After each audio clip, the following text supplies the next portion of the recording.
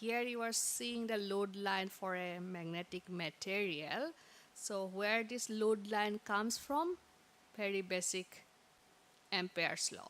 Okay, so if we have a circuit like electromagnetic circuit like this one, the one that the simple circuit like the one here with a gap, air gap, a steel ring, and let's say a coil, something like this. Even for this type of circuit, if there is saturation, then as we mentioned, we can't use reluctance. We may use this load line method. Okay, so load line method, you need to know what is your property, BH property of the material, and then we can use the Ampere's law and write it in such a way that it gives us a equation of a straight line. Okay, so in that straight line, if we plot over the BH characteristics, we can find a coinciding point, and this point becomes our working point. Okay, so if there is saturation, if we don't know permeability, load line method could be an alternative to magnetic circuit, uh, equivalent magnetic circuit method of calculation of reluctance. Okay, but again, this load line method for uh, your magnetic like devices such as permanent magnet motors, we must know this BH characteristic very accurately.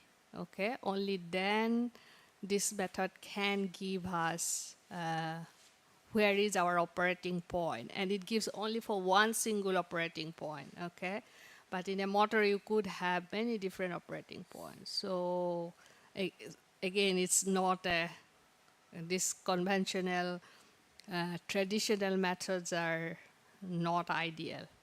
Okay, but they could be useful to see where will be the main operating point, let's say, of the machine. And we must know the geometry. So some limitation. We must know the BH characteristic.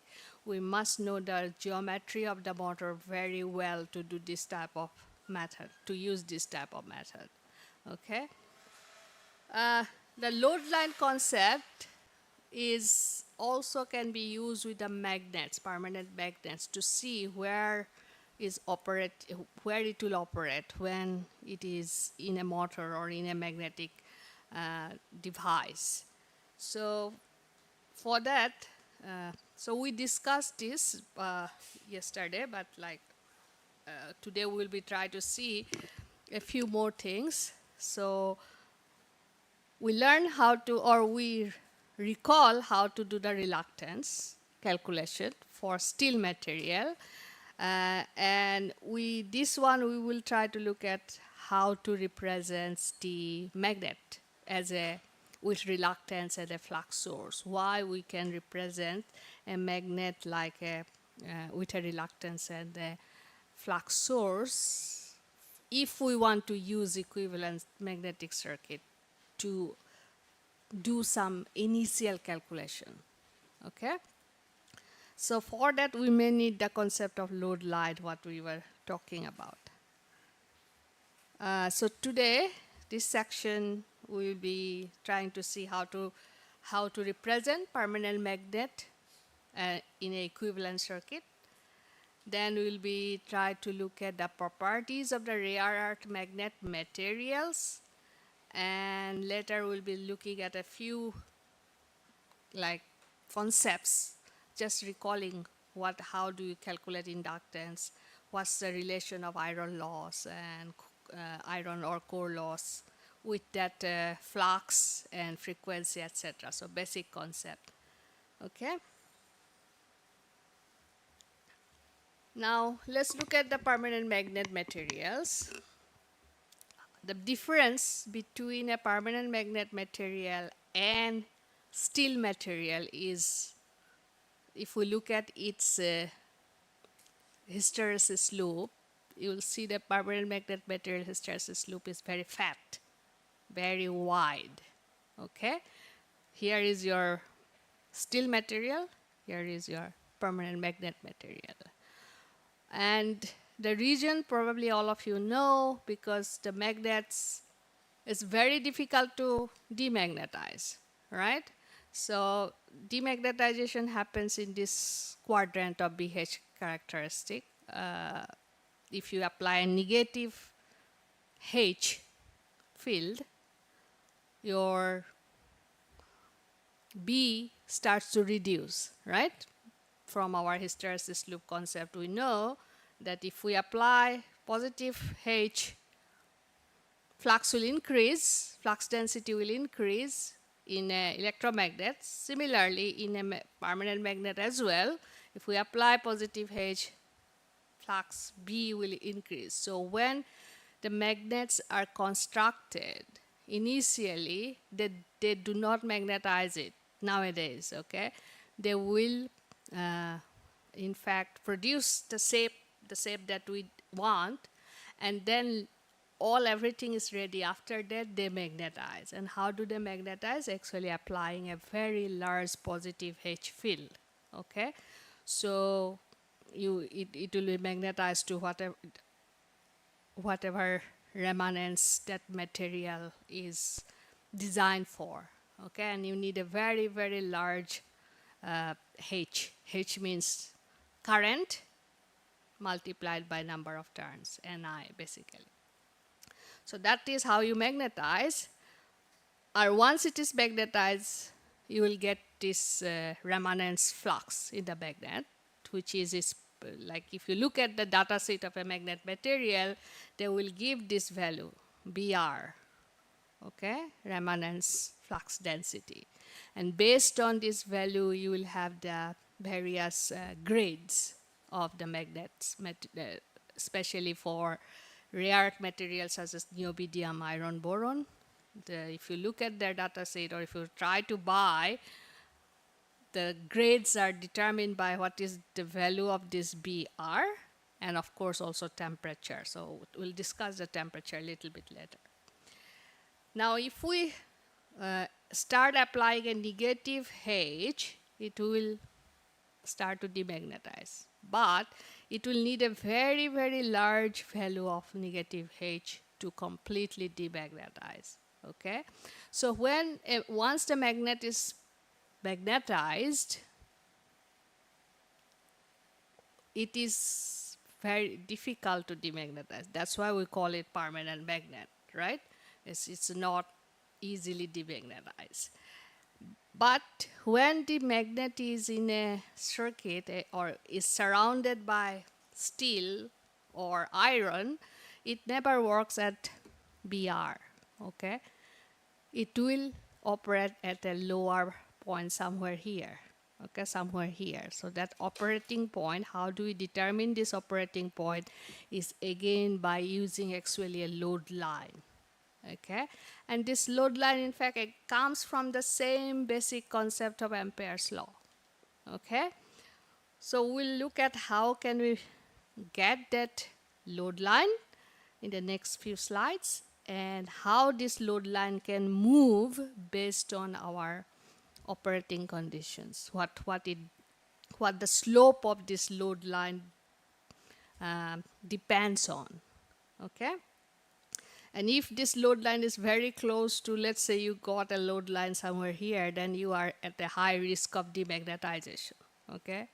So that's why sometimes you may want to check when you first start design process to see where your magnet operating point will be before even you move to your any design, any finite element type of work, okay? So because this point, this demagnetization point is of, or this second quadrant is the most important property that we are interested when we want to use magnet. That's why we don't look at this hysteresis loop or BH loop. we simply concentrate on this second quadrant, and this part is can be considered as almost linear. Okay, so when you look at the magnets property database, you see that they provide BH characteristic is something like this, a straight line. Okay, this straight line is actually come from your BH loops. Okay, so you are linearizing this part, and that's what we see as a property in our data set. And you may, here it was showing for a niobidium material that you may need 1 mega ampere turns per meter negative to demagnetize. Okay, very large value, and the remanence is around 1 to 1.04 Tesla. Okay, depending on grades, this value is about that. And permeability, relative permeability of the magnets, mu r, is same as, it's actually 1, so permeability is same as air, mu naught, okay, for this is basic property for magnets. And when we look at load line, we'll be actually try to plot against this straight line representing the property of the material.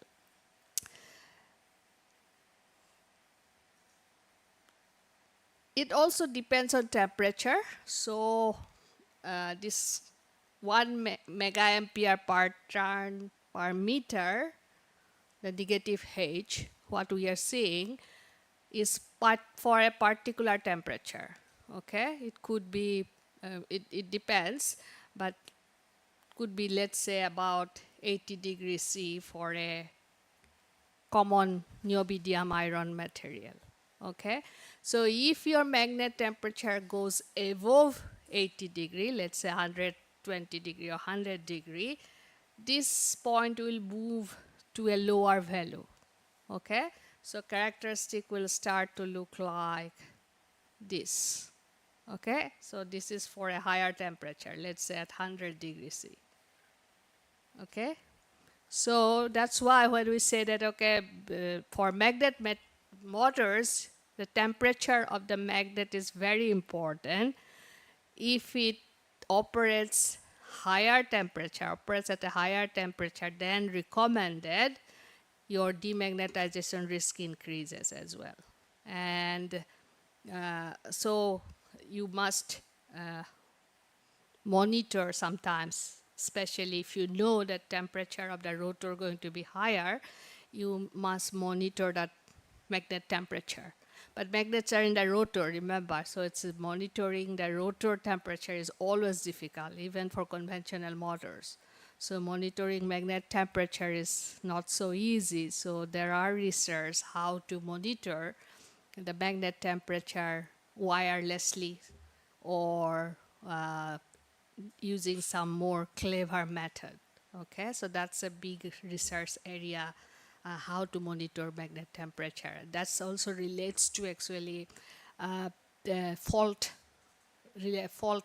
related topic for permanent magnet machines. So when you for more fault monitoring, the magnet temperature monitoring is one of the important aspect.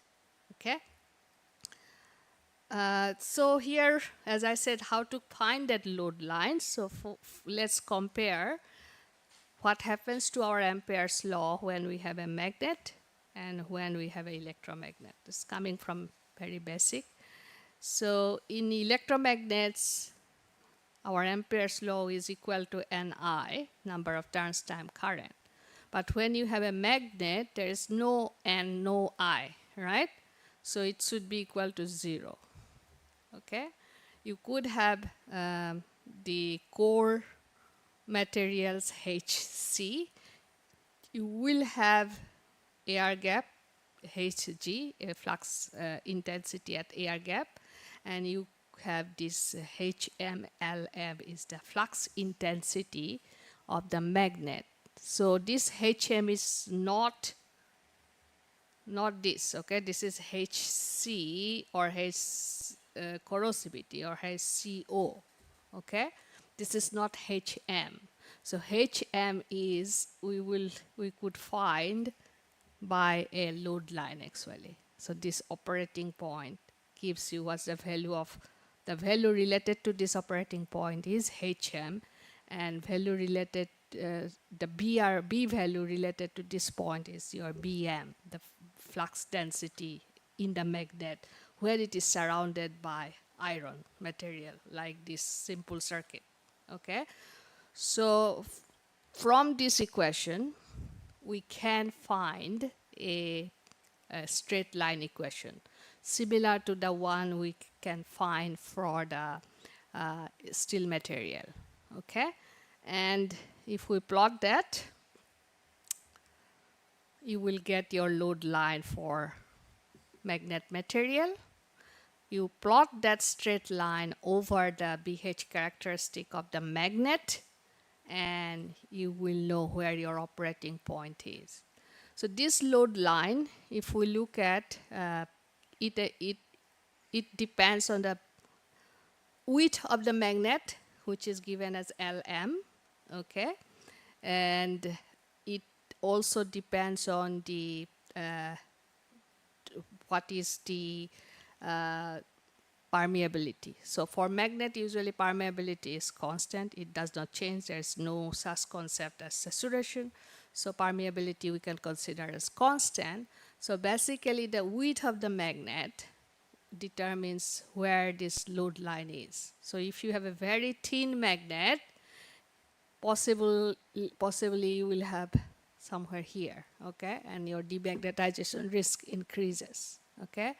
So you can find where your operating point is. So if you know what is the magnet width you're going to use for your machine, you can calculate out this point by using this simple load line method to see where it will be initially, okay. And you don't want to be closer to this value, closer to this point.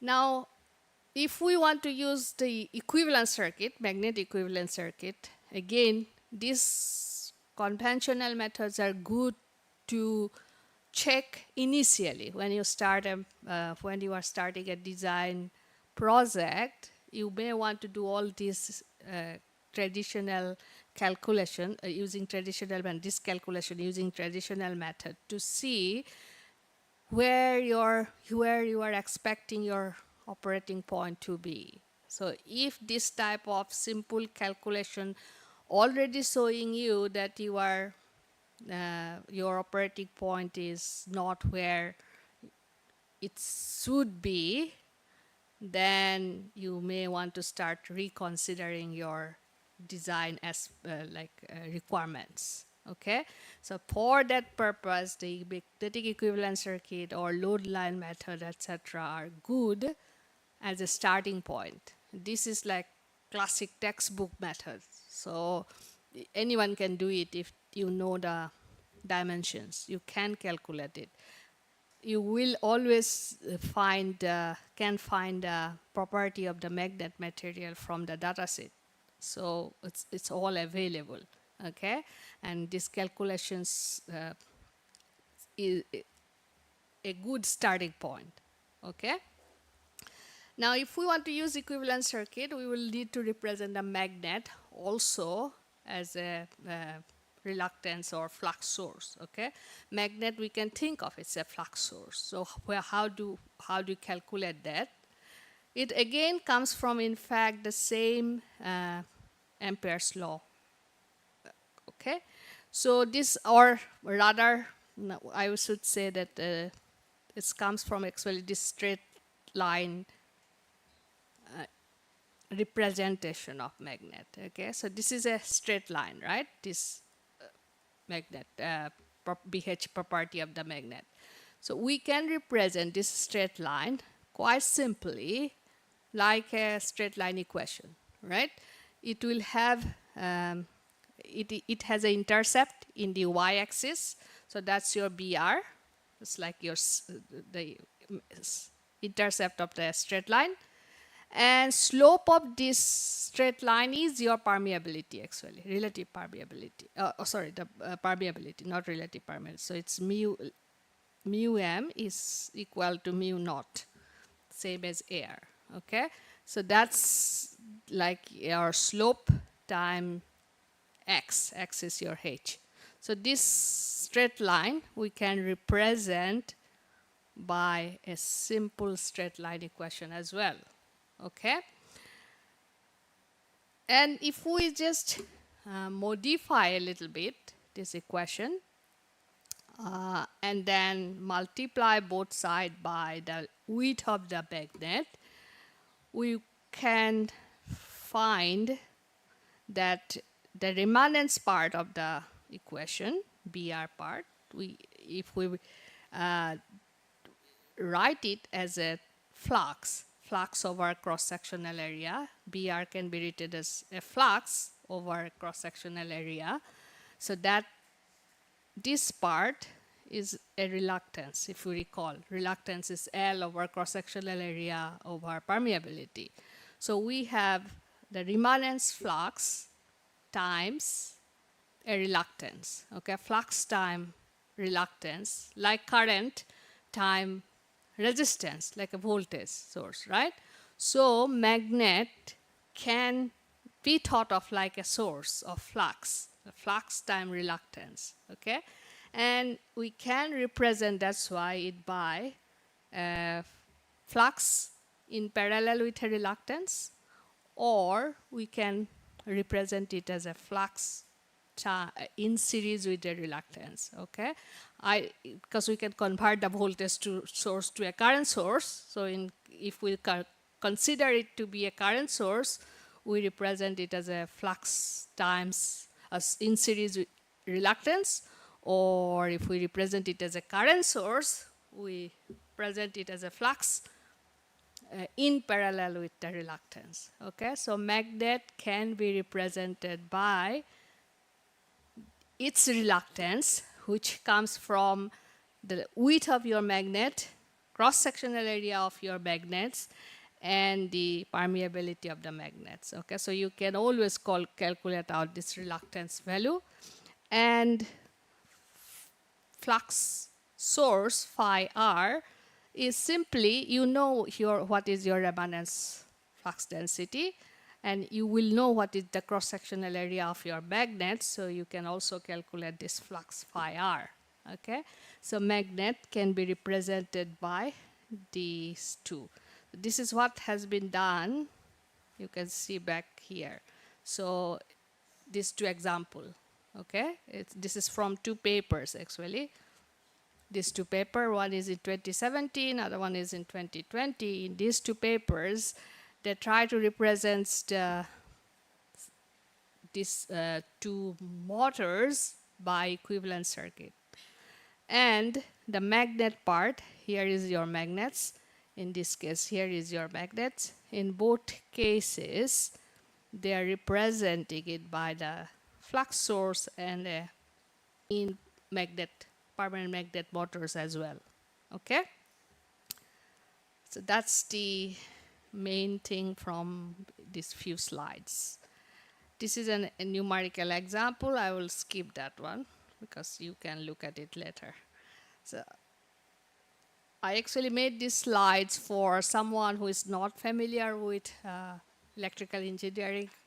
So there are some very basic things here as well, okay? But I know you guys are all doing research and some of you are even faculty, so I'm skipping those very basic ones, okay? Now we'll move to the magnet material.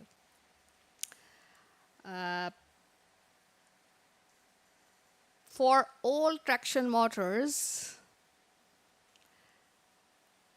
they use rare earth material, at least up to now, although there is discussion of using non-rare earth material. or using no magnet at all in some designs. Why? We will discuss that as well, okay, in new few slides. So up to here, is there any questions?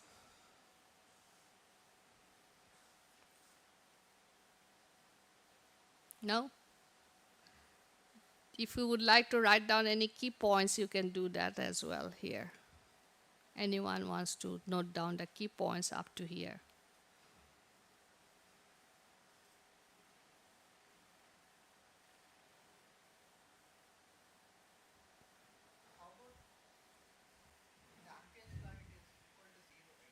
Yes.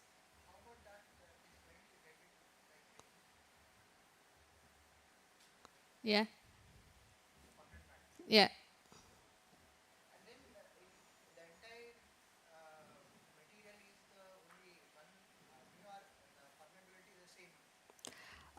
So in this particular circuit, here is your magnet, okay? This part is steel, iron, the white part is iron, and then we also have a air gap. Okay, so we have three different materials, which is same for a motor. You will have magnet, you will have steel, and you will have air gap, okay?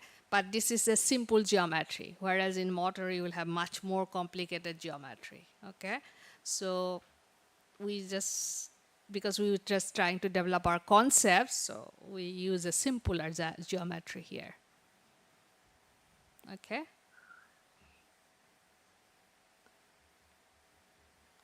This example actually shows you how this load line is calculated for a particular geometry, for this particular dimension of this simple geometry. And you may note that how the slope of this load line varies. So it depends on the magnet width, as I said, Lm. It depends on the cross section of the magnet. It also, in fact, depends on how big or small your air gap, okay, and air gap's cross sectional area. Okay, so actually four things. But usually for machine, the air gap length and cross-sectional area is kind of fixed by your stator design or the cylindrical rotor. So SG and LZ kind of becomes constant, and cross-sectional area SM is also fixed by the design. So LM and SM could be considered as a design variable to see where your load line go moving. Okay, if you know this is going to be your width of your magnet and your cross-sectional area, you can see where this point is moving. Okay.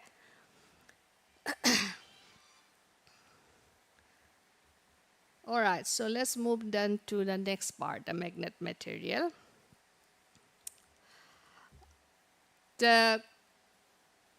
Yes.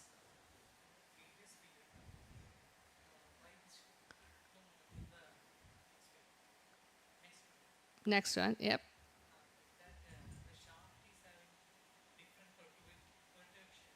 Yeah. Oh, which one? Sorry.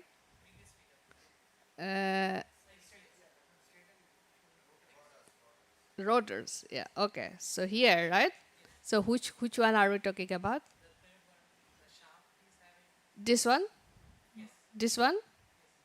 Okay. So this is what is the question? Why is the shape? So this is actually a V-shape magnet, as you can see. It's a V-type magnet, but they are trying to increase the reluctance component of this type of magnet motors, right? You know, for the interior type, this is called interior type permanent magnet motor. So for interior type permanent magnet motors, we have two torque components, okay? The total torque is sum of two torque components. One comes from the magnet and others comes from the magnet saliency or reluctance difference, okay? So if you, in this design, they're trying to improve the that reluctance component so that they can use smaller magnet. So you can see they are using quite thin magnets or small magnets. Okay, so that means magnet torque is will be less. Okay, so if magnet torque is less, how do you still get the same amount of total torque? So that means you want to increase the reluctance torque, right? So that's why I believe they are doing all these sort of things.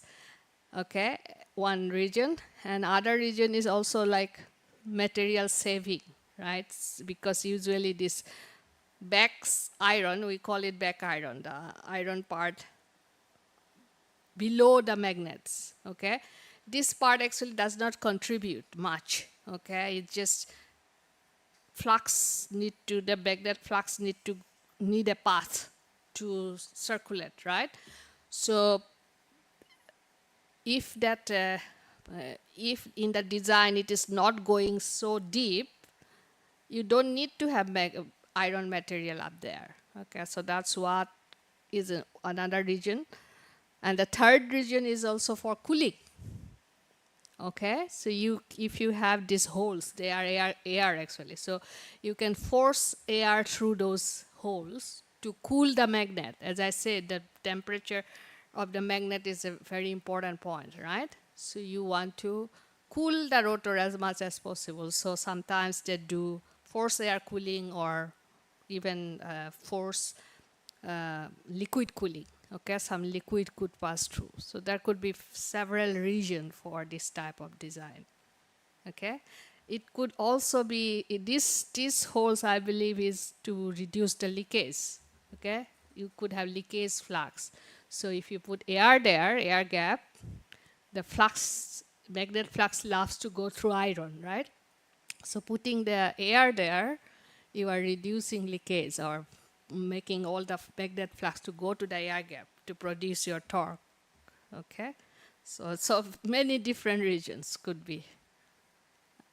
Okay.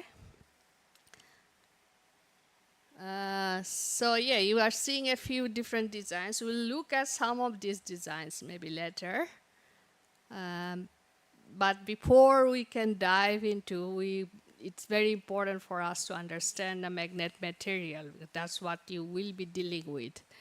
And most commonly used magnet materials are niobidium iron boron, SEMCO, alnico, and ferrite. Okay, so ferrite is the magnet material that you will find in your fridge magnet. Okay, it's the cheapest and easily available everywhere. Okay, but what it is showing here in this column is the density, energy density. So for compared to steel material, niobidium iron material has a very very energy dense. Okay, this small amount of magnet can produce equal amount of torque or force as that steel. Okay, so that's what it is, this comparison is. So if we compare between the magnets, actually ferrite, you will need a much larger amount of magnet to produce same amount of torque or force compared to a niobidium iron. Okay, you need much smaller amount if we use niobidium iron boron, and that's why it is everywhere. Okay, especially for high performance traction motor, the niobidium iron boron is T1 what is used. It is also showing you what is where the, this is the BR versus H, the BH characteristics operating the points. Okay, so again, if we compare niobidium iron boron, you will get the highest amount of BR, remanence flux, and it will require highest amount of negative H to demagnetize. Whereas in ferrite, it's only 0.5, and it will demagnetize just by 500 kiloampere per meter. a value of H, very small negative field can demagnetize it. So some of you, if you have ever deal with a permanent magnet conventional DC motor, you might have seen this kind of demagnetization happening because those motor uses ferrite. Okay, so sometimes DC motors stop working. So why it will stop working? Maybe you'll find that okay, its magnets got demagnetized. Okay, because in DC motor, conventional DC motor, this is uh, especially in the lab, if you use them without much care, because you may not care about the DC motor as much, so these ferrite magnets can get demagnetized and your DC motor is gone. Okay, so it is very easy to demagnetize. However, there is now discussion of using ferrite also in the traction motors, okay, or combining ferrite with niobidium iron, okay, in some designs. So why? Because the rare earth magnet materials price and supply issues, okay. So if we look at the market share of these materials, you will see that it's all niobidium iron for most of the high performance application. Nearly 60% of the market share is by niobidium iron. Now, what is this niobidium iron consist of? Okay, what are the material it consists of, and why we call it rare earth? Okay, it's not just neodymium. It also have other materials. About 22 to 31% is neodymium. It also have actually some iron, as the name suggests, NdFe, so iron, and boron, so a small amount of boron. So mostly iron and neodymium, okay, composition. And it, in fact, also uses a few other materials, okay, Pr, nickel, cobalt, and Dy, dysprosium. Okay, a few other materials are required to make it a stable magnet. Okay. Now, if we look at why it is called rare earth, we have to recall the periodic table. Okay. So in the periodic table, the heavy materials, if we look at, you will find niobidium is one of that material. The other one, that is praseodymium, which is also required in case of as a composite, and dysprosium. Okay, these three components are required to make a niobidium iron boron magnet. Iron and boron is commonly found in everywhere, but these three materials, heavy metals, they are very rare, okay? And we have seen in the previous slide that nearly 30% of niobidium is required, okay? And dysprosium is about 4%. The other one is about 13%, okay, maximum amount. So because of these three rare earth material, these magnets are called rare earth magnet material, okay?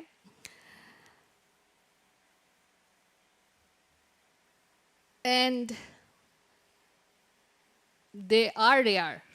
You can't find these three materials everywhere in the world, okay? It is concentrated on a few places. One is China, dominated by. I think there's a bit of material also in Australia, but they haven't mined it. Okay, mining. So this is you only 8.5% in Australia. 61% in China, some in US, 15%, some in Myanmar. Probably for India, Myanmar could be the best source, closest.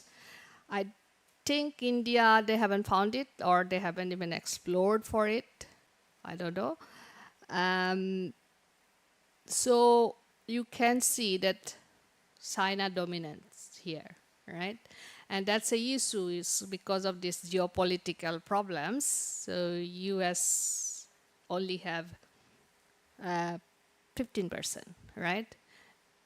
And if all the motors in your car and all the wind generators and many other motors, brushless DC motors, all if start to using this material, so China is going to be the next Middle East, right?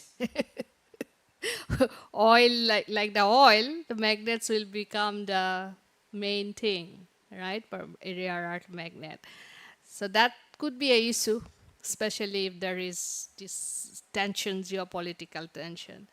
And that's one region, the supply issue. When they say supply issue, this is the supply issue, okay?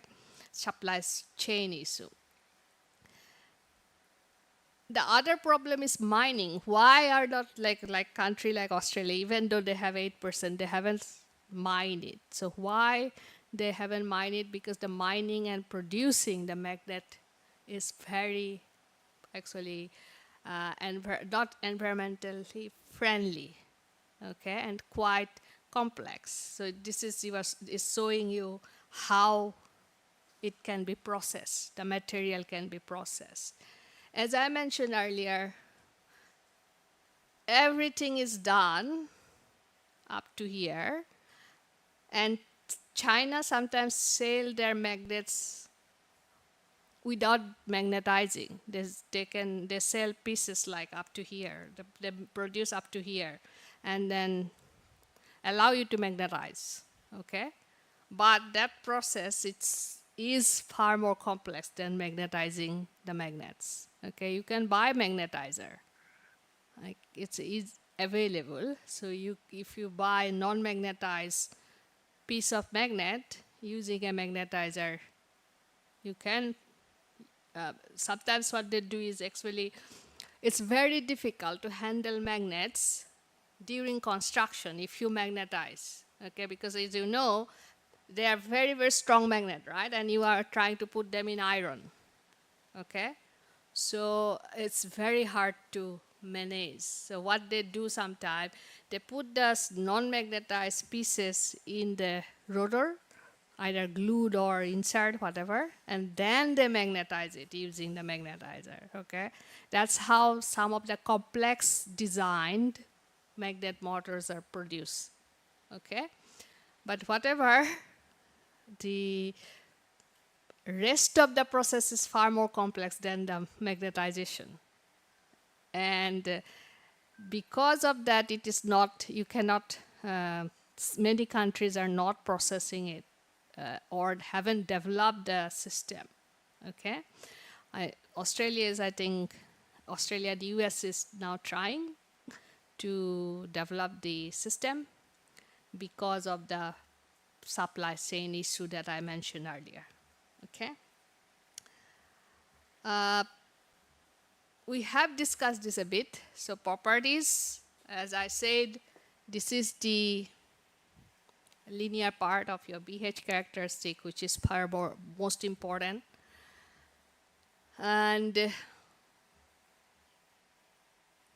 the BR determines your grade. One more point is the recoil permeability. Sometimes you hear in your dataset when you look at the magnet material or try to buy in the dataset, you may note recoil permeability. So it is the, since it's a BH loop, you may have, like when it operates with AC current, the magnets, like for AC machines, three-phase AC machines, sometimes some minor BH loop can form. Okay, so this minor BH loop.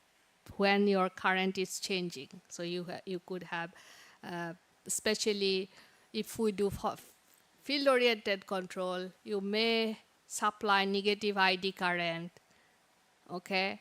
So that means you are applying negative H, and you are varying that ID current compared for your operating conditions. So for change of that negative ID, sometimes this type of minor loop can form in the magnet pieces, okay? And so gradient of this minor loop is the recoil permeability. And this recoil permeability,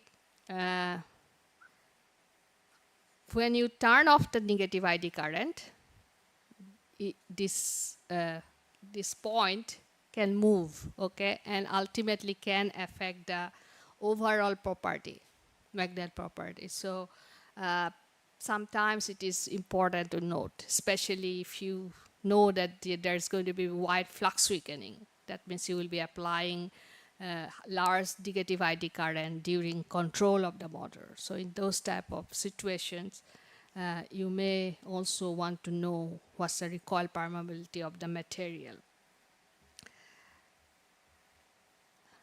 And this is, again, we have already discussed a bit that the load line point, how it moves. So this, you can measure with a parameter how this load line slope moves.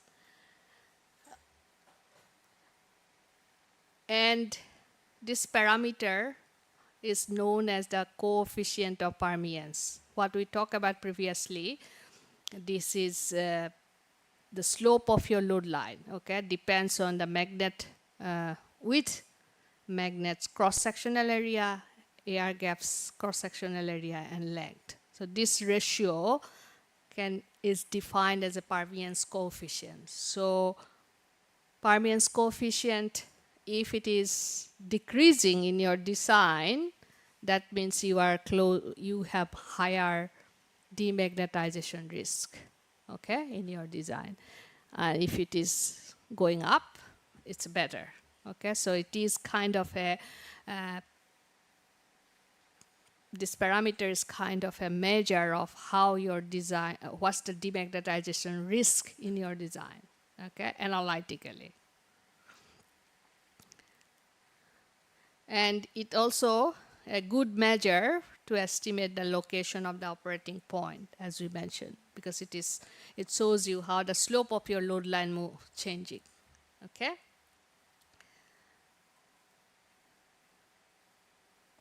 Question up to here? Any question?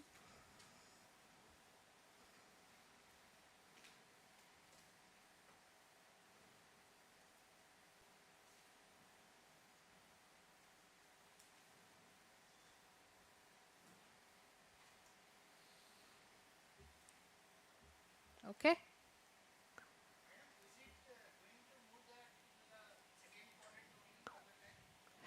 Yes, it is always in the second quadrant, because once it is magnetized, that this is your property. Okay, this is your property. So it's always here. So if it's a conventional design, okay, there are designs like where you can do the flux, they call it flux modified design. So it's a new type of motor they are proposing where they don't use neobidium iron boron. Okay, some other like material like alnico can be easily magnetized and demagnetized.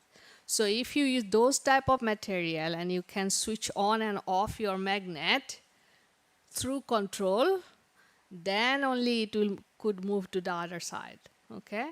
But conventional neobidium iron boron type of design, it always operates in the second quadrant only, okay?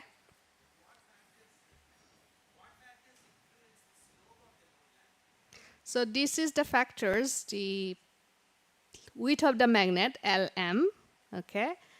Cross-sectional area of your magnet, Sm, air gap length in your design, okay? That's air gap between the stator and rotor, and air gap's cross-sectional area. So these four parameter, geometrical parameter, influences the factor, this permeance factor, okay, which is a quantitative measure of your demagnetization risk, okay.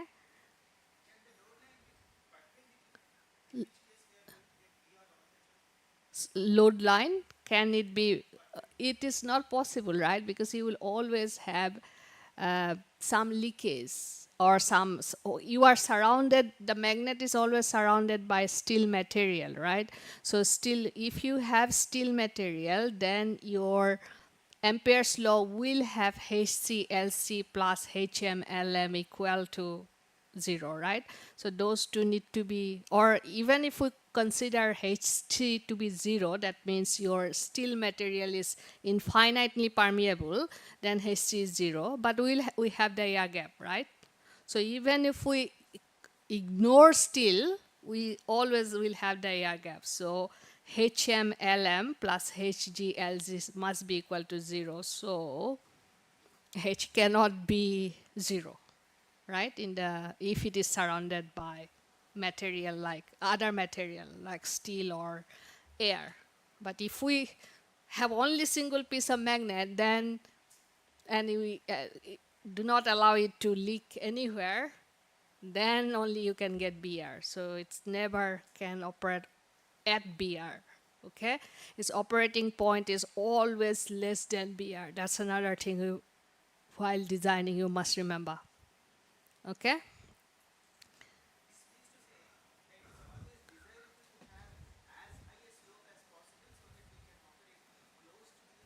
Yes, yeah, that's what you would like. Okay, as if the here you have less um, demagnetization risk, as well as your B value is higher. Higher the B value, it's possible to get higher air gap flux density. Ultimately, air gap flux is what will give you the torque, right? So when you are designing the motor, your main objective is to get the highest torque out of it, okay? So higher flux density at the air gap is the better, okay? Any other discussion?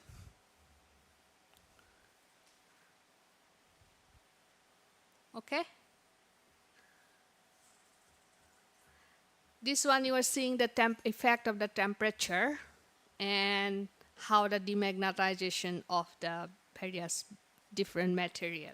So we have, again, I talked about this before. So if you compare niobidium with ferrite demagnetization, you can know, you can easily see why ferrite demagnetizes so easily, right? And the temperature effect. Okay, so this one is shown for 20 degree, the straight line, but if you go to 110, the demagnetization H, value of negative H, is far smaller than what you will get at 20 degrees centigrade. And there is a concept of Curie temperature for magnet materials. So, including niobidium iron boron, if it goes to a certain temperature, it can fully demagnetize, which cannot be recovered. And that temperature is known as Curie temperature of the magnet material. Okay, it's usually very high, like up to, I think for niobidium it's about 200 degrees centigrade. But you never want to operate close to Curie temperature. Okay, so if a material is graded for, let's say, 110 degree, you want to operate at 80 degree. You want to always want to have buffer. Okay, so the magnet grade, if you look at the data set of a niobidium iron boron, they will have different grades, and the grades mostly based on the temperature. What is their operating temperature, allowed operating temperature? Okay. Yes, here you can see some typical properties of a rare earth material. So yeah, Curie temperature is maximum is 310 to 370 degrees centigrade. So you may think that, oh, it's very high, so your magnet will survive 110 degree, but that's not true. Okay, Curie temp, you never want to operate close to Curie temperature. Okay, so you can see that for this particular magnet, Curie temperature 310 to 70 degree, but allowed operating temperature is 80 to 240 degree. Okay. Um, the relative recoil permeability close to 1. That's why you call the mu of the material is same as mu naught. Okay, because it's close to 1. The mu relative permeability mu r. And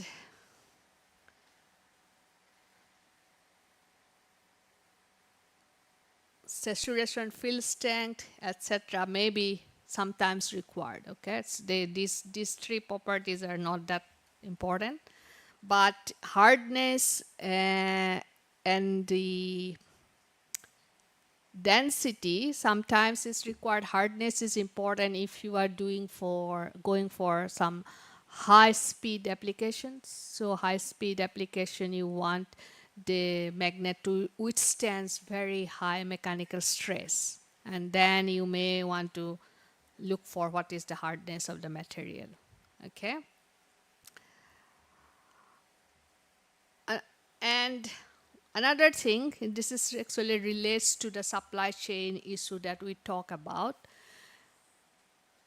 Some, like around 2012-13, there was a price spike in the rare earth materials. Okay, and this price spike was mostly in the dysprosium material, not in the niobidium. Okay, there's some spike also in the niobidium and others, but the highest price spike was shown in dysprosium. Okay, and that led to high price of the magnet material.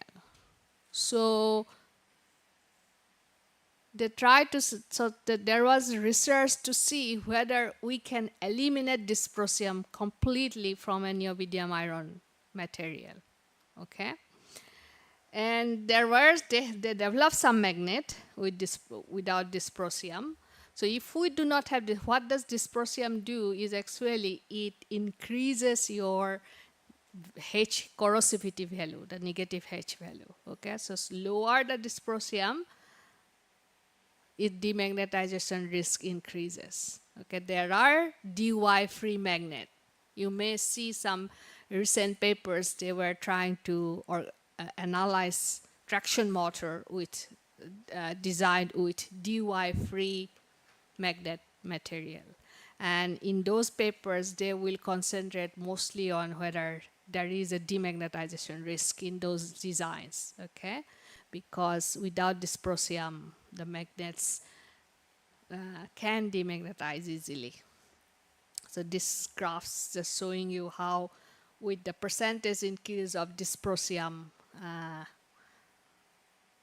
what happens. Okay, so it also affects the temperature. If we don't have any dysprosium, you will get a very high BR value, relatively high BR value for the niobidium, but you will also have very high demagnetization risk for that type of magnet. Okay.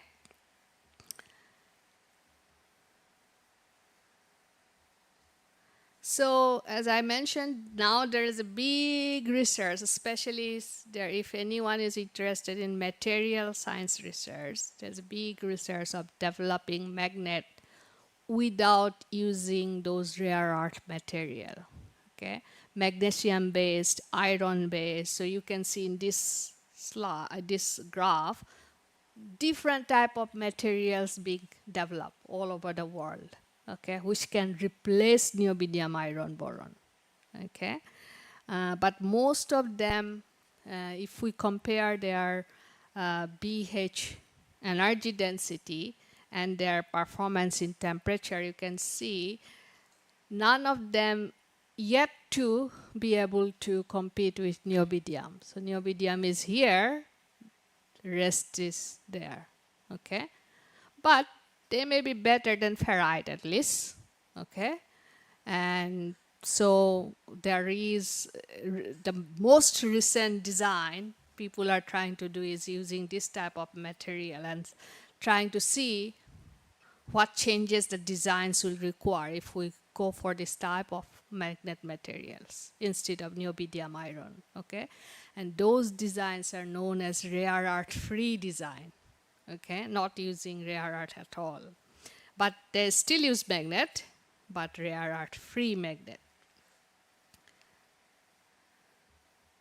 Yes, so I think we could take a break perhaps at this point, right? And please think about the key points.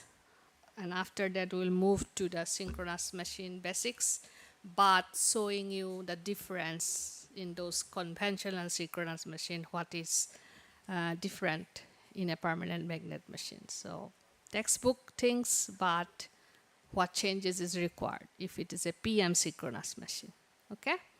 So let's take a break for, I think, 5 minutes, right? Yep.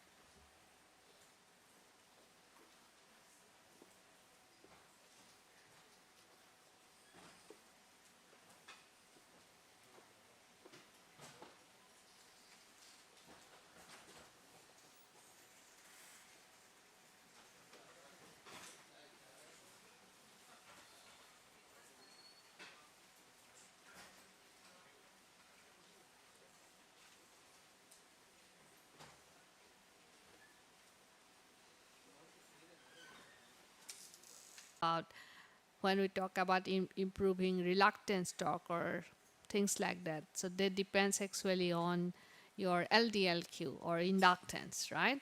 So we should recall where does inductances are coming from. What's the synchronous, what is this LDLQ actually is. So we'll try to discuss those things a bit, all right? So first of all, most of you are familiar with inductance, right? And definition of inductance, as we all know, the flux linkage over current, correct? Now, we can also calculate inductance in terms of reluctance. If you, I don't know whether you are familiar with it or not, see that the definition, the basic definition is flux linkage over current, right? Flux linkage means number of turns time flux, okay? That's flux linkage. So flux linkage over current. And from our magnetic circuit, we know that flux is Ni, that is your MMF, magnetomotive force, over reluctance, right? So if I replace the flux by Ni over reluctance in my inductance definition, current I will cancel out, this current will cancel out, and then we will have inductance as number of turns squared over reluctance, okay? So remember this, because this is where we get a different LD and LQ value. Why we have a different LD LQ value in IPM machine. And why we call it the magnetic saliency. All this actually comes from the difference in reluctance in your flux path in those machines. And this is basically can be discussed or described using this basic formula. Okay, inductance is inversely proportional to reluctance. Okay, larger the reluctance, smaller will be your inductance. Okay, but one thing we should also remember is that the reluctance, remember the reluctance is useful as long as we don't have magnetic saturation to calculate even inductance. If you have magnetic saturation, then the definition of inductance is actually becomes rate of change of flux linkage over rate of change of current, okay? And if we have saturation, then the inductance is no longer constant. If saturation, your inductance will become function of current. Okay, higher the current, lower will be your inductance. Okay, so inductance becomes no longer a constant value when you have magnetic saturation. And this is often happens in IPMSM. Okay, IPMSM, if we plot the Q-axis inductance, LQ, versus current, you may see that it is sometimes like this. Okay, as the current increases, LQ reduces. Why LQ reduces? Because of this saturation. Okay, and LQ becomes function of current. LQ is no longer constant. For many, especially in IPMSM, aggressively designed IPM machine with high reluctance torque, this is very common. LQ varies with current. Okay, LD is usually kind of constant. Sometimes it varies, but much less compared to LQ. Okay, so that's your, this inductance, what we are talking about here is the self-inductance. And self-inductance is not LD-LQ. You have to remember that, okay? LD-LQ is related to your synchronous inductance. So we'll try to remember what is synchronous inductance as well in the next few slides. So in an electric machine, you will have self-inductance because you have the windings and coils, 3 phases. So each phase will have its self-inductance. And then the phases are close by with each other, so there will be mutual inductance as well. So current passing through one winding will induce flux. That flux will link the next winding, which is your mutual inductance, right? So mutual inductance and self-inductance both will be present in a 3-phase machine. And this other thing is this Faraday's law, which gives us the back EMF in the machine, right? So in PM machine as well, when this flux will come from your magnet, so whenever the rotor rotates, you get your back EMF, and this flux in case of PM machine is constant. Okay, so in a PM machine, this is usually given as d lambda PM dt. Okay, so magnet flux over when it is rotating gives us the back EMF of the machine. In case of conventional machine, it is your, if it's a synchronous machine, it's the field current which will produce this flux phi, right? In case of induction machine, this flux will be the mutual flux between stator and rotor. Stator flux induces this flux in the rotor, okay? Then the other thing is the losses. So eddy current loss, as you all know, whenever there is AC flux, so flux changing with time will induce a back EMF as by the Faraday's law, and because of that induced voltage there will be current, and this current is a circulating current which is your eddy current, and eddy current can occur in the material, electric steel, as well as in the magnet. Okay, and the magnet and the steel both are actually conductive material. If you remember in our previous slide, we saw a resistance value of the magnet here in the property, the resistivity of the magnet. Okay, so this resistivity is related to your eddy current loss in the magnet material, okay, or magnet, piece of magnet. So when your motor rotating or magnets rotating, we will have eddy current not just in the steel material, but also in the magnet. And we know how to reduce eddy current loss in the steel. We use laminations and stack of lamination. The same concept, in fact, can be also used for magnet. Okay, if especially like concentrated type winding, which has been proposed for PM machines, the flux produced by the current have harmonics.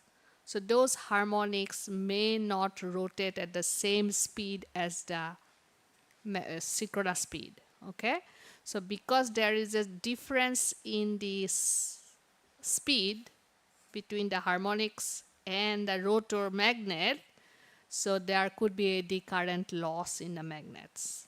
Okay, and how do we reduce eddy current loss in the magnet? Same concept as we use for steel material. We can segment the magnets. Okay, we just instead of using one single piece of magnet, you can use stack of magnets. Okay, something like this, which can reduce your eddy current loss. If you see in your design, there is a issue of eddy current. Okay, but in conventional distributed winding PM synchronous machine, theoretically there should not be any loss in the rotor. Okay, any iron loss. However, that's not true because your flux density, air gap flux density, is not sinusoidal.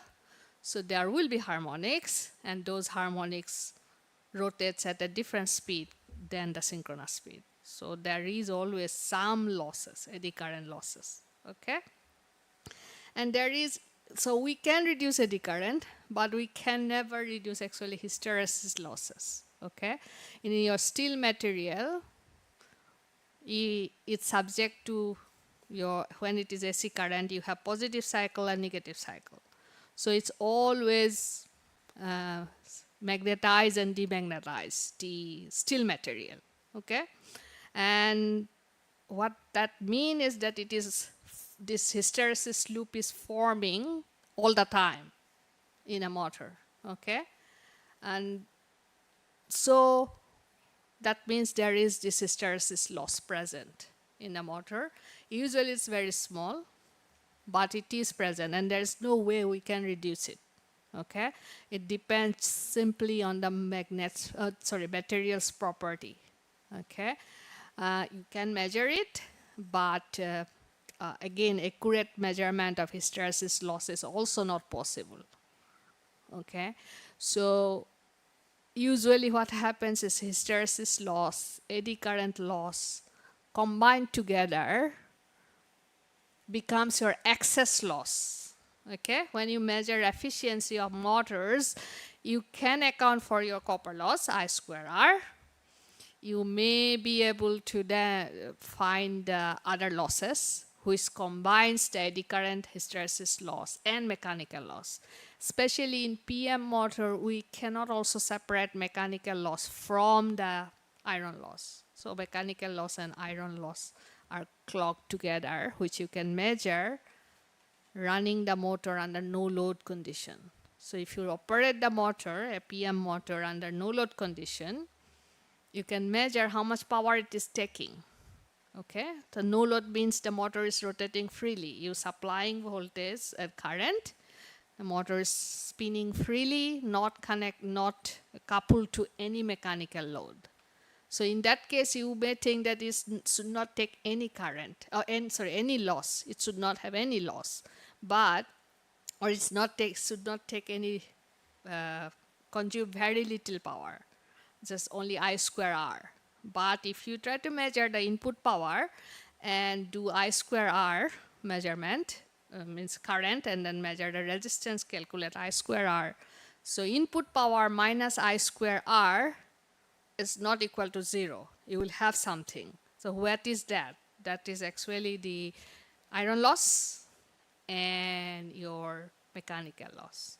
Okay, so that's under no load condition. So we can measure under no load condition this iron loss and mechanical loss, and we cannot separate them easily. So for PM machine, if we want to separate iron loss from the mechanical loss, you actually need a dummy rotor. Dummy rotor means you make the rotor exactly same as your PM rotor, but remove the PM, no magnet. Okay, and then run that rotor and do same no load test, measure the losses, and that loss will be your mechanical loss. So you got the mechanical loss from the dummy rotor, and then you do repeat that test with a magnet rotor, do same thing. Difference between these two losses is your iron loss. Okay, only that's how you can measure iron loss. Okay, so to separate iron loss, you need dummy rotor, and usually people do not do it. Why do you make a dummy rotor just to measure the mechanical losses? Okay, so that's why it's quite difficult to separate iron loss and mechanical loss in PM machine. And in the iron loss, even if you somehow can separate iron loss from mechanical loss, separating eddy current from hysteresis is also not so easy. Okay, you can do it. There are some ways of estimating the KH and KE from their various step of the measuring the losses for various operating conditions. So it's possible, but it's not accurate. Okay, so one of the biggest issues is now like 200 years of electric machines history, but we are still unable to actually accurately measure iron loss, okay, or accurately estimate iron loss. You can do that for no load condition, but in the load condition, this loss will change. Okay, this loss is because there will be saturation, there will be leakage. So we don't account for them when we do the no load test. That's why that it is, even now we cannot actually accurately estimate or measure iron loss. Finite element analysis we can use to calculate iron loss for PM machine. Again, they are on based on a model, okay, model such as this type of equations. So you have they just estimate this coefficient, hysteresis loss coefficient KH and eddy current coefficient KE. So this coefficient, estimation of these coefficients, again, not very accurate. So often finite element analysis, when they estimate iron loss, they always underestimate. Okay, even under load condition, you can calculate iron loss using finite element, but it underestimates. So if you try to match it with your experimental result, it never matches. The experimental loss is always higher. Okay, so why we cannot account for? Because we are not able to estimate these coefficients correctly, or the model is not accurate enough. The iron loss model in the finite element is not accurate enough. So that's another area of research which can be explored. Okay, it's very hard, so people usually, I think, do not want to explore it as much, but it is a need for everyone actually to be able to estimate iron loss accurately. And the last one is the skin effect. Again, most of you know about skin effect. So if we have high frequency, the current density in your conductor becomes non-uniform.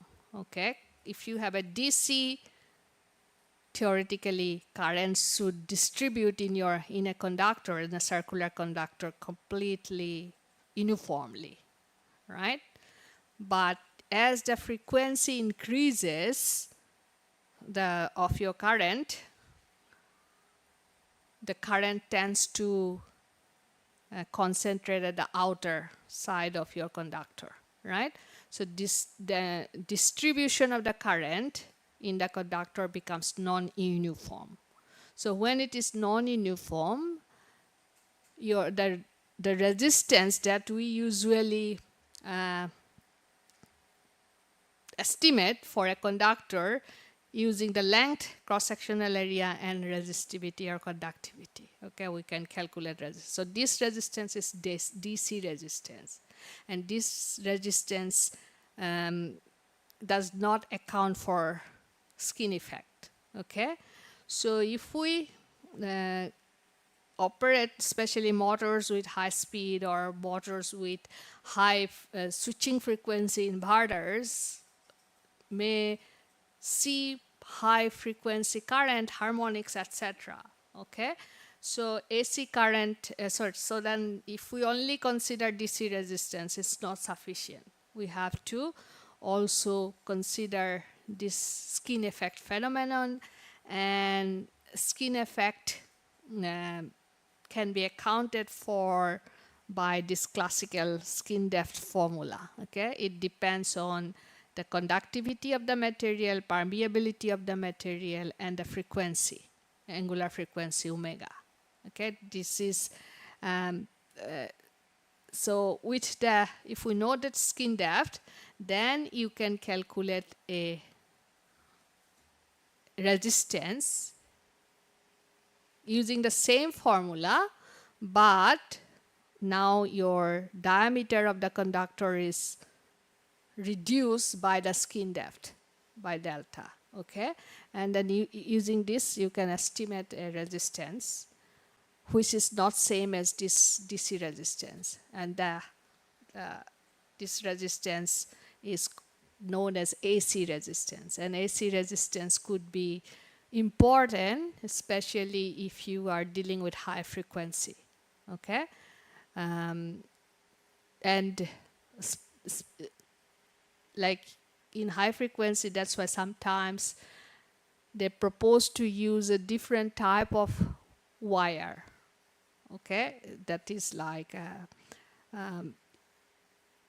to which can reduce AC resistance, because your AC resistance loss could be significant. Okay, and if it's significant, then it can affect your efficiency. So usually in finite element you don't consider this, and then you got a resistance from your finite element, you got a loss from your finite element, and you build your motor and you found that your loss is not matching. So why is not your loss matching? Maybe there was a significant AC resistance which you have not accounted for. Okay, so in design process all this need to be considered.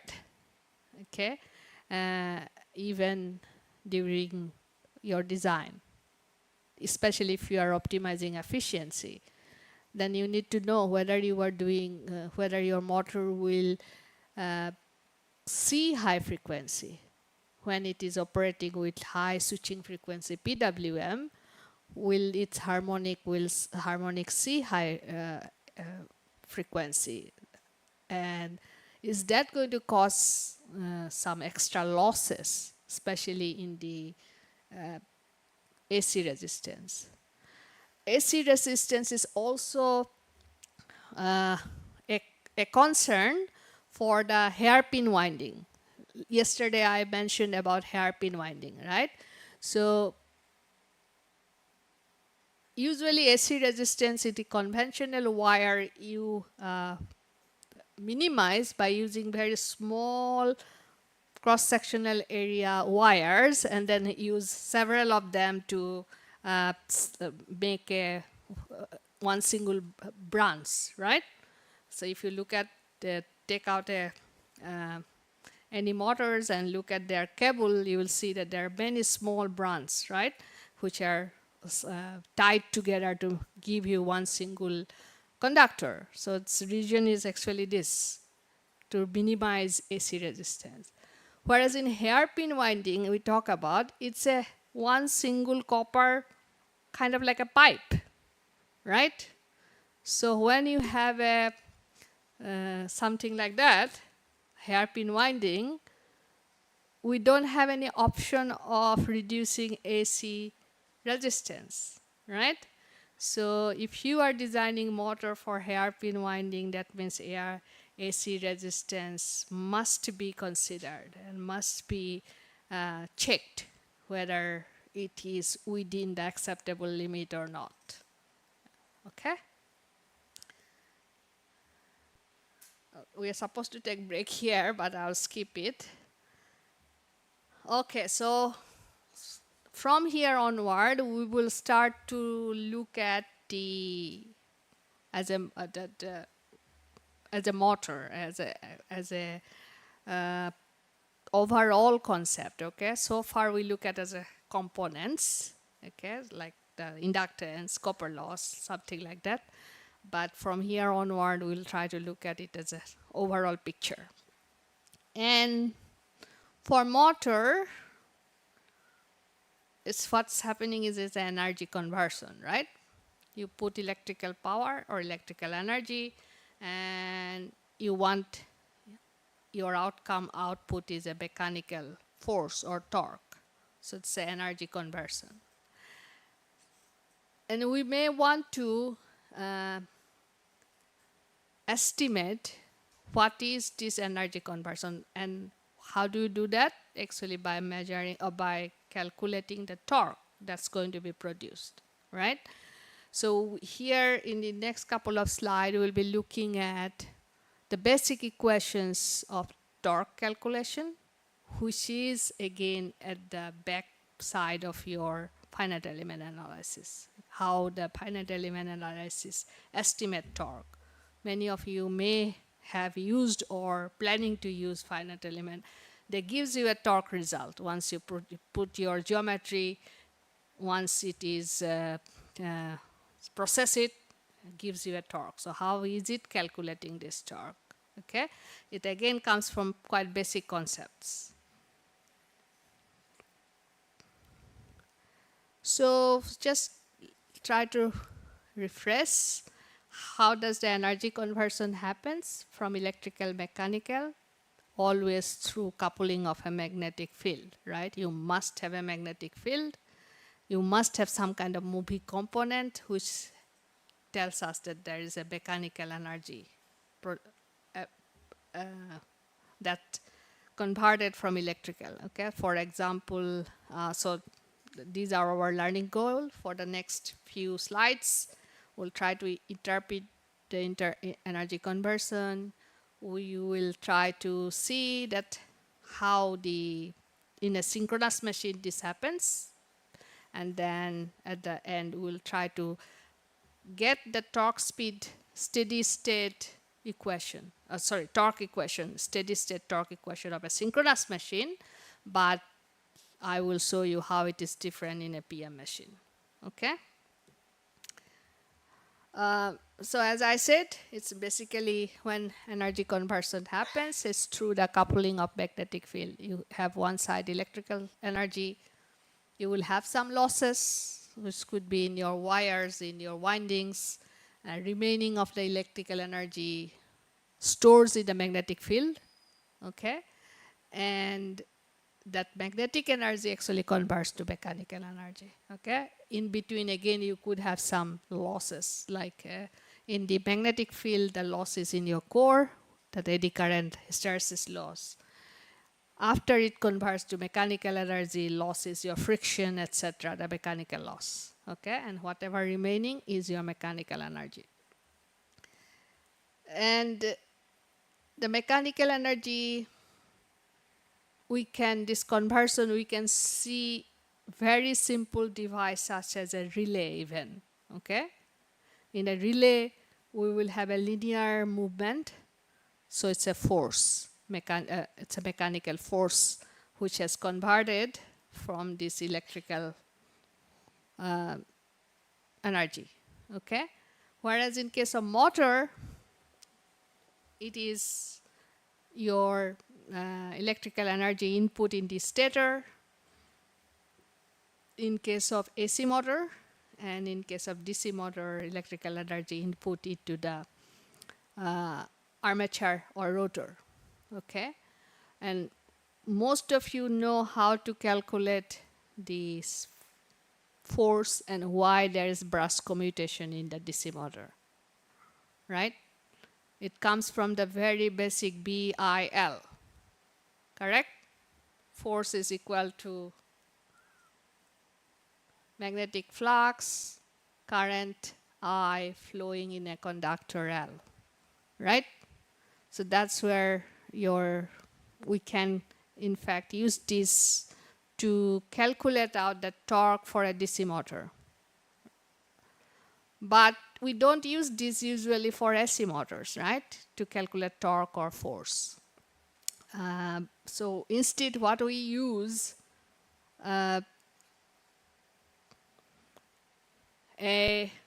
start from energy balance equation, and then we can use the energy to calculate the force or torque using the Barsuel displacement method. Okay, so quite simply here you can see energy must be conserved, right? We cannot create or destroy energy. So your electrical energy, which is converted to mechanical energy, plus the energy stored in the magnetic field. Okay, and we can start from that very basic concept of energy conversion. Now electrical energy, what is electrical energy? It's your voltage time current is your power multiplied by time, right? Power multiplied by time is your electrical energy. So that's E is a voltage, so E time I multiplied by time, we can express it as our electrical energy. Now this E is this voltage source, right? So E, we can consider it coming from a rate of change of flux linkage, right? So E can be written as d lambda dt, lambda being flux linkage. And if I replace E here by d lambda dt, then dt will cancel out. This dt cancels out this dt. So electrical energy is also current time flux linkage, right? So electrical energy can be thought of as current time flux linkage. And mechanical energy, all of you know, force time a displacement, right? So in other words, the stored energy in a magnetic field from this equation can be thought of as current time flux linkage minus force time displacement. So this displacement can be Barsuel as well. That's why it is called, when we use this equation to calculate force, we call it Barsuel displacement method, right? So from here, we can see that force will be equal to I d lambda minus that magnetic field, stored energy in the magnetic field, over dx. Okay, so this is what is written here. Force is I time flux linkage over dx, field over dx. But this equation is not as simple as it looks, because your flux linkage could be function of current and the displacement. Flux linkage can change as the displacement changes. Similarly, field can change. So this becomes a partial differential equation. And so this was given as a force, but if it is a rotating motion, same equation we can write in terms of torque. Okay. So in finite element analysis, actually they try to solve this equation. Okay, if there are different ways, one of the ways is to, if they're using magnetic energy to calculate torque or force, they in fact use this equation, this basic equation that comes from the energy conversion. So they use the try to solve these partial differential equations. Okay. Sometimes they also, this equation becomes simplified. Instead of energy, if we use co-energy. Okay, so for hand calculation, often we use co-energy to calculate force. But in the finite element, once you know flux linkage, And this stored energy can come from, let's say, inductance. So this will be your half Li square. So if we know inductance, so this inductance, this energy can be estimated. This is simply Li, half Li square, magnetic stored energy in the inductance.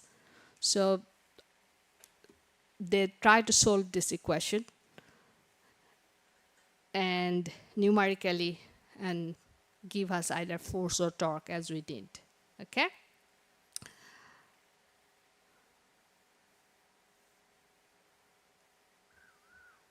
Now, in traditional way of calculating torque in a motor is not energy or co-energy, right? We use a completely different way to calculate torque by hand in a traditional motors like synchronous motors. So how do you calculate it? How do you calculate torque? Anyone remember? If we want to calculate torque of a synchronous machine, how do you calculate it?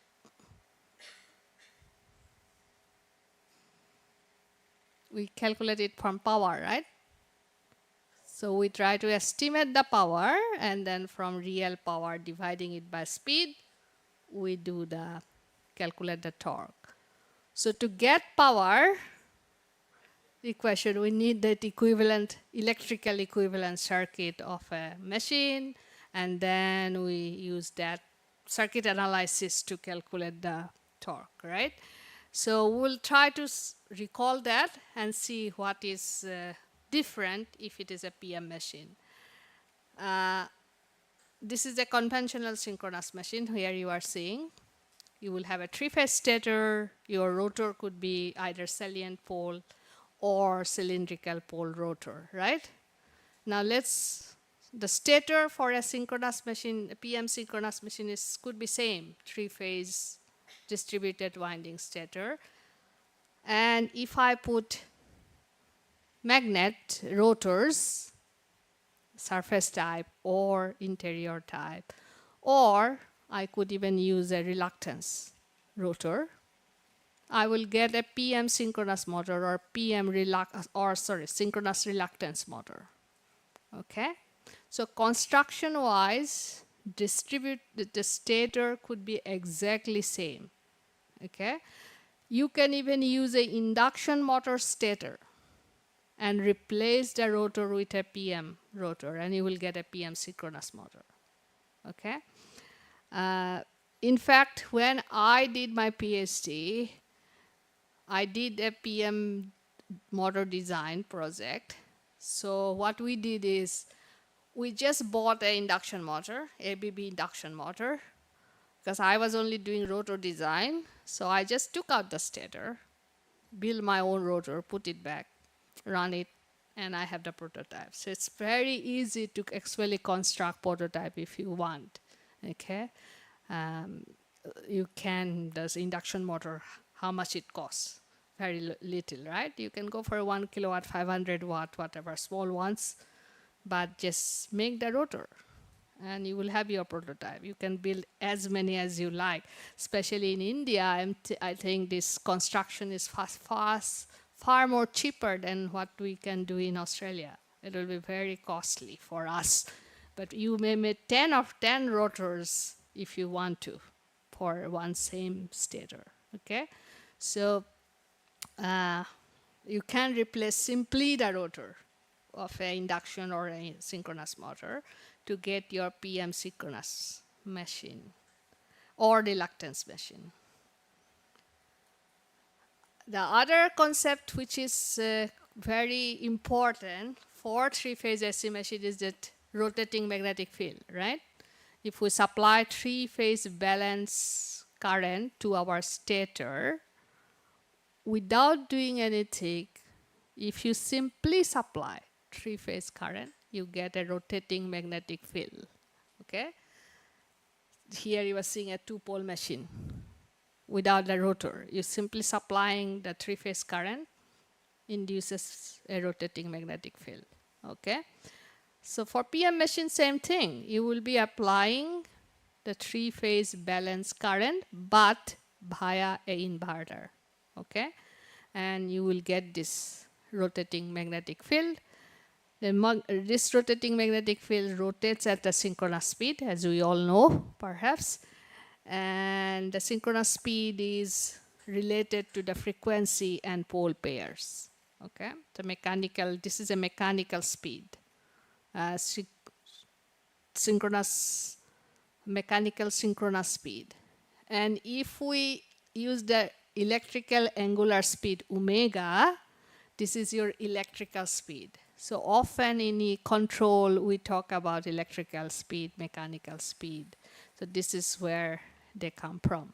Electrical, whenever there's a synchronous electrical speed, it's simply the angular frequency. Okay? And divided by your pole pair, you get your mechanical speed, mechanical synchronous speed in radian per second. Okay? So we have now, we can have a rotating magnetic field. And this rotating magnetic field is also very important to understand the concept of space vector. Okay? So in control, you may hear about like DTC, etc. We talk about the space vector. So what is this space vector? In fact, the space vector is nothing but that rotating magnetic field. Okay? So if we only supply single phase, our flux or MMF, whatever you take, they fluctuate, go from positive, negative, positive, negative.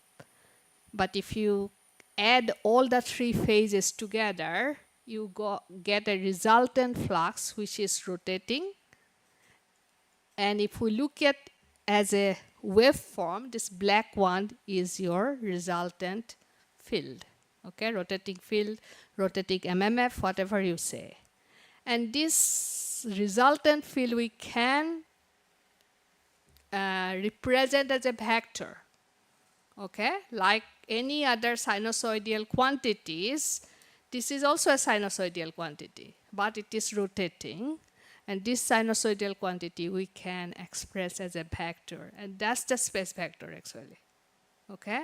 It's not some alien concept. It is simply the rotating magnetic field represented as a vector. So if we look at here, A, B, C is your three phases, when we are expressing it as a phasors.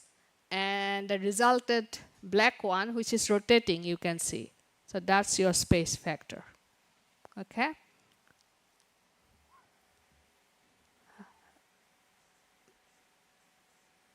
So it could be voltage, it could be flux, the space vector, or it could be even MMF. In the concept like DTC, direct torque control, you in fact try to produce this space vector for by switching your inverter in such a way that they give you a particular space vector for a particular torque or flux. Okay, that's how is actually DTC. Okay, so it comes from this very basic concept. So now let's put the rotor in. So if we have the rotor rotating,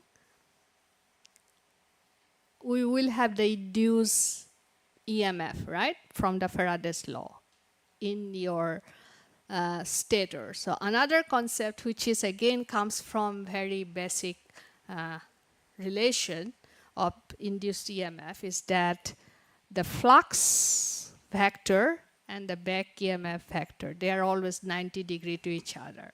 So why they are 90 degrees to each other? It in fact comes from the Faraday's law, right? So if we consider the E is, as we know, is N d phi f dt. I'm just ignoring the negative sign here. So if we consider flux phi f to be a, let's say, cosine function, cos of omega t, let's say, the flux is a cosine function, then our back EMF, once we differentiate it, we'll get a sine function, right? So what does it mean? It is a 90-degree phase difference, right, between back EMF and flux. So from there, we draw our back EMF phasor and flux always 90 degree to each other. Okay. In the PM machine, it is still the same. So this flux is your PM flux. So PM rotor is rotating, inducing a back EMF. So same, flux and back EMF are 90 degree to each other.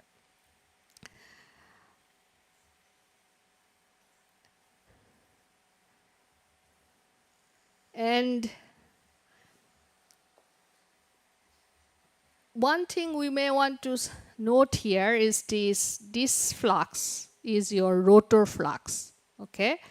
Coming from the, if it's a PM machine, it is coming from the PM. If it is a conventional synchronous machine, it's coming from your field current, okay? So this is your field flux or rotor flux, which gives me the back EMF EA.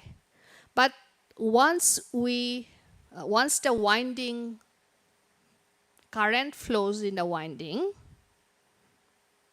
it also induces a flux, right? So that's your stator flux, okay? So the stator flux is always in phase with your current, okay? So stator flux is phase with current, rotor flux is perpendicular or 90-degree phase difference with your back EMF, okay? The resultant flux actually gives you the terminal voltage. So when you have a motor, 90 degree to this resultant flux is your terminal voltage. So if we know the terminal voltage vector, we can find out where will be the resultant flux. If we know the back EMF, we can find out where will be my rotor flux, and if required, I can calculate out where will be my stator flux doing a vector diagram. Okay, these are all phasors or vectors, so that can be done. And because the stator voltage is can be considered as the resultant flux, rate of change of resultant flux over equal to the rate of change of resultant flux. So from there, in fact, we can find out the equation, the basic equation, as the phase voltage equation for the motor, okay? The flux that is related to your stator current, the flux linkage that's related to your stator current is the voltage drop related to your inductance. L di dt is actually related to your flux induced by the stator current, okay? And flux linkage related to your rotor flux is your back EMF, EA, and then you could have a resistance, okay, in the winding. So RAIA is just a resistive drop. So this equation, I think most of you are familiar with. This is the single phase voltage equation, okay, and it is a time domain equation, right? And we can express it as all of them as a phasor. Then we get the steady state voltage equation, which is based on which we have our equivalent circuit, okay? Now here, one thing you should note is that this reactance or this inductance is not self-inductance or not mutual inductance, but the synchronous inductance, right? So what is the synchronous inductance? how it is different from self and mutual inductance.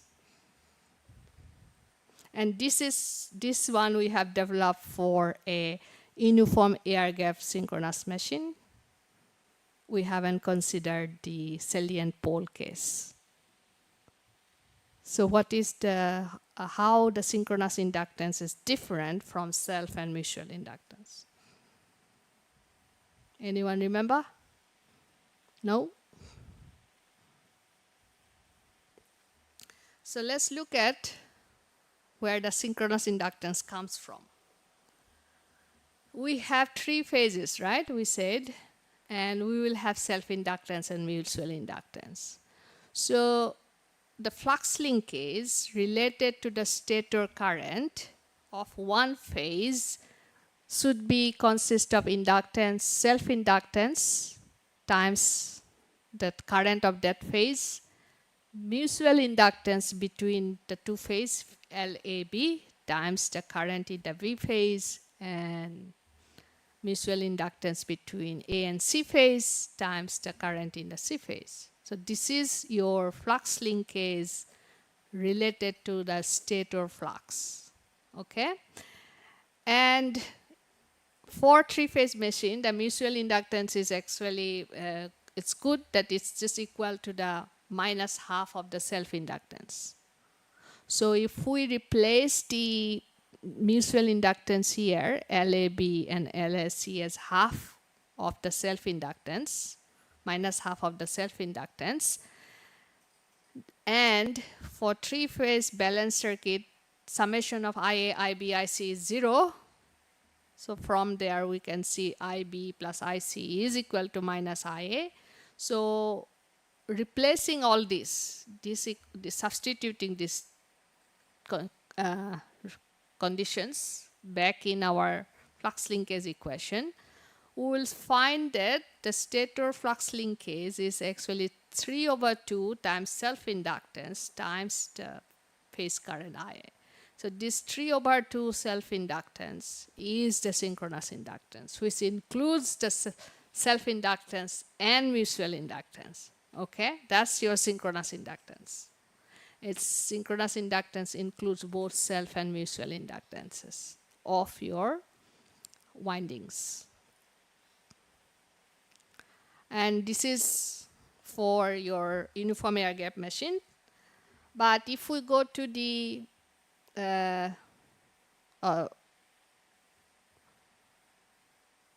salient pole type machine,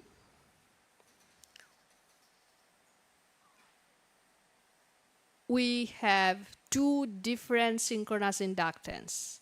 The synchronous inductance at here, let's call it LD, and synchronous inductance here, let's call it LQ. LD and LQ are not equal. This is for conventional motor, okay? So why they are not equal? Their reluctances are not equal, right? Reluctances here and reluctances here and reluctances here are not equal, because in the D axis, air gap is much smaller, right, compared to Q axis. So small air gap means small reluctance is low. So low reluctance means you have a high LD compared to a large reluctance in Q axis, smaller LQ. So for conventional machine, conventional salient pole machine, LD is bigger than LQ. Now let's take the case of a PM machine. If you have a salient pole type machine,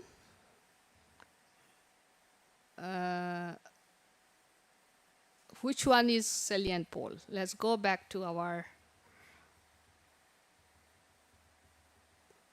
these two rotors. So one is we call surface type, another one we call IPM. So one of them behaves like a salient pole machine and other one behaves like a uniform pole machine. Which one do you think will behave like a salient pole? IPM. So why the IPM behaves like a salient pole machine?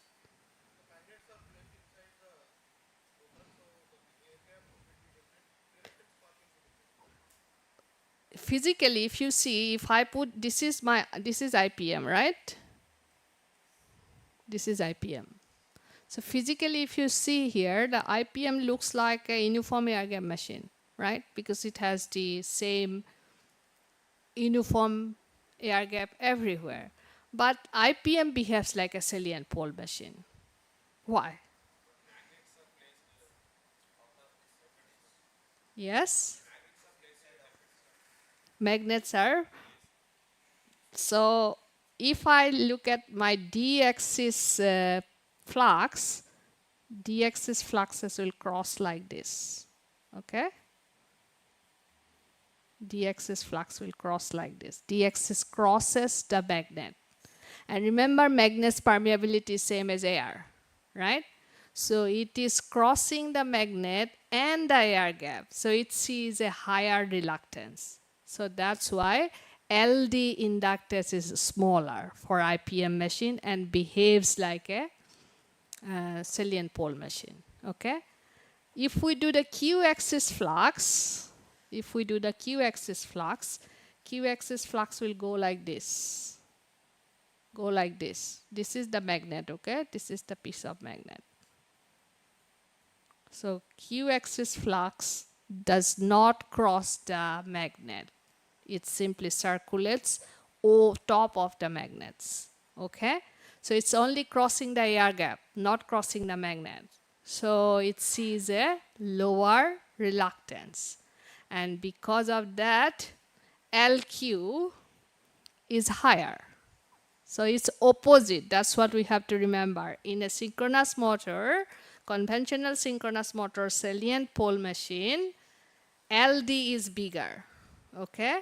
In an IPM machine, it behaves like salient pole, but its LD is smaller. And why smaller? We can understand from this flux path. Okay? So surface type, even though physically it looks like it has different air gap here will be smaller, bigger, smaller, and here it will be bigger, right? If we look, but again, the magnet's permeability is equal to air. So it has to cross a very large air gap all around. So it sees it as a uniform air gap actually, kind of. And LD and LQ is equal for SPM machine. Okay? So SPM machine or surface type machine behaves like a cylindrical rotor synchronous motor.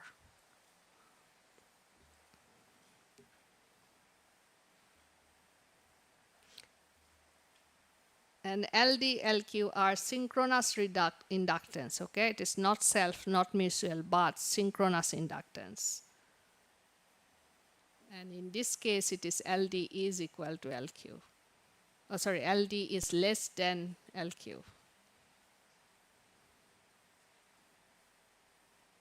Okay? In case of reluctance motor, same. This is because the structure is like a salient pole. So you will have LD not equal to LQ. And in reluctance machine, it depends how you define your DQ axis. So you can define DQ axis same way as a conventional machine, conventional synchronous machine, then we will say LQ is smaller than LD. But if you define the DQ axis same as a PM machine, then we will say no, LQ is bigger than LD. So for salient pole, DQ axis definition is kind of convention. You define it, how you define, okay? But LD is not equal to LQ, same as the IPM machine.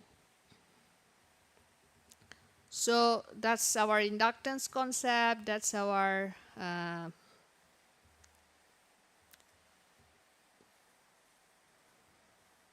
salient pole and non-salient pole. And then a torque equation. So as we said, it comes from the power equation, power, and then we find the power and then divide the power by speed to calculate torque in the conventional machines. So we could do the same thing also for PM synchronous machine. Okay, we can find power, we can calculate out the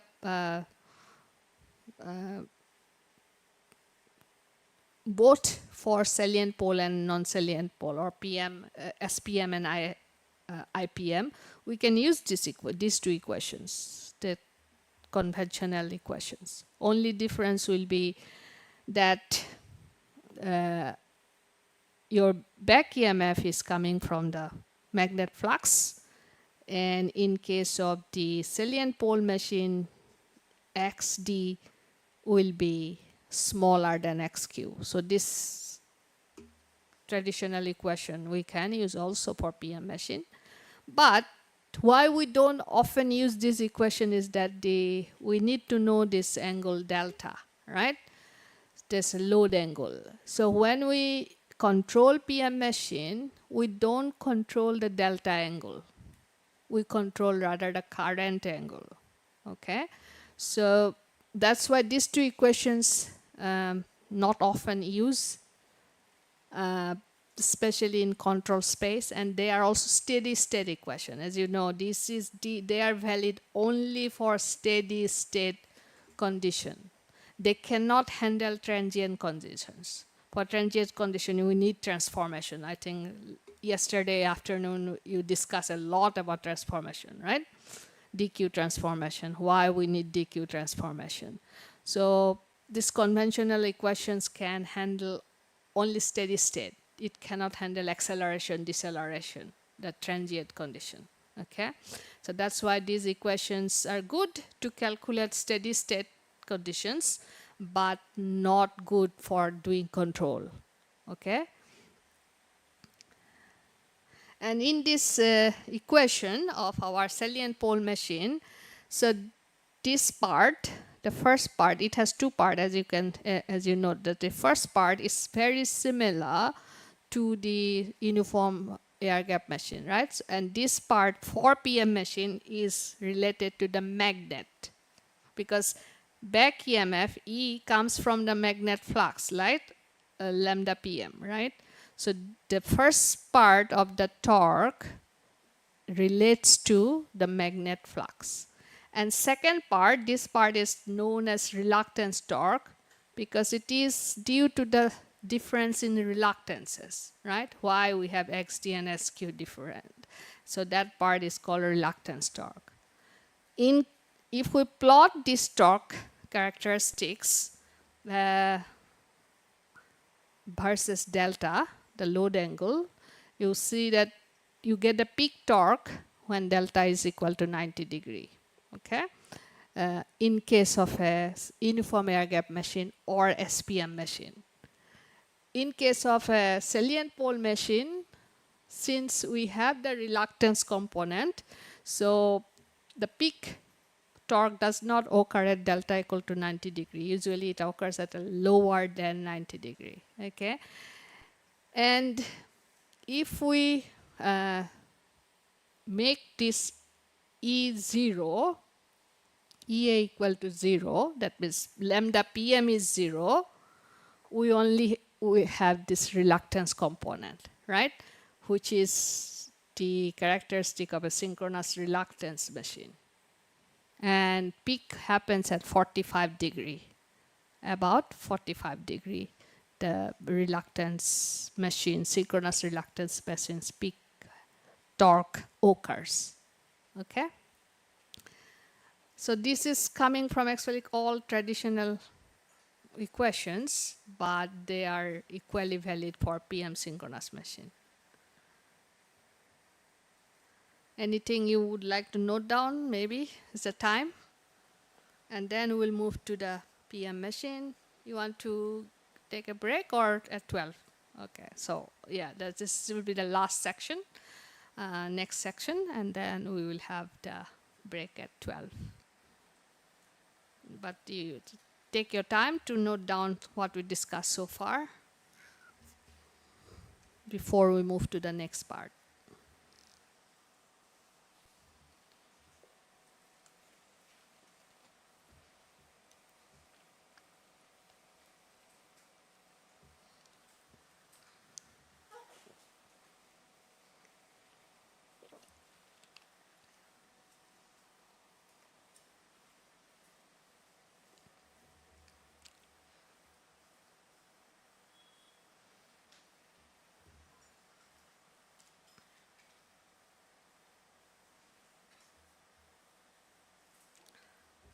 So in the next part, we have already discussed, but we'll again look at the PM machine. Especially, we'll be looking at how it is different from brushless PM DC motor. What is the difference? And we will also try to see their classifications and their advantages. And we'll be looking at the recent advances of PMSM, that rotor design, rotor topology. Okay.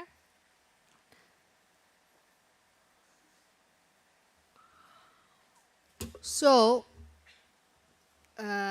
surface type IPMSM we already discussed. We talk about why their inductances of D and Q axis are different already. And then you can see the reluctance machine, the new type of reluctance machine. Okay.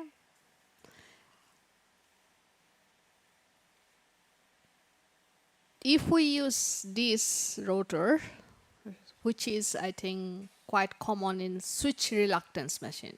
Okay, switch reluctance machines use a reluctance rotor like this. So if we simply use this reluctance rotor, the problem is you could have very large torque ripple. Okay, switch reluctance machine is quite well known for its noise, vibration, and torque ripple. Okay, so if we directly use a rotor like this, replace the rotor of a induction motor or a synchronous motor by a simple rotor like this made of only steel, the problem is, yes, it can work, but you may have very high vibrations. Okay, so to prevent those type of problems, then a new type of rotor was developed for synchronous reluctance motors. Okay, and you can see here the reluctance concept comes from the same concept of IPM. Okay, you have, instead of magnet, now we have these air gaps. Okay, it's kind of similar like a IPM machine, but instead of magnet, we are simply using air gaps, airs. Okay, so reluctance here compared to reluctance here will be different because you have to cross several of the air layers. Okay, so you have a large reluctance compared to Q axis where you are not crossing, or you are crossing only the main air gap. Okay, so this synchronous reluctance motor behaves more or less like IPMSM. So if we understand IPMSM, we actually also understand synchronous reluctance machine. Okay, having many different layers help you to increase the ratio of XT and XQ. Okay, because for reluctance machine you only have the reluctance torque. So higher that ratio XQ over XT, the better it is. And these layers of different air gaps help you to improve that ratio. Sometimes you can also use magnets in the gaps. Okay, very small thin magnets, which is known as PM assisted reluctance motor. So PM assisted reluctance motor is actually IPM motor.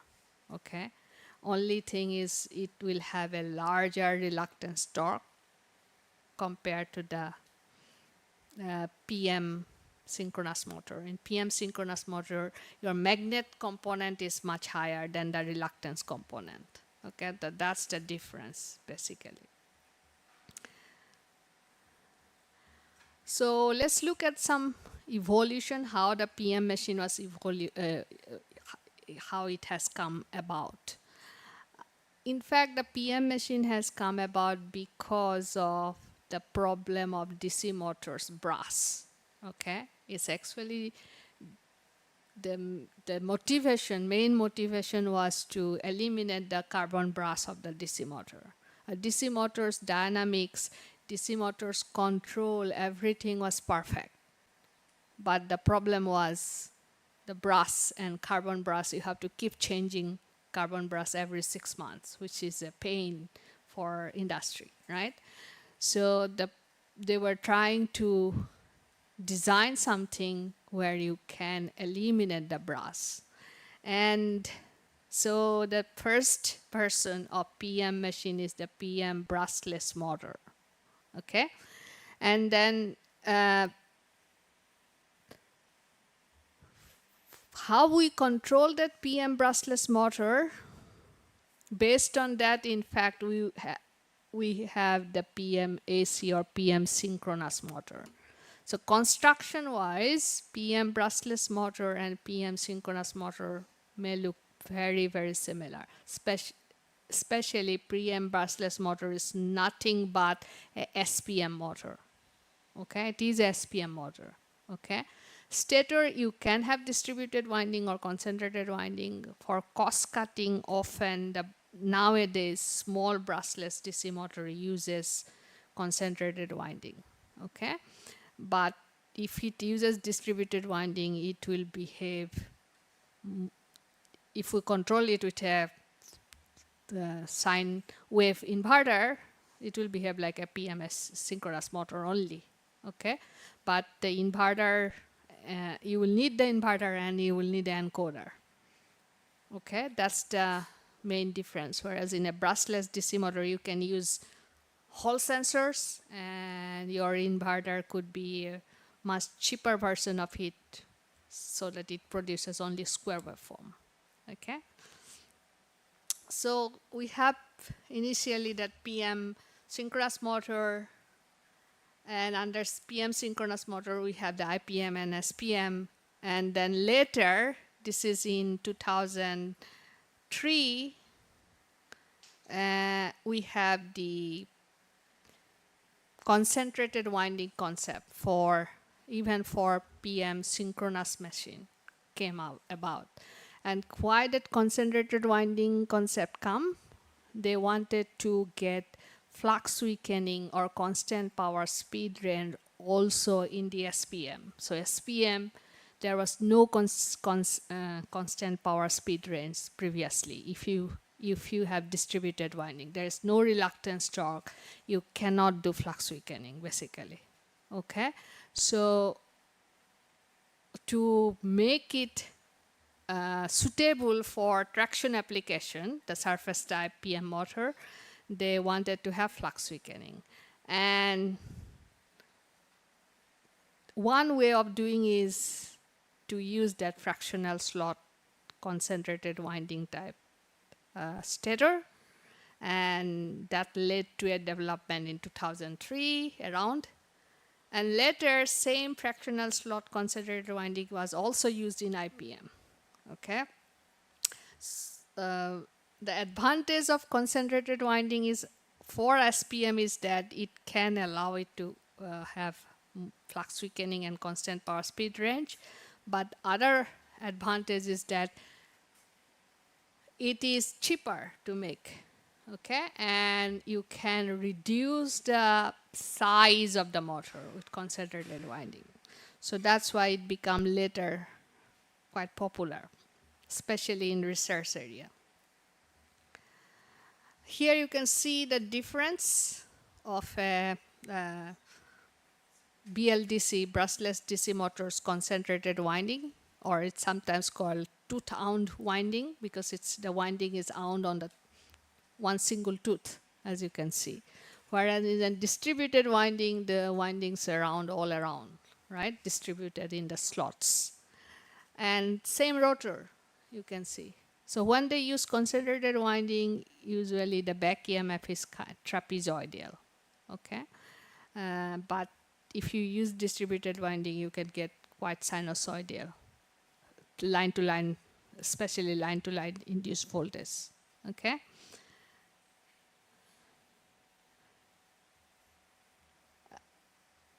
So if we compare,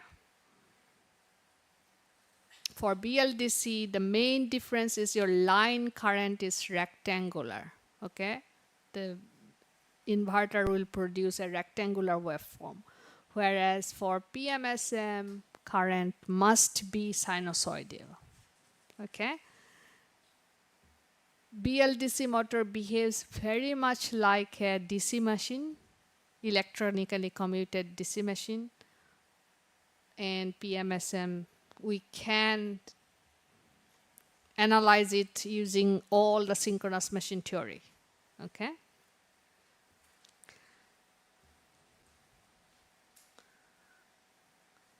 One more problem with BLDC is it could have very large ripple, torque ripple in the low speed operation. So uh, it's good for low performance applications where you don't care too much about the torque ripple, vibration, etc. But they are not suitable for a traction application because you will have very large vibration or jerking in a, if you want to try to use a BLDC in the traction.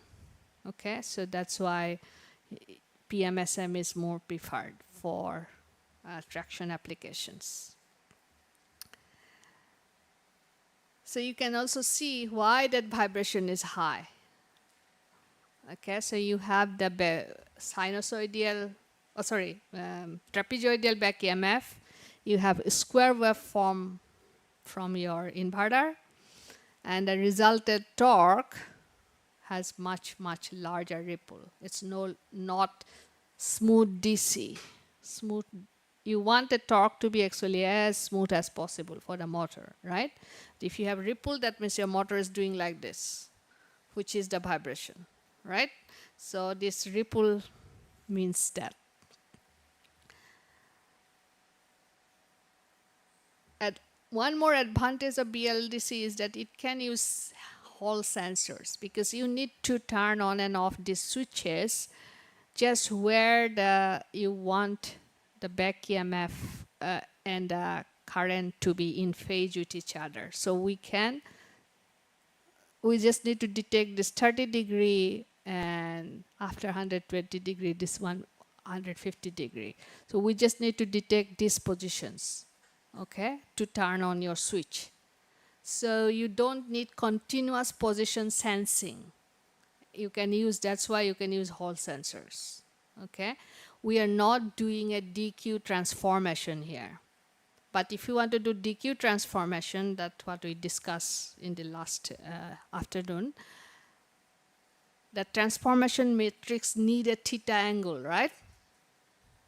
So that theta angle is actually your rotor position, and you must continuously detect that theta, okay?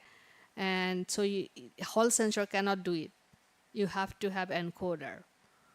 So that's the, and encoders is of course expensive. So compared to BLDC, that's why your inverter and control becomes more sophisticated, but you get a much more smooth torque.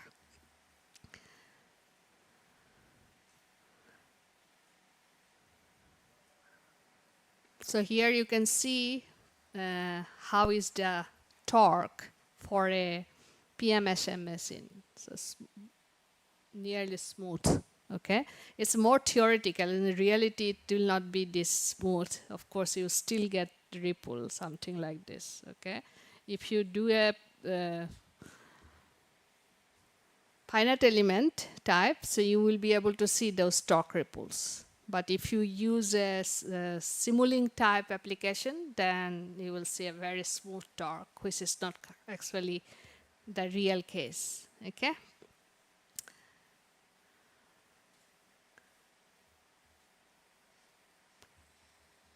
So far, what we have discussed as a PM machine is radial flux type. Okay. So why we call it radial flux? Because the flux, magnet flux, coming out of the rotor is crossing the air gap radially, right? So that's why it's called radial flux machine.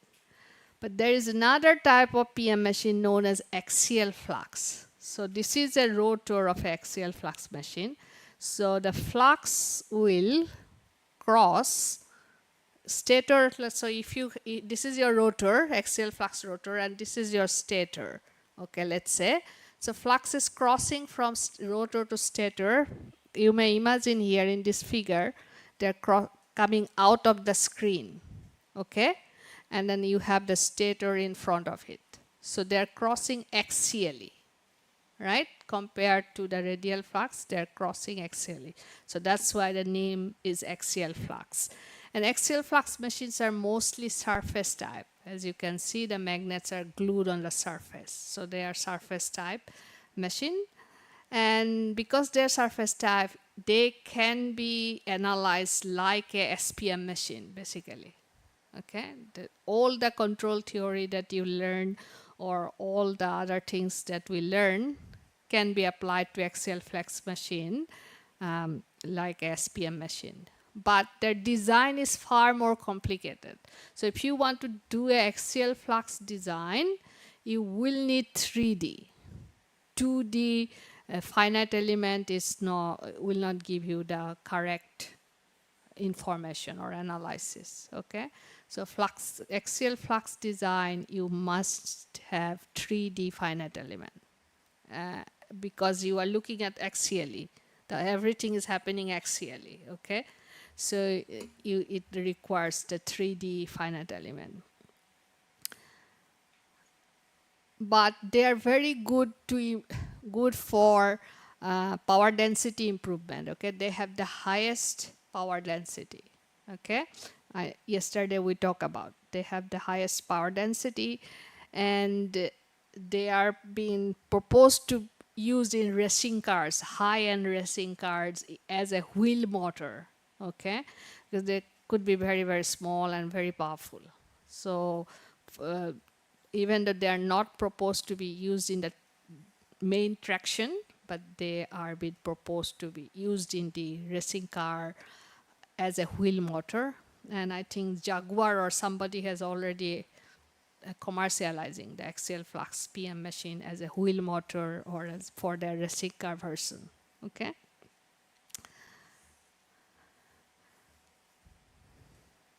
So here you can compare some geometrical difference between surface type and interior type. And you can also see their advantages and disadvantages. Okay, I think we have already talked about the advantages or the but look at the disadvantages. For surface type, obviously we don't have the reluctance torque. It usually has very little flux weakening, the surface type. So they are not very suitable when you need large or wider constant power speed range. That's the reason why in traction application we do not see surface type. Okay, it's mostly IPM. So IPM has another advantage is that since it is surrounded by the iron, so it also have relatively less demagnetization risk compared to a surface type. Okay, and because of the smaller main air gap, you can do flux weakening quite effectively through the armature reaction in IPM machine.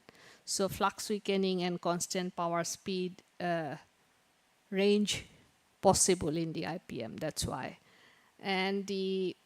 But the control is complex, okay? Here, since LD is equal to LQ, often when you do the FOC, we keep the ID current equal to 0 and IQ current comes from your torque or speed command.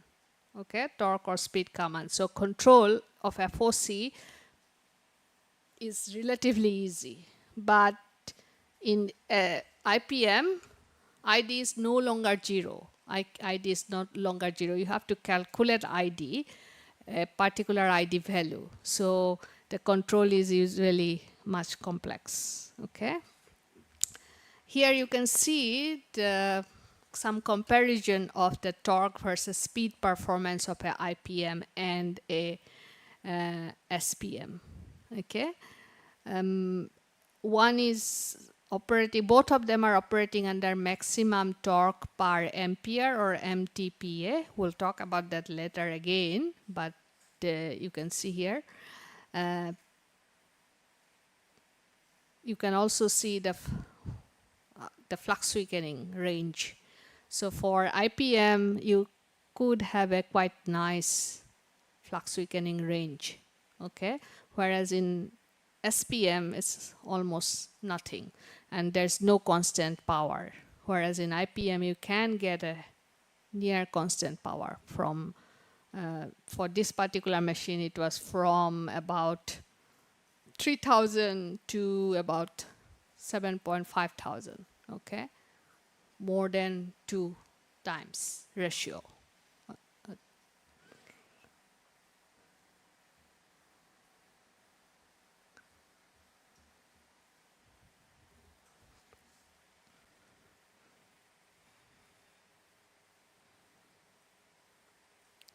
Here simply you are seeing the finite element flux path calculated by finite element, showing you how the magnet flux is crossing the air gap.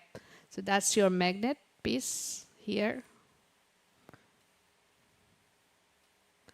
And for the IPM, here is it, okay? So this is, you are seeing the D-axis flux, okay? The flux is crossing the magnet.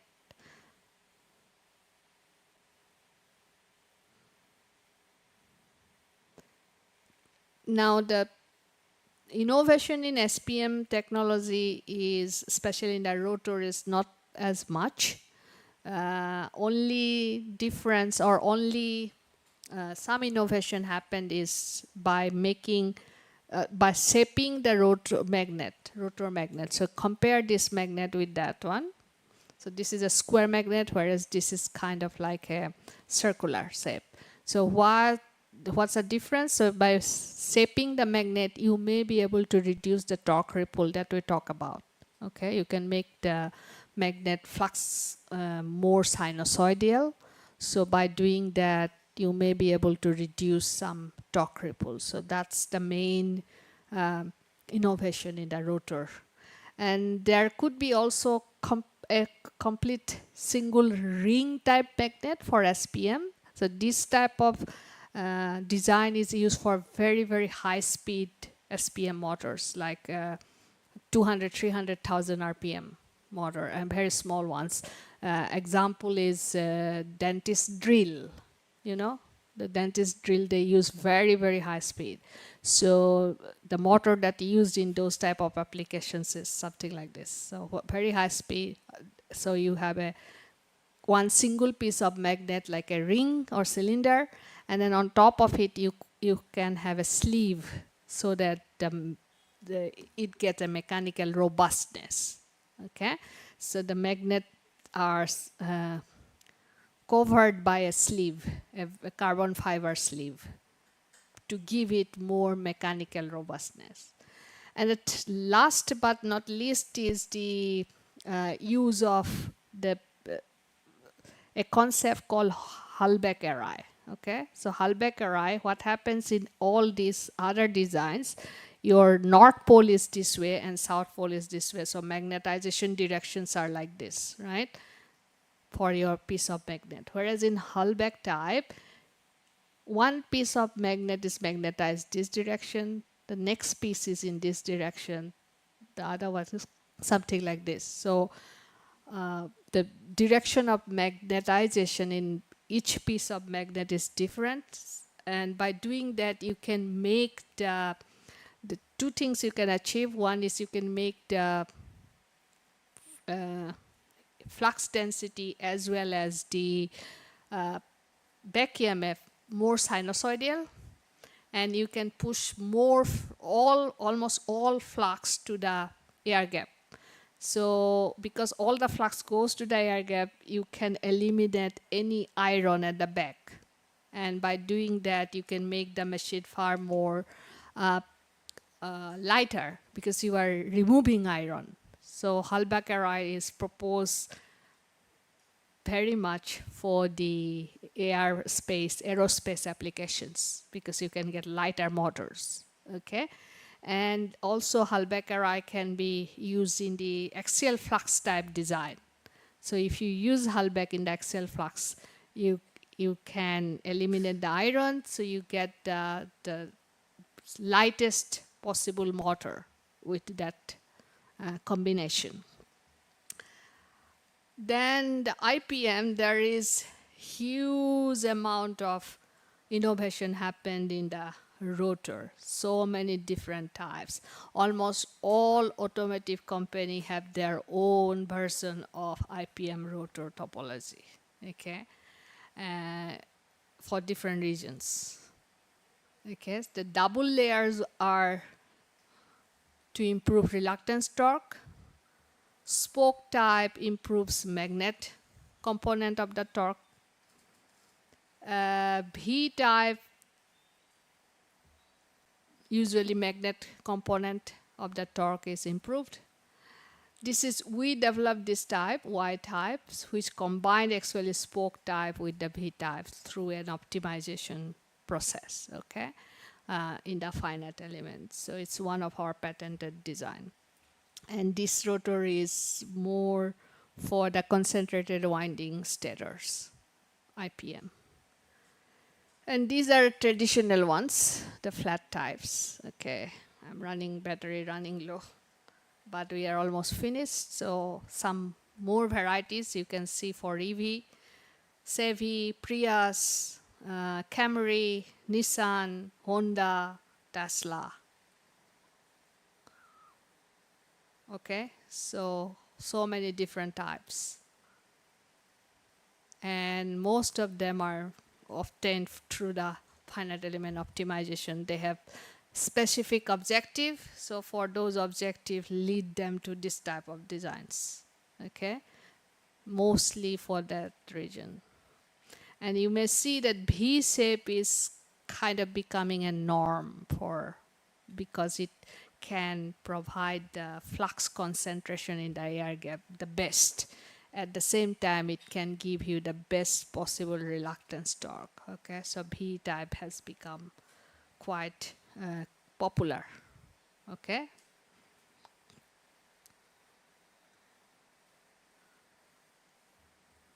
And then the advantage and disadvantage, we talk about distributed and concentrated winding, so you can see the difference between them.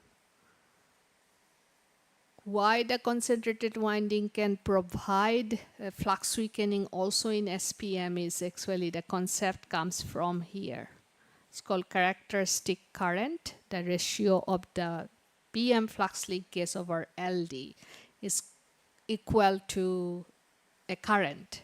And this current is sometimes it's called short circuit current and sometimes it's called characteristic current. So if the characteristic current and rated current is equal, then theoretically you can get infinite constant power speed range.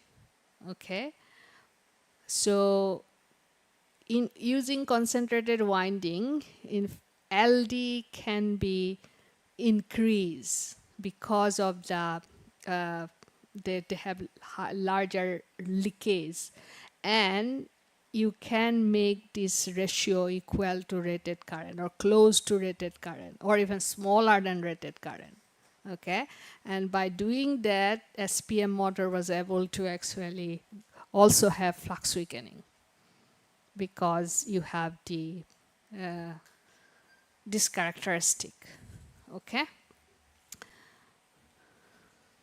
but concentrated winding, you do not get sinusoidal MMF. So you will have higher harmonics. So higher harmonics mean more eddy current loss, even in the magnets and the rotor. However, because these windings are kind of isolated from each other, so they offer very good fault tolerance. Okay, the mutual inductance is very, very low.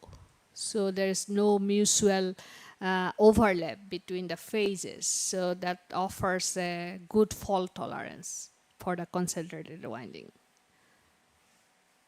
Here you are seeing some of our work that we did for a IPM machine using concentrated winding and distributed winding. So this was our original, this was an original design, and this design we change it to by just doing some segmentation in the magnet.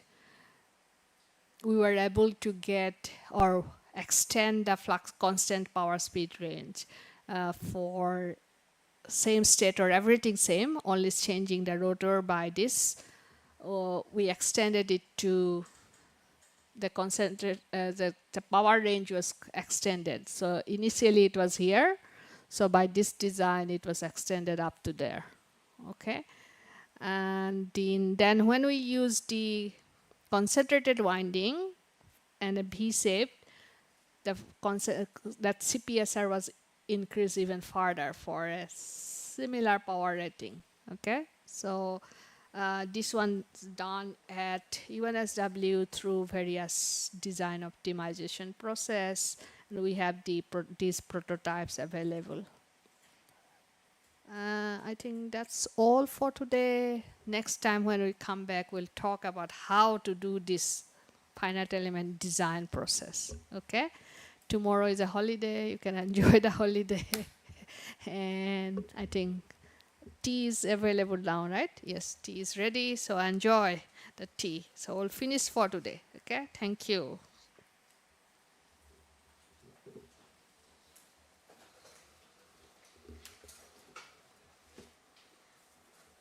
See, before starting this topic, I want to ask question. I need to ask question.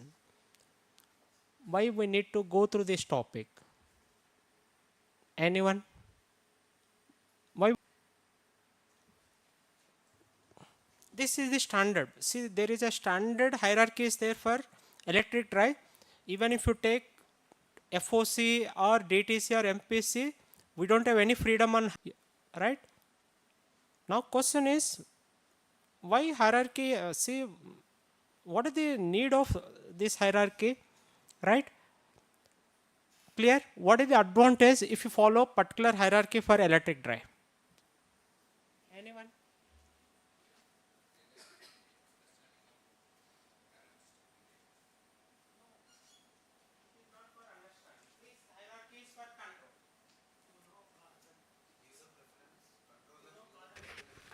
To know? Okay, sorry.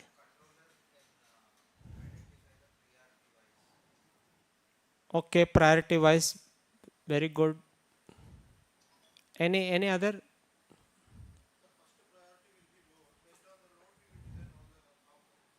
Okay, any other?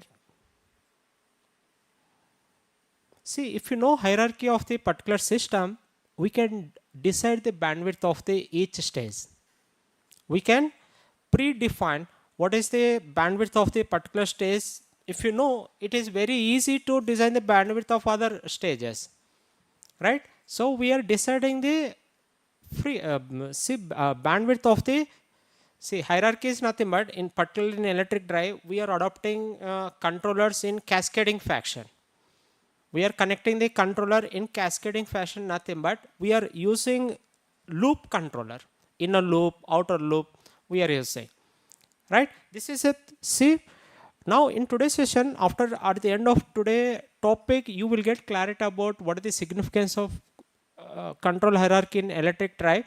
See, what is the outcome of the hierarchy? See, once you adopt hierarchy, while designing the bandwidth of the loop, right, what are the precautions we need to take? Next, one more important thing is, what is bandwidth? Ability to track its reference. You got my point? Ability to track its reference. Next, one more important thing is, once you adopt closed loop mechanism, bandwidth of the system, ability to track its reference, right? That rate of acceleration, it is coming under your control.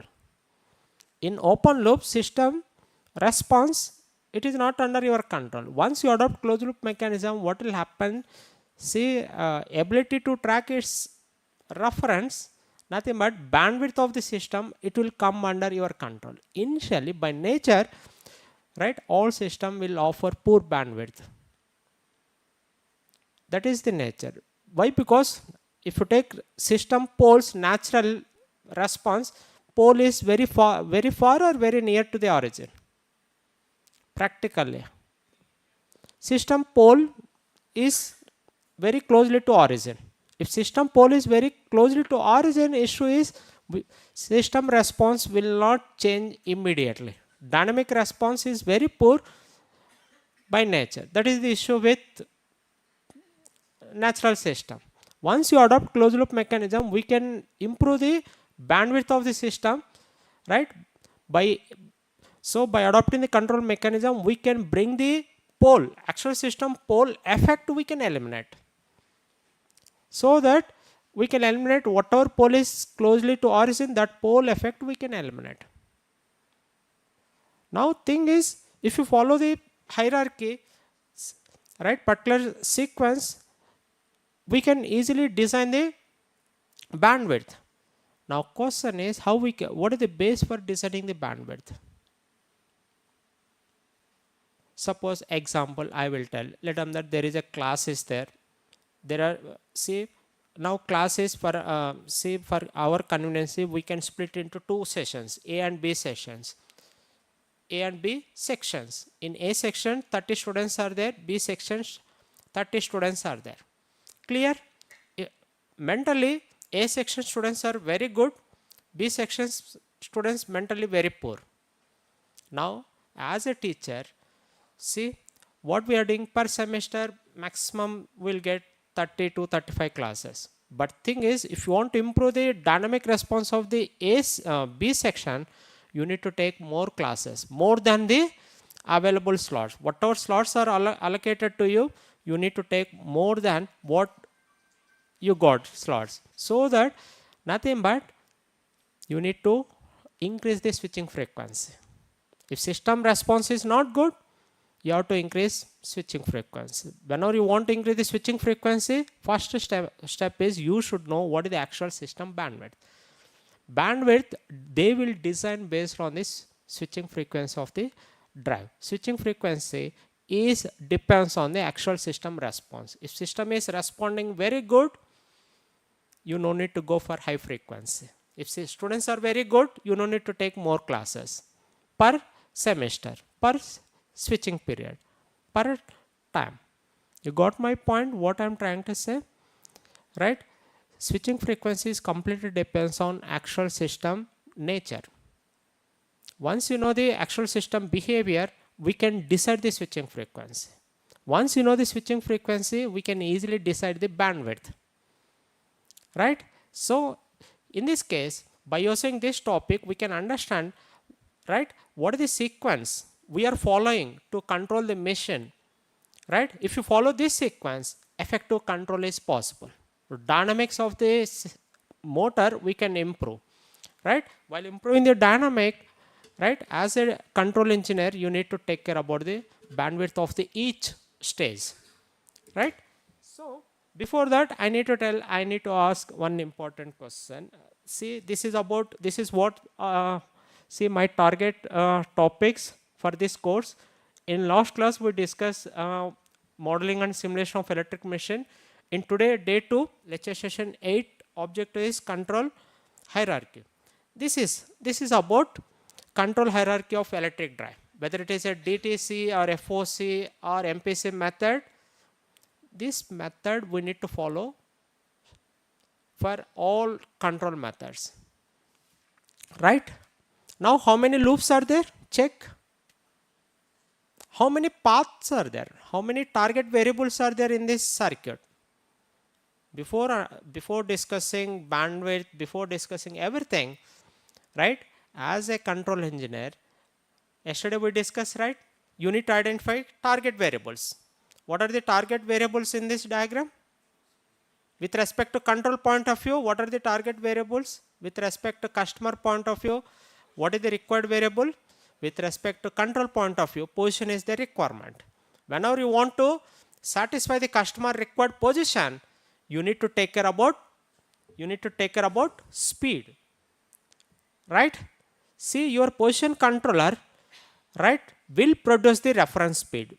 How much speed you need to maintain in your actual system to eliminate the position, your position controller will take care. So expected output of the position controller is reference speed, right? Now this reference speed, if you compare with actual speed, what you will get? You will get speed error. If you if you send the speed error to the speed controller, what is the expected output of the controller? What is the main cause component to control the speed? Current or torque. So your speed controller will produce reference torque. So reference torque or reference current. If you maintain same amount of the torque or current in a system, practical system, right, what will happen? Your current error will, your speed error will come to 0. Right? Next, next after that, this current, reference current or reference torque, if you compare with the actual current or actual torque, you will get current error. This current error we can eliminate through voltage. Clear? So this voltage, what is the responsibility of this voltage? So if you maintain same voltage across the motor terminal, whatever reference voltage is coming from the current controller, if you maintain same voltage across motor terminal, then what will happen? Your current error will come to 0. If current error is coming 0, next instant what will happen? Your speed error will come to 0. If speed error is coming 0 after 2 or 3 instants, sample instant, then your position error is coming 0. You got my point? See, based on the what customer required parameter is so important. In robotic application, position sensor is so important. In electric vehicle application, aerospace or submarine application, speed references or speed requirement is their top priority. So based on the customer required parameter, you need to define the reference. You have to start the reference point. See, if it is a robotic application, you need to start from, this is the starting point. Right? Otherwise, if it is a electric vehicle, you can start from reference speed. Right? If you observe this one, if you observe this circuit diagram carefully, how many paths are there? How many circuit? How many path? There are 2 paths are there. This one. This is one path. This is another path. The main object of path 1, this is called path 1. The main object of path 1 is for torque control. You got my point? So next, the main object of path 2 is for flux control. That is what we discussed in the last class. Right? If you take electric drive, target variables are torque and flux. Whenever you want to control the position or whenever you want to control the speed, right, you need to depend on the Newton's law. You need to identify what is the cause component to control the variable or to change the state. Right? So now before many participants, I don't know, see, by taking this circuit, if I explain concept, only 40 to 45% participants, they will get clarity. If I take mathematical expression, right, based on the cause and effect relationship, if I explain, you will get clarity about the sequence of this one. Right? Before that, right, so how many stages are there? This is a position controller. This is about speed controller. This is about current controller. This is about flux controller. For flux controller, path is completely different. Path is independent. Right? So for complex, if your system is a DC motor, it is easy to control the flux. But if it is a AC motor, we don't have any option. You need to maintain V by F ratio. You need to take care about the V by F ratio. V by F ratio, if you maintain constant, right, we can able to maintain magnetizing flux constant. If magnetizing flux is constant, advantage is torque is independent of the flux. Only torque is function of the current control. Only it is function of the torque control current only. It become torque equation become independent of the magnetizing flux. Right, number of variables. If you take two different path, right, advantage is, see, while control the flux your torque will not get effect, while control the torque your flux will not get effect, right. So that's why before starting operation initially we'll try to maintain field flux as a constant. If field flux is constant, advantage is torque we can control instantaneously. That is what we discuss in armature voltage control method in last session, right. So here this is about see whatever we discuss, right, same thing, uh, right. In this method there is no flux control. Reason is reason is take separately excited DC machine, right. It is completely different, right. Simply by maintaining VF constant we it doesn't require any controller. Clear? Now see, now by using cause and effect relationship we'll try to identify for which controller you have to give top priority. How many controllers are there here? How many controllers? Position controller, speed controller, current controller and flux controller. Anyway, flux controller is completely independent path, right. So with respect to torque controller, so there are three controllers are arranged in cascading fashion, all are connected in cascading fashion. So whenever controllers are connecting in cascading fashion, the ability of the control mechanism is reliability will increases, stability is more. Instead of taking single loop, right, if you take multiple stages we can control the system effectively, reliability of the system we can improve. That is the beauty of cascading fashion. Our system all mechanism, institute is also connecting in cascading fashion. Within the department students, after students are controlled by the faculty is controlled by HOD. That is what we discussed, right. HOD is working under the deans are working under director. This is the sequence, this is the hierarchy. So if there are more controllers are connecting in cascading fashion, see how to design the parameter. While designing the parameter without knowing the bandwidth, without deciding the bandwidth, it is very difficult to design the KP and K values for particular controller. One more important thing is, if you want to design the parameter, first step is you should know actual system characteristics. This is very important. Everything, bandwidth, switching frequency. See, once you know the system parameter, we can decide the switching frequency. Once you know the switching frequency, we can decide the bandwidth. Right? Once you know the bandwidth, it is easy to design the KP and K values for the unknown controllers. You got my point, what I'm trying to say? Everything, if you want to find KP and K values for particular system, first you have to study in detail about actual system characteristics. Right? So there are three controllers are there in torque path, right? Which controller you have to put more concentrate here? Anyone? There are three controllers are there. Which controller you have to give top priority? This is one.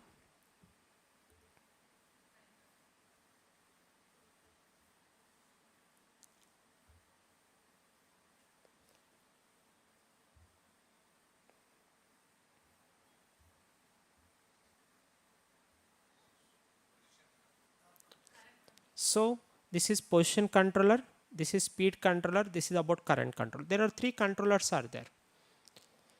Which controller you have to give top priority? If you want do your work effectively. Why current controller? Current controller is placed in inside. Current controller is placed inner loop. See, after that speed controller is arranged. After that position controller is arranged. Why we need to give top priority for the inner loop to do the job effectively? Take example, practical example. If you want, suppose I want to see already example we can understand the concept effectively, right? If you understand this concept, right, using practical example, it is not a problem to understand the sequence of this controller, right? So this is about how many there are three loops are there inside. This is inner layer, this is second layer, this is top outer layer. Whenever you want to roll the paper effectively, you should not concentrate on outer loop. You have to start from inner loop. You have to take care about the inner loop. Am I correct or not? If you take care about the inner loop, we can roll the paper effectively. That's why you have to give top priority for the inner loop. If there are any loops are there, right? If there are any controllers are connecting in cascading fashion, you need to verify which controller is closely to power electronic module. If you verify this one, what controller is closely to power electronic module? Current controller. Why current controller is closely to power electronic module? What is the reason? See, in this session, if you want to understand each and every step, you need to depends on cause and effect relationship. If it depends on cause and effect relationship, it is not a big deal to understand this concept. See, for understanding this concept, I will take example for better understanding. I will take DC machine. If you take DC machine, it is not a big deal to understand the concept. In case of DC machine, if you take DC machine, right, how many circuits are there in DC machine? Take this one. This is DC machine. Motor is connected to the load, right? If you take this simple electromechanical system, how many circuits are there in this system? There are three circuits are there. One is field circuit, another one is armature circuit, another one is mechanical circuit, right? There are three circuits are there. For each circuit, your job is you need to extract the characteristic equation. So with respect to field, what is the characteristic equation? Vf equal to If Rf plus Lf dIf by dt. Now take armature circuit. Va equal to Ia Ra plus La dIa by dt plus Eb. Next, what about mechanical circuit? Torque T equal to J d omega m by dt plus b omega m plus TL. So finally, we got three differential equations from the given system. Beyond that, nothing is there. Right? Each circuit having its own behavior. If you want to extract the behavior, you need to take first order differential equation. Now, after getting the characteristic equation, right, as a design engineer, you need to depends on transfer function model. Transfer function model will give the relation between the cause and effect. You got my point? See, the beauty of transfer function model is if it depends on the transfer function model for each circuit, you will get cause and effect relationship. So from equation 1, if you apply Laplace transform, right, what is the mathematical model for equation 1 after transform? See, after Laplace transform, If by Vf, If of s by V of s equal to 1 by Lfs plus Rf. You got my point? Clear? This is the transfer function model. This is the transfer function model for field circuit. Similarly, right? So what is Ia? Ia of s from equation 2.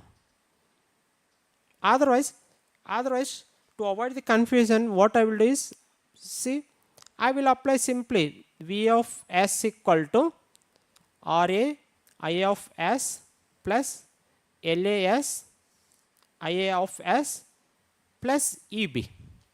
Clear? So from this equation, From this equation, now directly we can write. So 1 by LAS plus RA. What is the output of this transfer function? What is the output? Very good. IA of S. What is the input to this block? VA minus EB. This is the transfer function model. Right? So then if you take mechanical system, what is the transfer function model for mechanical system? 1 by JS plus B. What is the output of the mechanical circuit? Omega M. What is the input to the mechanical circuit? TE minus TL. So whenever you want to understand the hierarchy of the system, you need to depend on the cause and effect relationship. Whenever you want to identify cause and effect relationship, you have to take characteristic equation. After that, apply engineering technique, mathematic technique, so that, see, if you take this equation, right, this is the characteristic equation, this transfer function model we extracted from the characteristic equation of the mechanical system. So if you take this equation, this is the output of the system, output of the mechanical circuit, right? So what is the input? See, this component is mainly depends on the difference between the TE and TL. Anyway, TL is not under our control. It is completely independent. You got my point? We cannot access TL, but TE we can access. By controlling this component, based on the requirement, we can control the speed. You got my point? Whenever you want to control the speed, main cost component is torque. You got my point? If there is any speed error is there, what is the main responsible component? Torque is the responsible component. That's why if there is any speed error is there, right? See, controller input is always error. Any controller, hysteresis controller or PI controller or model predictor controller, they will calculate error. Finally, controller will give cause component. Cause component. Controller input is error, output is the cause component.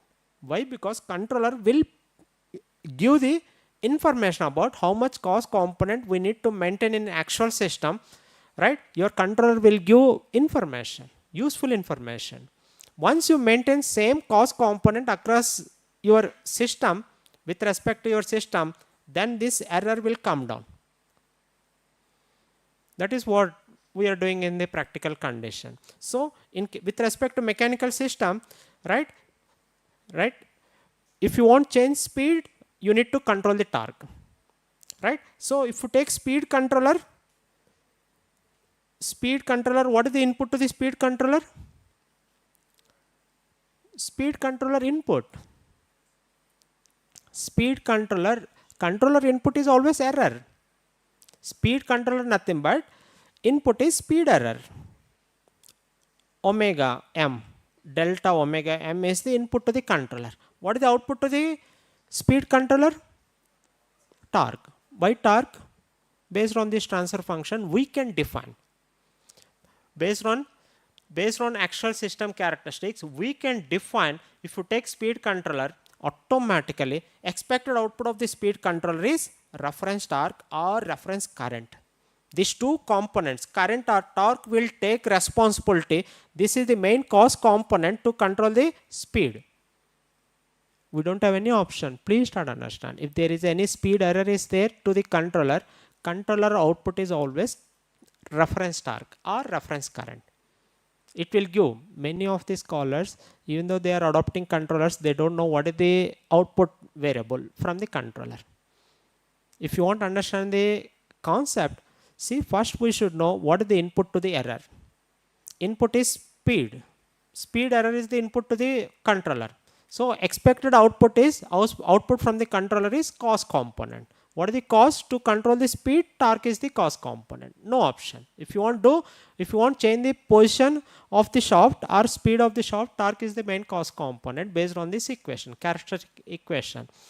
right? So if you take speed controller, expected output is torque. Now, right, now take position controller. Position controller, see how we can change position. What is the relation between the speed and position? Sorry, d d theta by dt is nothing but omega m. Is it fine? So apply transfer function model, right? S into theta of s equal to omega of s, right? So clear? So if you multiply 1 by s with omega, otherwise see from this equation, input, let us assume that input is speed omega, then 1 by s, what you will get here? Theta. You got my point? So what is the, see if you take, this is called transfer function model between the theta versus omega. If you take integrator, right, the expected output of the, after applying the integrator to the speed, you will get theta, right? So if you want change the theta, it required change, speed is required. Whenever you want to change the displacement or position of the rotating system, it requires speed. Without speed, we cannot change the position, right? Speed is the main cost component to change the position. Now,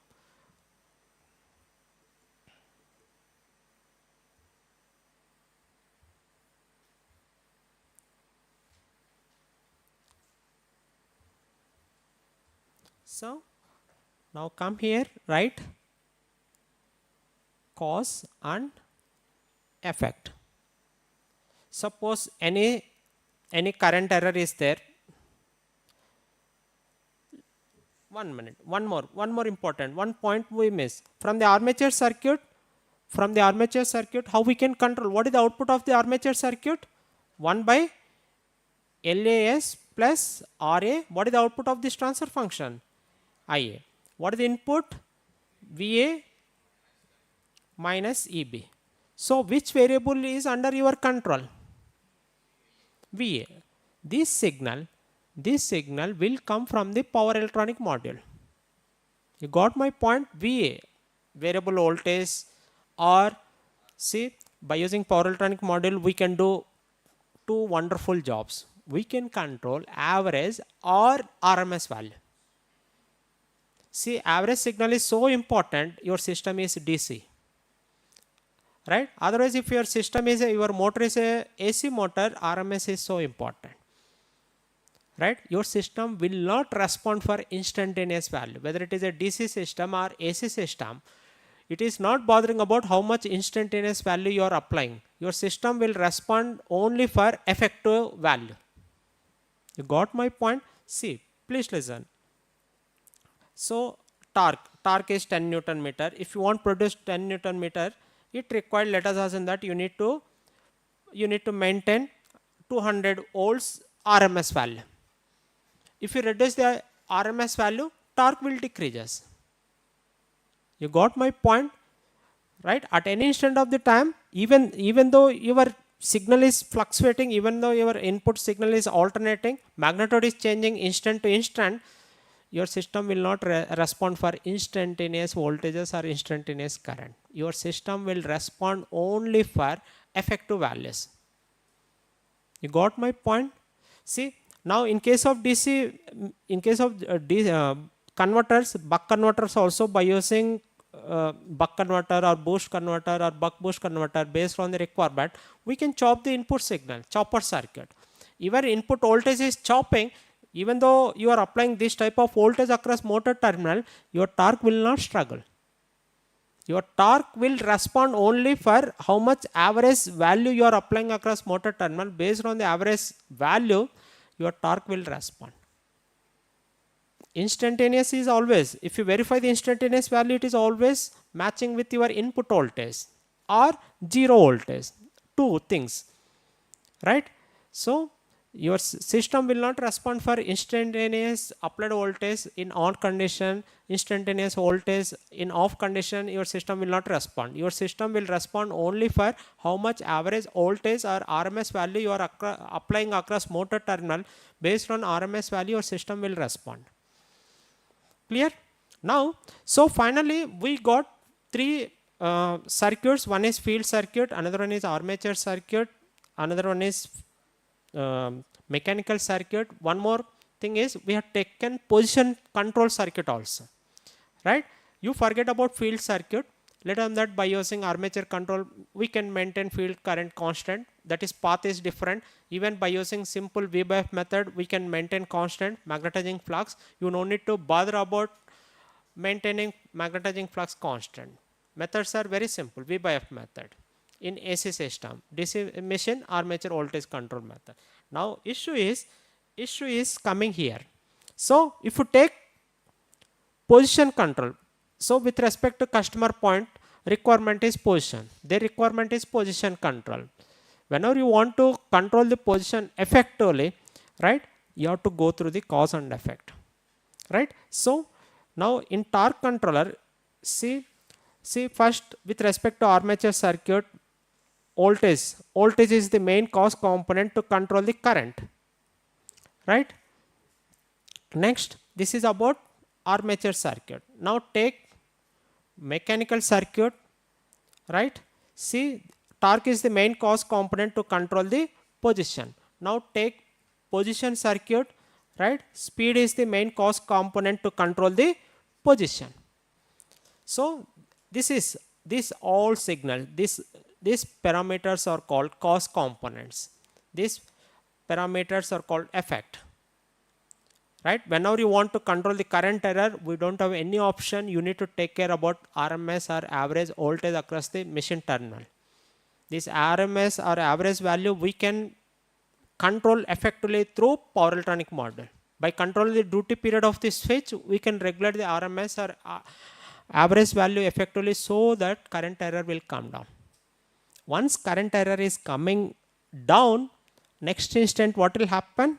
Immediately, instantaneously, your torque error is coming 0. If torque error is coming 0, then who will respond? Once torque is under your control, immediately speed will control effectively. If speed is controlled effectively, then after that, after next instant, your position will respond. You got my point? So this is the sequence. Whenever you want to control the position, see, you need to concentrate on speed control. Whenever you want to control the speed, you need to concentrate on torque control. Whenever you want to control the torque, you need to control on current control. Voltage, you need to regulate the voltage. Right? So first, you need to identify cause and effect relationship. Right? After that, you need to verify what is the sequence, how sequence. Now, with respect to customer point of view, whenever you want to control the position, immediately you need to take care about speed control, right? So, by taking care about the speed, we can see, by taking care, whenever you want to control the speed, you need to take care about the torque. Whenever you want to control the torque, you need to control the voltage, right? So, here this is the hierarchy.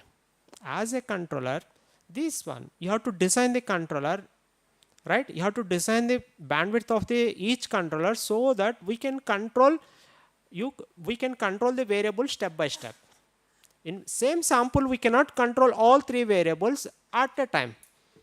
Why? Because cause and effect relations are different for different circuits. Circuit to circuit, cause and effect is different.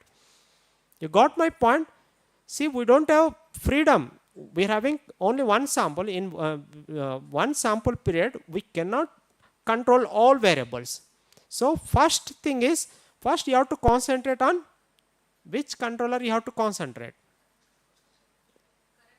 First you have to give top priority for this controller. This is a very important. You have to give top priority for current controller, right? So once you are able to control the current in particular instant, at t equal to 0 instant, coming sample period, coming instance, we can able to control the speed. After 2 or 3 instant, if speed is controlled effectively, next after future coming 2 or 3 instant, we can control position effectively. You got my point? So first thing is, first current controller should work fast. If current controller is working effectively, we can taking care about the torque.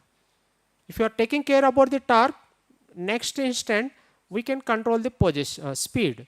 If speed is working fine, speed is coming in phase with reference, in coming samples your position will control effectively. You got my point? See, take our institute example. Who is working hard? Students are working.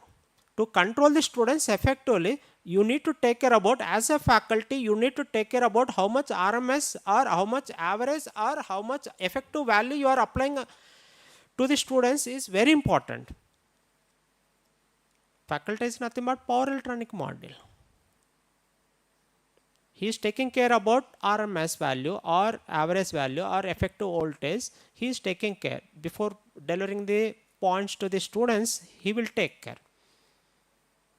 So that what we can do? If you are controlling the students effectively, what is the advantage? If as a faculty, if you are controlling the students effectively, then what is the next stage? Your department will get good name. Department errors will come down. Complaints from the students will come down. If department is getting good name, departments are getting good name, next deans will get good name. Right? After that, director will get, institute will get good name. This is the hierarchy. Right? So here, that's why first thing is current controller. If you take current controller, the expected output of the current controller is reference voltage, modulating waveform. If you maintain same voltage with respect to motor terminal, then see coming sample we can control current.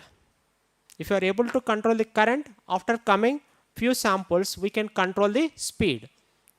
After controlling the speed effectively, after few samples we can reach our required position.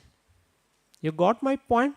This is the sequence. First you need to take care about current controller. After that speed will come under your control. Once speed is coming under your control, after few samples, right, your position will come under your control. This is the. So as a scholar, as a designer, you have to give top priority for current controller. You have to design the bandwidth of the current controller such that we can improve the speed of the current controller. If current controller speed is very good, bandwidth is very good, ability to track its reference is very good, automatically speed error will come 0. If speed controller is working fast, position controller will come to 0. So top priority, you have to give top priority for current controller. Now issue is, now I will try to see, this is about design principle. Standard, we don't have any freedom. This is like thumb rule, you have to follow this rule. Whenever you want to design the current controller parameter, essential thing is you should know what is the switching frequency, how much switching frequency we are adopting to regulate the, right, to regulate the power to the machine. Switching frequency they will decide or design based on the system inductance effect. See, in drives application, we no need to worry. We see drive itself is offering huge amount of the inductance. Filter is already available. You no need to go for high switching frequency. You can operate less than 5 kilohertz, 2 to 3 kilohertz is also fine. Drives application, electric drives. Clear? So here first step is you have to identify what is the required frequency of the power electronic module. Once you know the required frequency of the power electronic module, it is not a big deal to decide the bandwidth of the current controller. How they will decide bandwidth? Simply, if you know the switching frequency, let us assume that switching frequency is, right, switching frequency is 2 kilohertz, 2000 hertz, right? Bandwidth of the current controller, directly you can take 1 by sorry, 1 by 10 into switching frequency. What it means 1 by 10? What it will indicates? Anyone? Let us assume that we are taking bandwidth of the current controller equal to 1 by 10 into switching frequency. Some 10 switching cycles. Nothing but, see, we are giving freedom to the controller, right? Controller will take care about the error. Within the 10 switching cycles, it can able to track the error. It can able to track the reference. It can able to rectify the error. You got my point? Understood? So like that, see, controller is there. I want to improve the performance within one sample. If you want, it is not possible. You have to give freedom to the students. Now today I am delivering the lecture. Tomorrow immediately if I conduct exam, students will not have, they will not accept, right? Your system will not respond. Even if you conduct, even if you deliver everything, whatever content is there in syllabus, everything if you complete within one day, and tomorrow if you conduct exam, it will not, system will not respond. Expected output from the exam is 0. You have to give time, freedom. You have to wait minimum 10 switching cycles. So after, within these 10 switching cycles, definitely your error will rectify. Your current error will come to 0. Right? So bandwidth, they will decide based on the switching frequency. If switching frequency is 2000 hertz, bandwidth they will take 200 hertz. 1 by 10.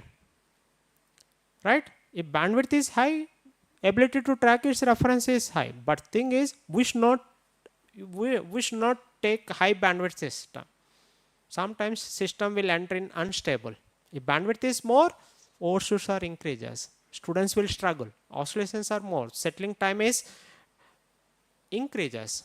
There are a lot of issues are there if you take more bandwidth. You have to design the bandwidth optimal. If you take bandwidth equal to 1 by 10 or 1 by 20, right, it is optimal value. Most of the design engineers, they are following this range. 1 by 10 to 1 by 20, if you take bandwidth of the inner loop, right, then it is very easy. So based on this equation, we can decide omega cc is the current controller bandwidth equal to 1 by 10 times of switching frequency. Once you know current controller bandwidth, next what is the next step? Now I know the speed of this loop. Now I know the speed of this loop, I know this bandwidth of this loop. Next, what is the next step? Which controller has to work next? This bandwidth is 200, right? Then immediately next priority controller is speed controller. So bandwidth of the speed controller must be minimum 1 by 2 to 1 by 5 times of current control bandwidth. Less. See, students are working hard. HODs compared to faculty, HOD workload is different. Compared to HOD, dean's workload is different. Compared to dean's, director workload is different. Am I correct or not? So as a faculty, whenever you want to rectify the student error, current error, you have to work hard. So that we can satisfy the students. We can meet this speed requirement or position requirement. But thing is, see, design, you have to give freedom. Please try to understand. Speed dynamics are very slow compared to current dynamics. That's why, because of this reason, bandwidth of the speed controller should be less than the current control bandwidth. Once you know, see, simple, it is like thumb rule only. We don't have any freedom on the design of the bandwidth of the system. First, you should know where the position of the bandwidth. Position of the bandwidth is so important, right? We can decide the position of the bandwidth based on the cause and effect relationship, right? So here, next, speed bandwidth, let us assume that they will take 1 by 2. 1 by 2 times of current control bandwidth. How much? 100. Clear? Similarly, position controller bandwidth should less compared to speed controller. Again they will take bandwidth of the position controller, they will take 1 by 5 times or 1 by 10 times less compared to bandwidth of the speed controller. So 1 by 10 will take 1 by 10, safe side, will give freedom, right? So 1 by 10 into 100, how much? 10 bandwidth. This is 100 bandwidth. This is 2000 hertz. You got my point? Observe. This is the way of deciding the bandwidth, right? According, once you know the bandwidth, see if you follow this, see design principle, right? This is the formula to find the Kp for DC machine. Kp and K values are unknown, right? Kp equal to La into omega Cc, Ki equal to Ra into omega Cc. What is the advantage here? What is the advantage? What is the beauty of control mechanism? If you adopt any controller in particular system, we can improve the ability of tracking the error, tracking the reference. We can eliminate the effect of error. See, observe here. Observe these equations. Kp and K values are function of the bandwidth of the system, and also function of internal parameters. You forget about internal parameter. Once you adopt controller, you no need to bother about internal parameter. Before adopting the controller, you need to take care about what are the parameters offered by the particular system. You have to concentrate. Once you adopt controller, Kp and K values are mostly affected by the bandwidth of the system, selection of bandwidth of the system. Bandwidth of the system, they will decide based on the switching frequency. Switching frequency, they will decide based on the system inductance effect. System inductance effect in case of drives application is very, very high. That's why what they will do, switching frequency, they will take less than 10 kilohertz. But LED drive application, if you want control the LED light, inductance effect for LED is almost 0. Right? To operate the LED drive in continuous mode, you have to go for more than 100 kilohertz switching frequency. No option. If switching frequency is more, switching time will coming down. If switching time is coming down, current will not get effect. Current will not enter in discontinuous. That is the strength of sample switching time. By controlling the switching time, we can control the continuous mode. Mode of current mode we can control, right? See, next, once you know, this is the sequence, this is the hierarchy, this is what, see, we don't have any freedom for any drives, whether it is a field orientation control or model predictor control or director control method, we need to follow this sequence. Whenever you want to control the position, right, position controller, you have to keep outer loop. After that, speed controller. After that, current controller you have to place, right? Then if you follow this sequence, we can roll the paper effect only.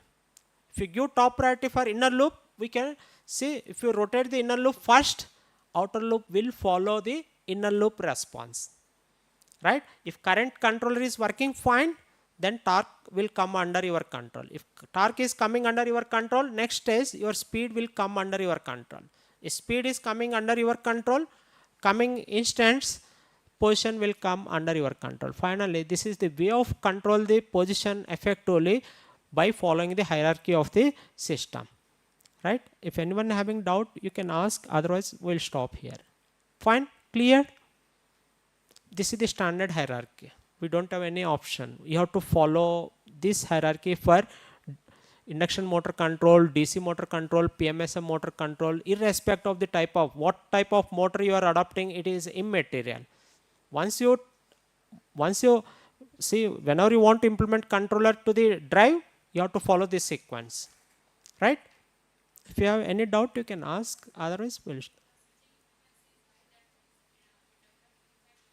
switching frequency is more, right?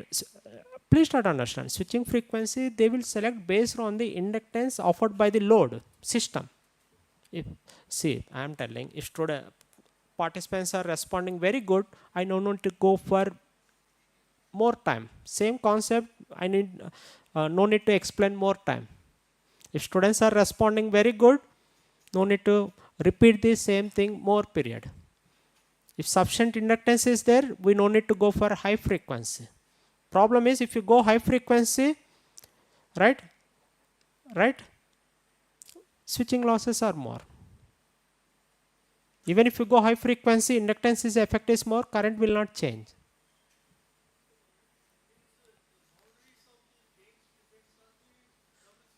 Yeah, main bandwidth.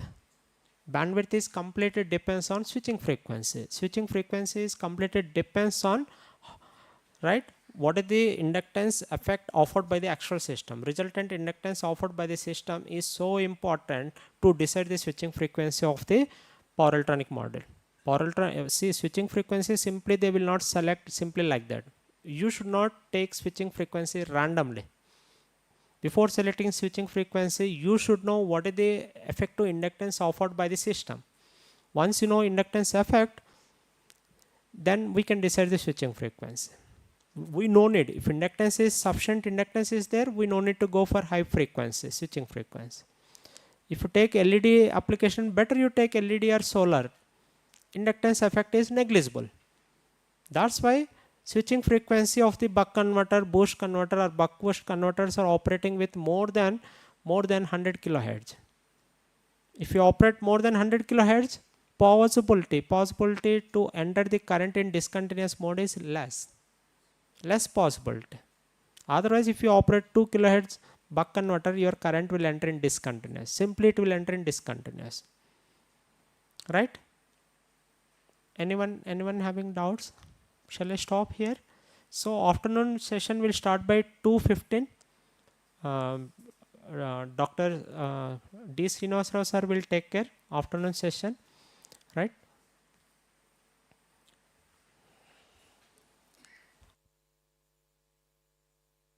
Thank you. Clear? Concept is clear? Fine. Everyone participants, you understood the concept? Fine. Thank you.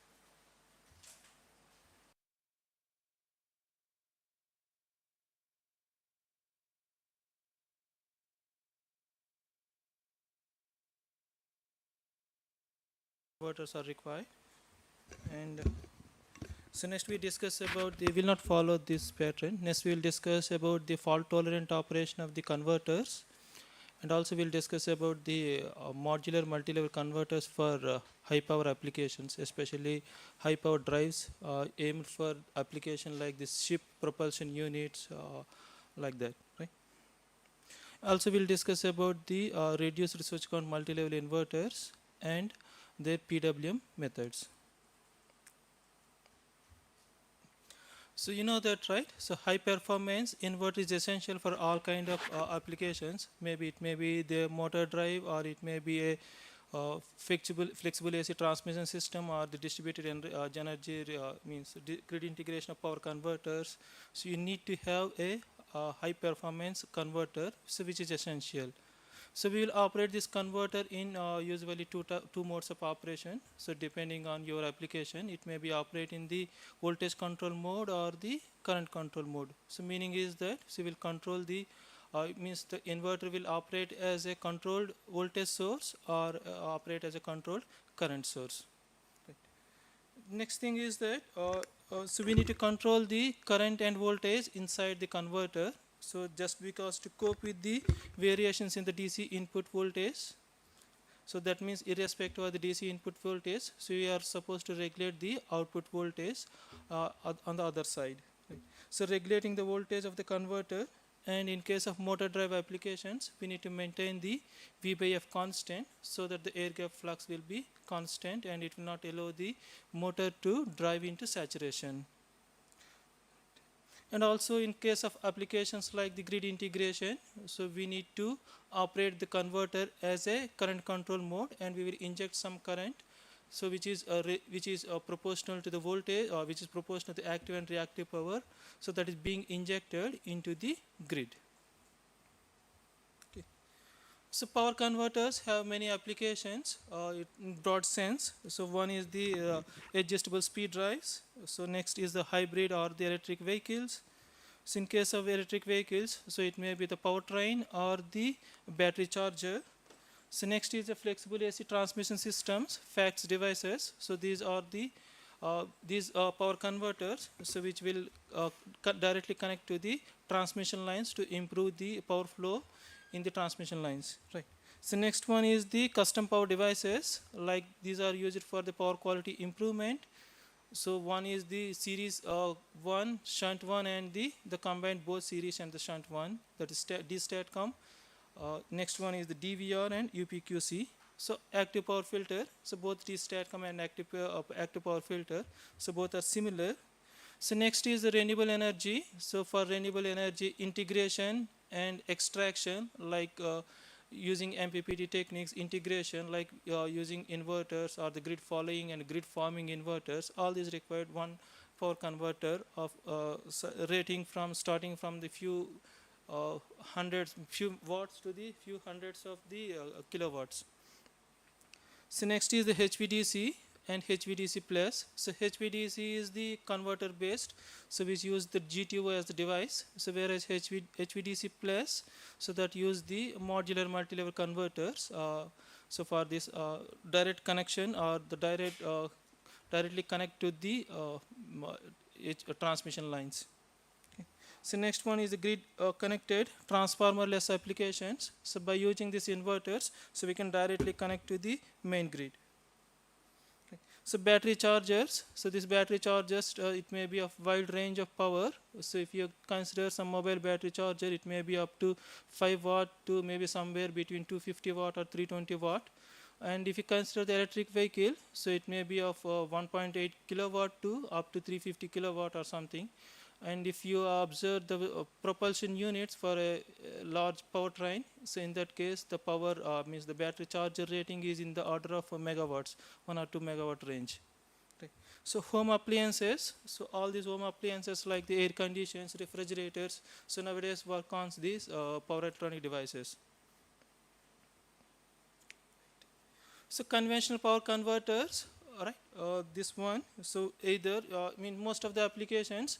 So we need to satisfy or we need to control the V/F ratio, right? And also some other applications like we need to maintain the whenever you are connected to the grid. So you are getting a output voltage which is of varying magnitude and the frequency. So in that case, you need to you need to regulate that voltage, and you need to match the frequency with the grid frequency.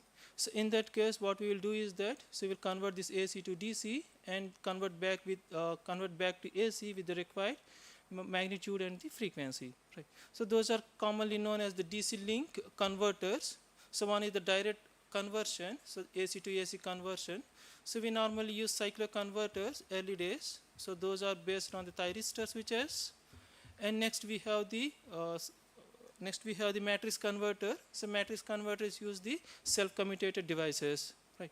So matrix converters having several drawbacks. So one common drawback is the switch means it will frequent short circuit in the output terminals, right? So that's why there is no much means compared to this DC link converters. These matrix converters are less used. So we are moving to the DC link converters. So one is the voltage source and the current source approach. So current source approach, again there are several options are there. One is the PWM based one or the line commutated inverter. So line commutated inverters, so they use the thyristor. So whereas the PWM current source inverter, they use the self-commutated devices. Right. So in case of voltage source inverter, so which is very popular, right? So it will be starting from the two-level inverter to the multi-level inverter, right? So we can increase their voltage rating and they can drastically increase their power ratings up to the 100 megawatt or even 200 megawatt range also.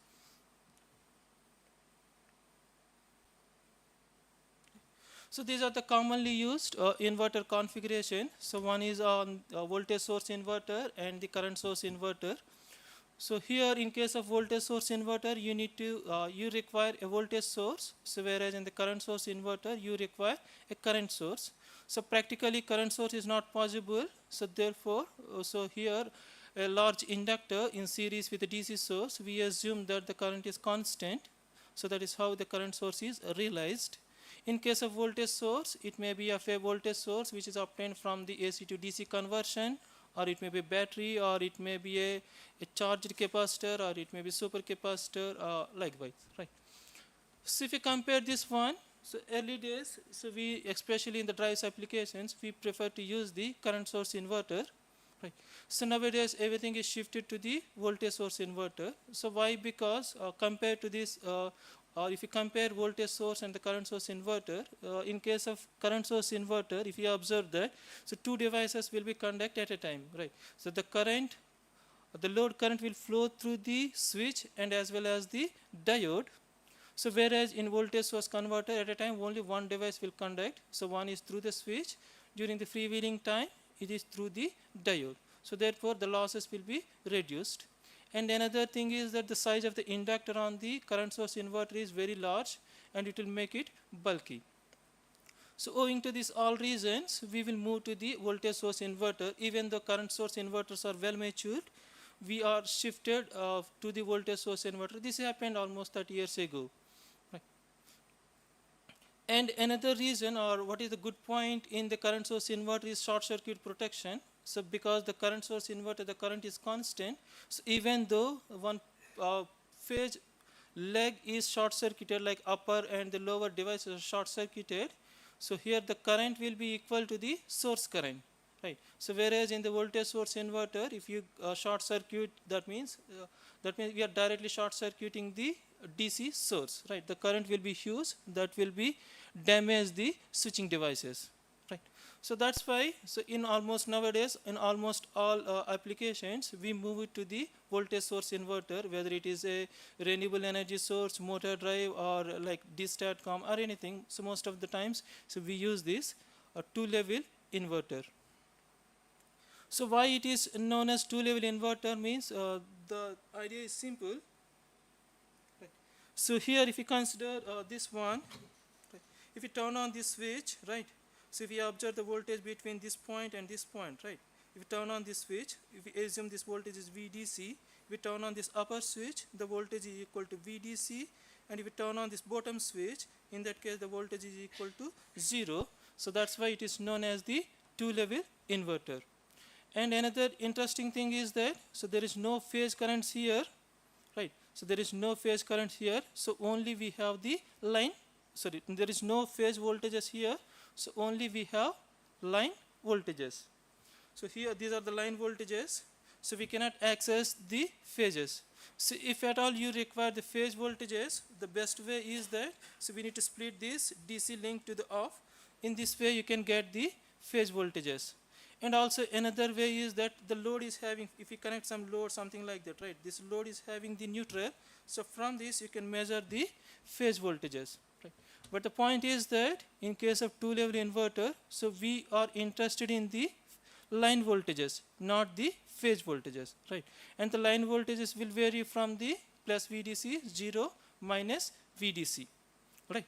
But it is known as the two-level inverter. But when you talk about the number of levels, so we usually talk about the, or we usually say number of levels in the phase voltage, not the line voltage. Understood? So you are familiar with this one. So the question is, if you want to go for the high power applications, like you know that, right? Nowadays the motors are, in case of electric vehicle, the motors is ranging from 350 kilowatt or something. If the current, the voltage is just 350 or something, right? The current will be in the order of 1000 amperes, right? The current in the machine or each device is supposed to carry 1000 amperes during the peak time, right? So in that case, so what we have to, the 1000 amperes devices are not readily available, so we need to connect the several switches in parallel, right? So the drawback with the parallel operation is that all the switches are supposed to be turned on at the same time, right? So how do you ensure that the turn off should be same time? How do you ensure that?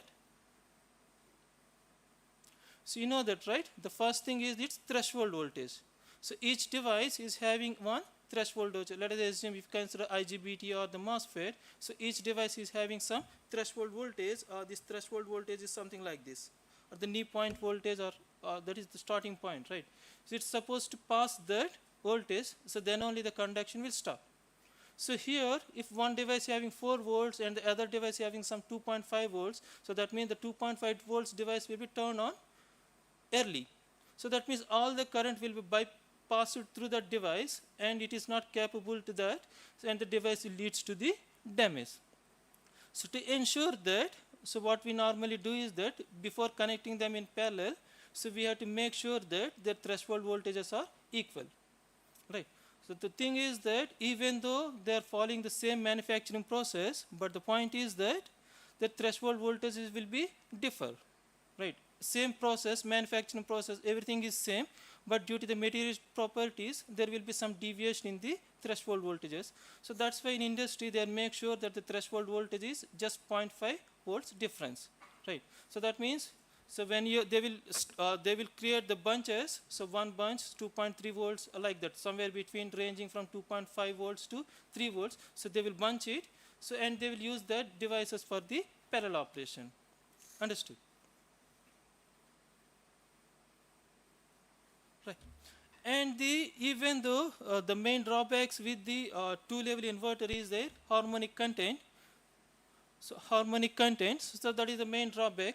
So normally if you are using a motor drive, you are expected that, or the motor drive motors are designed to take the sinusoidal input, right? So any deviation in the sinusoidal inputs, so that results in the torque pulsations or the speed fluctuations, right, or the power fluctuations. So therefore it is expecting a sinusoidal waveform. So therefore our main courtesy is to give a sinusoidal supply. Even though whatever you do inside that motor control, the basic thing, so you are supposed to do is that you need to feed a sinusoidal waveform to the motor. So that is essential, right? So whatever the logics you are doing to minimize the torque pulsations or the speed pulsations, the basic thing is that you are supposed to give a sinusoidal input, right?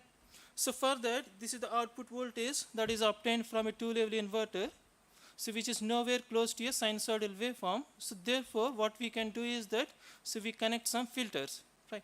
So normally LC filters, right? So this kind of LC filters is used, right? So this one L will be this one, where, or sometimes we also use the LCL filters or the LCLC filters. So LC filters, so LCL filters or LCLC filters, we are supposed to use this one to make the waveform more close to a sinusoidal waveform, right?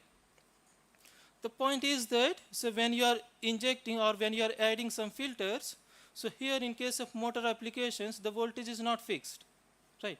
If you are using some, for example, you are operating at low speeds, the voltage magnitude is also low. But the filter design, maybe you are designed for at some rated value or something, right? So in that case, so there will be some deviation in the frequencies, right? So deviation in the frequencies, so that will also impact, right? So therefore, the design of filter is slightly complex, so but we can manage this one. So by connecting some LCL filter, by doing some the harmonic analysis, so we can easily, or some something like some resonance analysis, so we can easily design a filter for this. But the drawback is that, so as and when you are adding a filter, so that also includes the weight, and also it will impact the reliability. So one commonly affecting reliability is the capacitor. So capacitor, it is based on the electrolytic properties. After 1 year or 2 years, right, the chemical properties inside that capacitor, it will be altered. So therefore the resonant frequency may be deviated, or its actual capacitance may be deviated. So that gives you to the wrong tuning, or the tuning may not be at perfect level, right? And another thing is that, for example, if you choose, or how much resonant frequency you are supposed to choose is that, so in case you are operating this one at a carrier frequency of FCR, so that is the carrier frequency, so that you are chosen for some sign PWM technique. So in that case, so here this converter, if you are using some LC filter, so this one, so this is supposed to be 10 times less than that, right? For example, you are choosing 10 kilohertz. In that case, the resonant frequency is supposed to be 1 kilohertz. So by doing this, so these harmonics we can suppress by 100 times. So by doing this, so these harmonics we can suppress by 100 times, right? So that is the basic criteria. The point is that, so designing 1 kilohertz, means that if you are increasing the resonant frequency, the size of LC will be reduced. So meaning is that if you are designing LC for 1 kilohertz and 10 kilohertz, in that case 10 kilohertz having less the required less value of L and C, right? So that's why you are supposed to increase your switching frequency, right? So that's why you need to increase your carrier frequency so that you can also reduce your L and C values, right? But the drawback is that if you are increasing the switching frequency, that results into the losses. In case of inverter like DC-DC converters, we not use any resonant converters like zero current switching or the zero voltage switching. So that is not a good idea here, because size of the components or size of passive components will not implement those techniques in the inverters. So therefore, it will lead to the higher switching losses, right? And another thing is that, so how much DC value are unique required?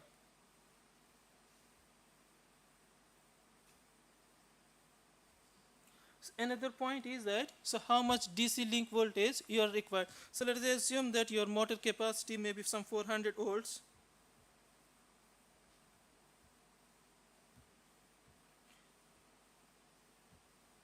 So let us assume that the motor capacity is 400 volts, so which is the line voltage RMS. So line voltage RMS value, right?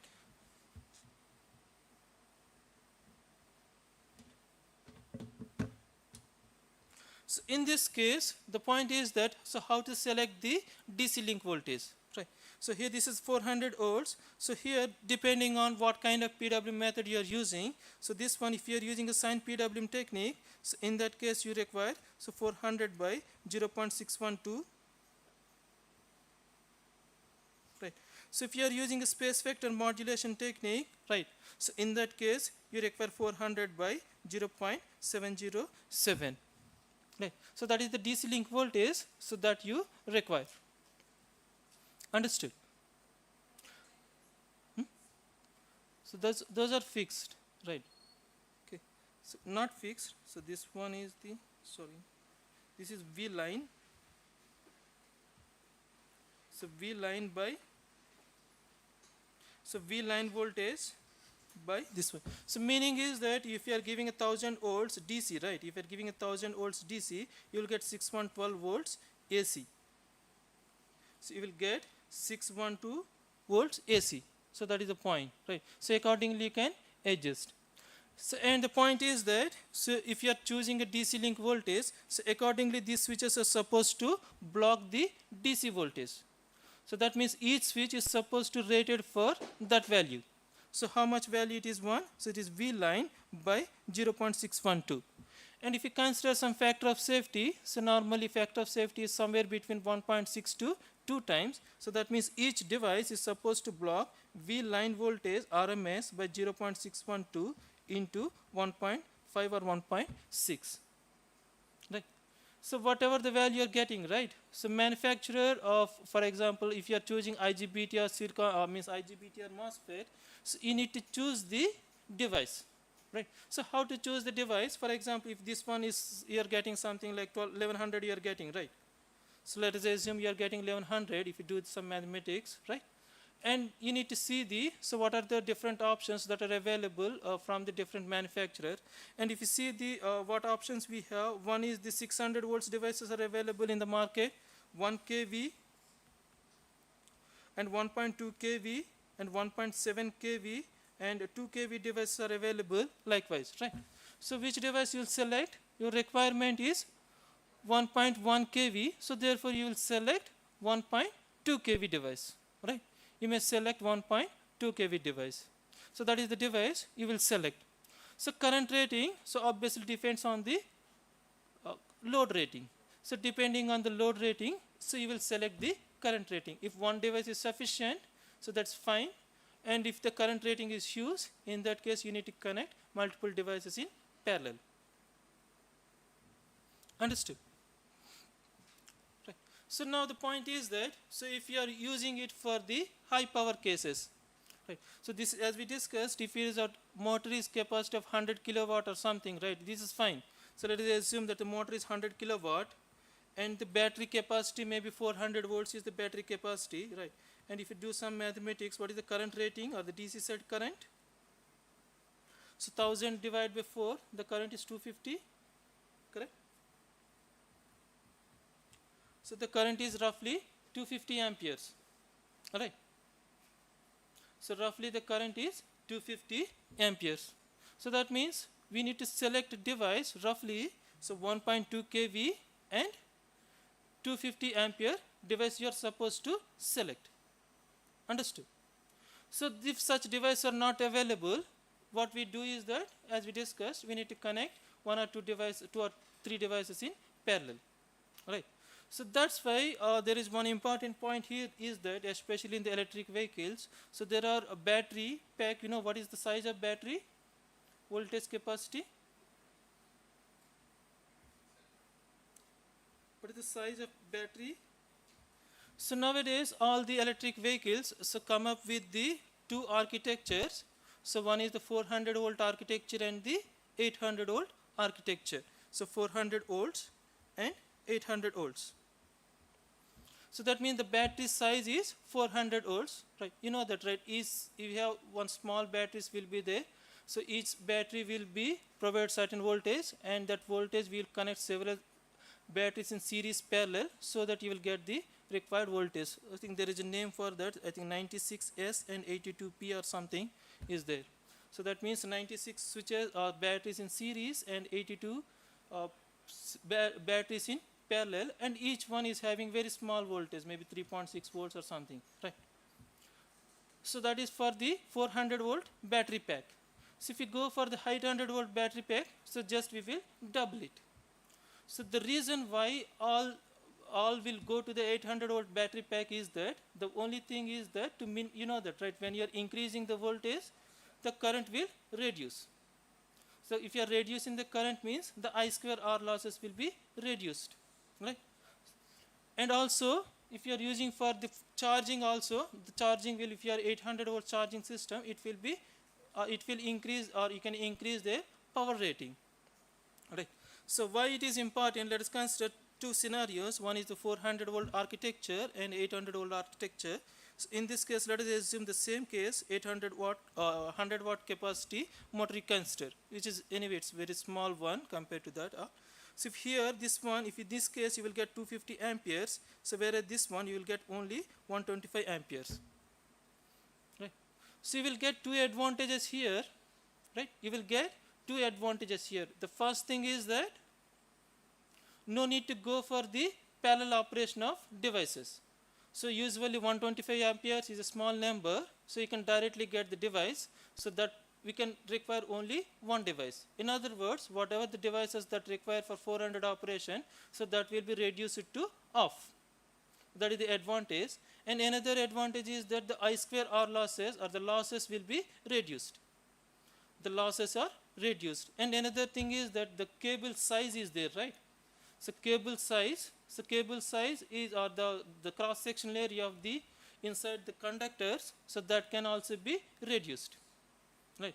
So only thing is that if you move for 400 to 800, you need to increase the creepage distance, right? 400, if you are keeping this much gap, maybe for 800 volts, you need to increase the slightly gap, you need to increase, right? You know that creepage and the clearance distances, so that you are supposed to increase. So that is the only thing you are supposed to do, right? So that's why for all the performance cars or the luxury cars, so they are moving to the 800 volts architecture. So another advantage is that the charging speeds, if it is 800 volts, so we can inject more current into that. So that means the chargers, so nowadays we have 350 kilowatt chargers are also available. So by using 350 kilowatt charger, if it is the capacity of 60 kilowatt battery pack, 60 kilowatt hour battery pack, maybe it will charge in 15 to 20 minutes, roughly, right? So charging time can be drastically reduced, right? Understood?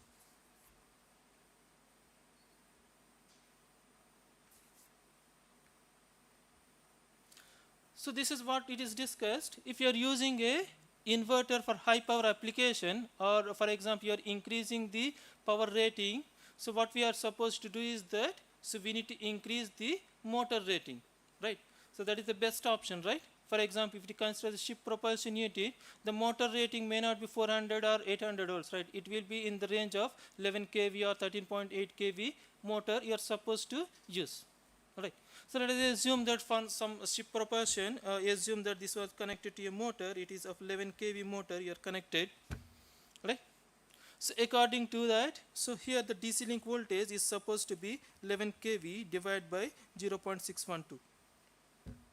So this is the voltage you are supposed to block by each device, right? So it is roughly very huge. I think you'll get somewhere around 18,000 volts. So 18,000 volts blocking devices are not available, right? 18,000 volts blocking devices are not available in the silicon range, right?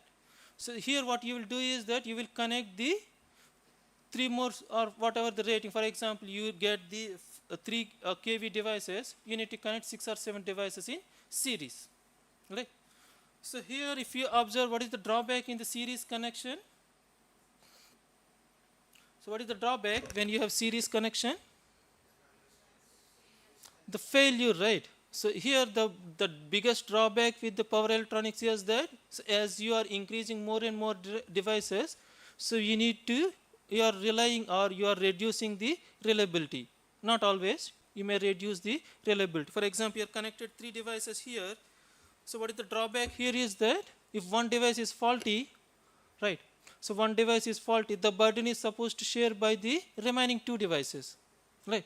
So that leads to the damage of remaining 2 devices as well. So therefore, normally what they do is that they will slightly add 1 or 2 devices extra. So they will increase 1 or 2 devices extra. Obviously it is a ship thing, right? So reliability is the biggest challenge for them. So they will not worry about the cost and all those things. They will add whatever they think, right? Whatever it will, maybe if they will add 10% or the 20% extra devices. And we have to make sure that the device is supposed to be.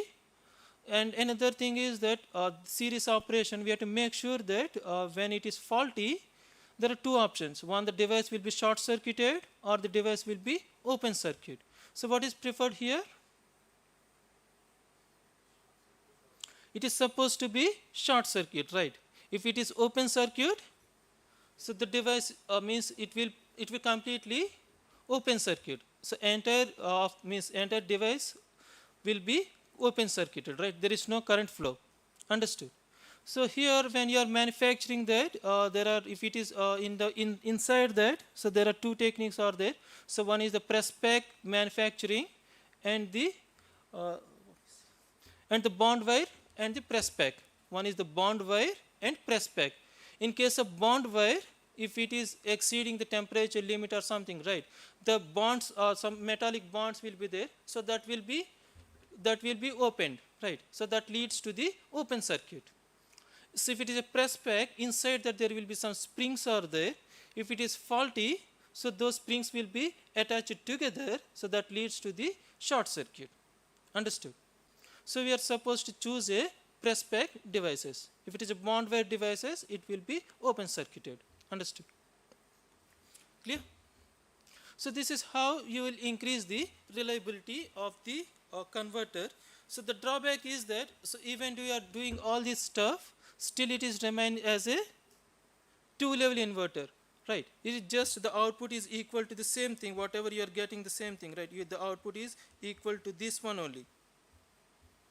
So the output is same like 2-level inverter only, right? So again, if the voltage rating is high, the filter rating is also supposed to match with that. The size of the filter, inductance, and the capacitance also it will be drastically increased. All right? And another thing is that I forgot to discuss. So as we discussed here, so nowadays, early days, we have the problem of the switching so this must you need to know, right? So here, so because of the invention of the wide band gap devices, this entire power electronic circuits are slightly changed, right? So earlier days, if you are using for high power cases, we are supposed to go for the multi-level inverters and all, right? But the drawback is that, so multi-level inverters will increase the cost significantly. So why we are, the main reason why we are going for multi-level inverter for the industry point of view is that, so non-availability of the switching devices, all right? And the thing is that if you see, these are the silicon-based devices, and when the manufacturers are like the Infineons, Wolfspeed, or the ST Microelectronics, they keep two things in focus. The first thing is that they will increase the current rating as much as possible, or they will focus on the current rating, and the other thing is that they focus on the voltage rating. So for example, if you consider the first device, the power diode, the current rating is, in the first case, if it is voltage 1, it is around 8400 volts, but the current is just 1200 amperes, right?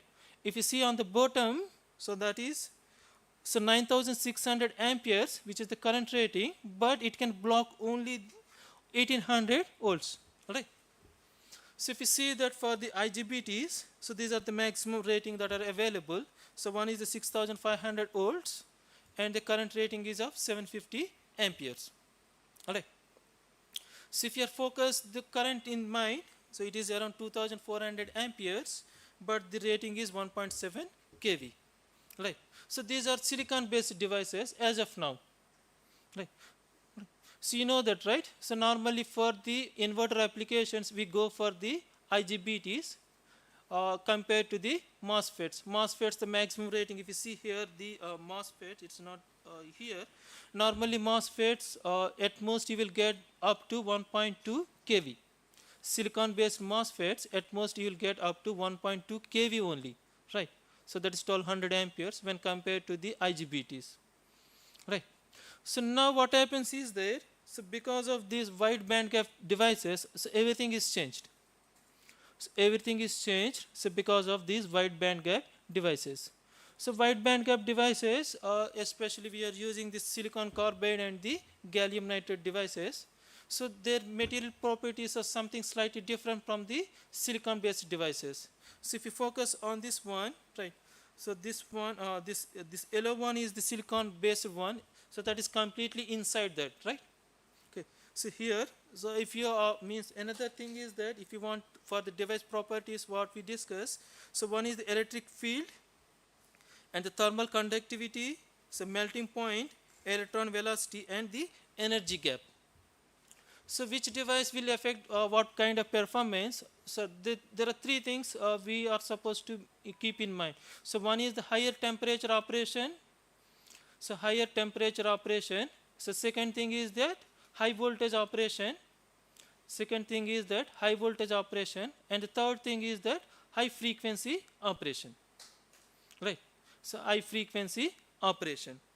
So if you observe that in case of these silicon carbide and the gallium nitride devices, so that will outperform the silicon based device, right? So in every aspect, so it is outperformed. So that's why these are very much popular. So, and if you observe that, or if you see the trends in the industry or industrial production, so these silicon carbide MOSFETs are available. Silicon carbide MOSFETs are available up to the range of 15 kilovolt. So if we had devices up to 15 kV devices are available. So that is silicon carbide MOSFETs. And similarly we have silicon carbide IGBTs are there. So even that is 25 kV and channel devices are also available. Right. So that means you can no need to go for connecting several devices in series parallel, right? One device is sufficient. Right. So that's why the industry is struggling, either they have to select the means either they are supposed to choose the multi-level inverter or the two-level inverters. Okay, all right. So that is the point. And another thing is that this gallium nitride devices or this GAN FET devices, so these are used for the high frequency applications but at the low voltages. So low voltage, high frequency applications, they are used in the less than 1 kV applications. We have a lot of applications like battery chargers for the mobiles. So we have mobile chargers. Early days we have only 5 watt chargers are there. So now we have 250 watt chargers are there. So that will typically charge your mobile. So within less than 5 minutes, means somewhere between 5 to 10 minutes, right? So that much power density. So now that have, and also they are using the GAN based devices, GAN fed devices, and the devices are extremely fast. So their devices are operating in the range of 2 megahertz. So that means in 1 second, the switch inside there that is on and off by 2 million times. So you can imagine the speed. So if the speed is high, in that case the magnetic circuit will be reduced. The magnetic circuit will be reduced, meaning is that, so that will make the circuit compact. Right? That means the power density is increased. All right. So that's why these things you need to know. So this is what it is summarized as silicon carbide devices are used for the high power applications like the electric vehicle drivetrain or the renewable energy integration and all. So whereas this GAN devices are used for the high frequency, low power applications, right, like mobile chargers and all. So this is what we discussed, or it is what we summarized here. So another interesting thing nowadays is that what kind of package we are using, right? So you know that, right? How many, if you observe any MOSFET or something, right? So how many terminals it have? So all are 3 terminals, right? So one is the gate, source, and the gate, source, and the drain. So there are 3 terminals, right? So now we have devices with 4 terminals. So that extra terminal, so which is known as the Kelvin sense pin. Right. So Kelvin sense pin. So why we are using that fourth terminal is as good as a source pin. So that means we have two sources are there. So here the point is that where we connect the firing pulse between gate and the source, right? So between gate and source we connect the firing pulse. So instead of connecting between gate and source, so what we do is that, so we'll connect this between the gate and the Kelvin sense pin. So this pin is especially designed to connect the firing pulse. So why we are connecting this one, and what are the advantages you will get this one, and for that you need to see this slide. Okay. So there are 2 scenarios here. So one is the 3-pin structure and the 4-pin structure. Right. So if you observe that the 3-pin structure, so here inside just immediately after down the MOSFET, you see some small inductance is there, right? So which is known as the parasitic inductance. So which is the one, so that plays a crucial role, especially during the turn on and turn off times. So this parasitic inductance, so with the parasitic capacitance of the MOSFETs, so that will form some resonance circuit, so that will provide the ringing effect. If the ringing will be during turn on, the ringing will be something like this. So if you are ringing, so the disadvantage is that sometimes it will exceed its threshold value and it may lead to the failure. So that is one thing. So, and another thing is that the switching will not be appropriate. The switching is not proper, right? We expect a sharp rising and falling edge of the pulses. So that if it is not happening, so that means we are having extra losses. Understood? So here, this one, if you are using this one, right? So this is also included in the gate driver circuit, right? So that means the gate pulses itself are distorted, right? So to avoid that, so inside that we will connect this one. So this is bypassed here. So that means this is not coming directly into the load path. Understood? So whatever the parasitic effect is there, right? So now we are reducing it. So that means we are giving a clean pulse to the MOSFET. We are giving a clean pulse to the MOSFET. And we can expect that we will also get the clean pulse from the output. Understood? Right. So what is the advantage here you will get is that, so this will drastically reduce the switching losses. So this blue one is the 3 level, and this is 3 pin, and this is 4 pin, and whereas this one is the 7 pin structure. So this is 7 pin structure. So there are multiple source pins are there. So we have one pin is for the gate, drain, and multiple source pins they usually there.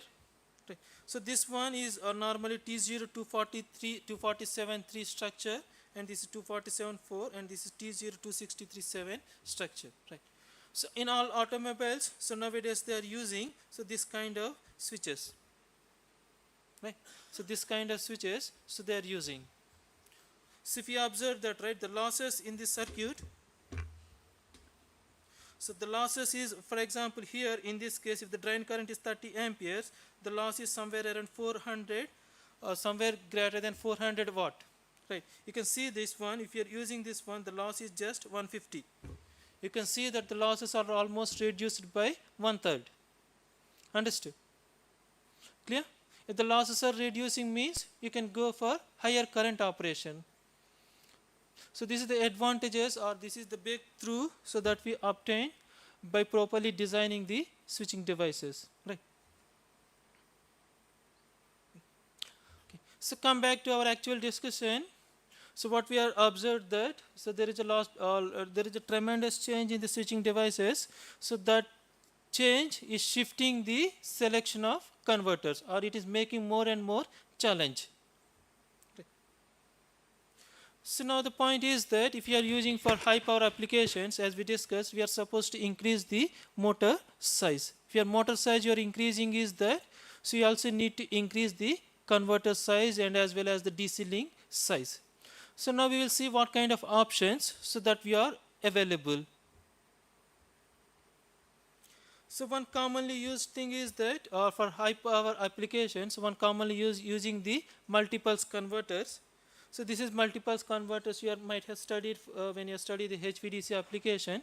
So two converters will connected in the series parallel or series are parallel, so that you will increase the current rating or the voltage rating.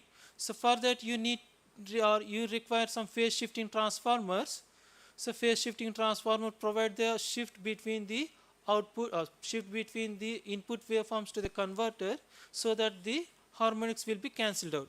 So meaning is that if this converter alone consists of 5th and 7th order harmonics, so if it is rotating in this direction, right, so whereas this consists of the 5th and 7th order harmonics, so where this rotates in the opposite direction, so if from the source point of view, right, so this 5th and 7th order harmonics will be cancelled out.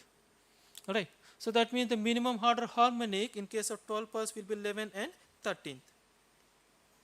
Similarly, if it is a 24 pulse converter or something, in that case you need to connect 4 things in or 4 converters in cascade or series, right? So in that case the minimum order harmonic is 23 and 25. And if you go on this one, this is used especially for the HVDC application. For HVDC they prefer the 48 pulse converters. For HVDC they prefer the 48 pulse converter. The only drawback is that, so in case of producing the phase shift, or how much phase shift you are supposed to maintain, here is that, so there is a one formula for that. So you need to maintain 360 degrees by n. So n is the pulse number. So meaning is that for 24 pulse you are supposed to maintain 360 by 24. So it is roughly, how much it is? 15 degrees, right? It's supposed to maintain 15 degrees here. So that means if this converter is operating at 0 angle, so this is 15 degrees and this is 30 degrees or 45 degrees. Or if you want more symmetry, it will be like this. If it is operated at 7.75 plus 7.75 degrees, and this is 22.5 degrees, and this is minus 7.5 degrees, and this is 22.5 degrees, if you require a symmetry. Understood? The drawback is that you require a complex phase shifting transformer. So normally if you are 30 degrees phase shift, so which is provided by zigzag and star delta transformer. If it is other than 30, like 15 degrees or 20 degrees or something, right? So in that case you are supposed to use a zigzag or the polygon special type of transformers. So you need to have some special design that. So the drawback here is that, so when you are including a transformer means you are adding weight, right? You are increasing the weight, and also transformers, these are directly connected to the converters. So converter having some DC offset, if you directly feed a DC offset to the transformer, the transformer magnetic circuit or the magnetic core may be saturated. In other words, the magnetizing current will be increased so that it will increase the no load losses. Not no load, maybe it will increase the losses or magnetizing losses. Right. So that's why, so this is not a good approach nowadays. So there are other options, that is using of the multi-level inverters. So this is how the multi-level inverter concept is seen. You might have studied this one. So if you observe that the first one is the first one, so you have one DC source is there, and there are 2 points are there. This is the point A, and this point is 0. So one switch is toggling between A and 0. So let us assume that the point, or we are measuring the voltage across VA and 0, right? So if that switch is touching the A point, right? So what is the voltage across these two? So which is this equal to this VDC, and if switch is touching the 0 point, or this if it switch is something like this, right? So if this measure voltage between this A and 0, it will be 0. So that means you are getting two levels with this one. So this one is VDC voltage, right? And you are also getting the 0 voltage here. Understood?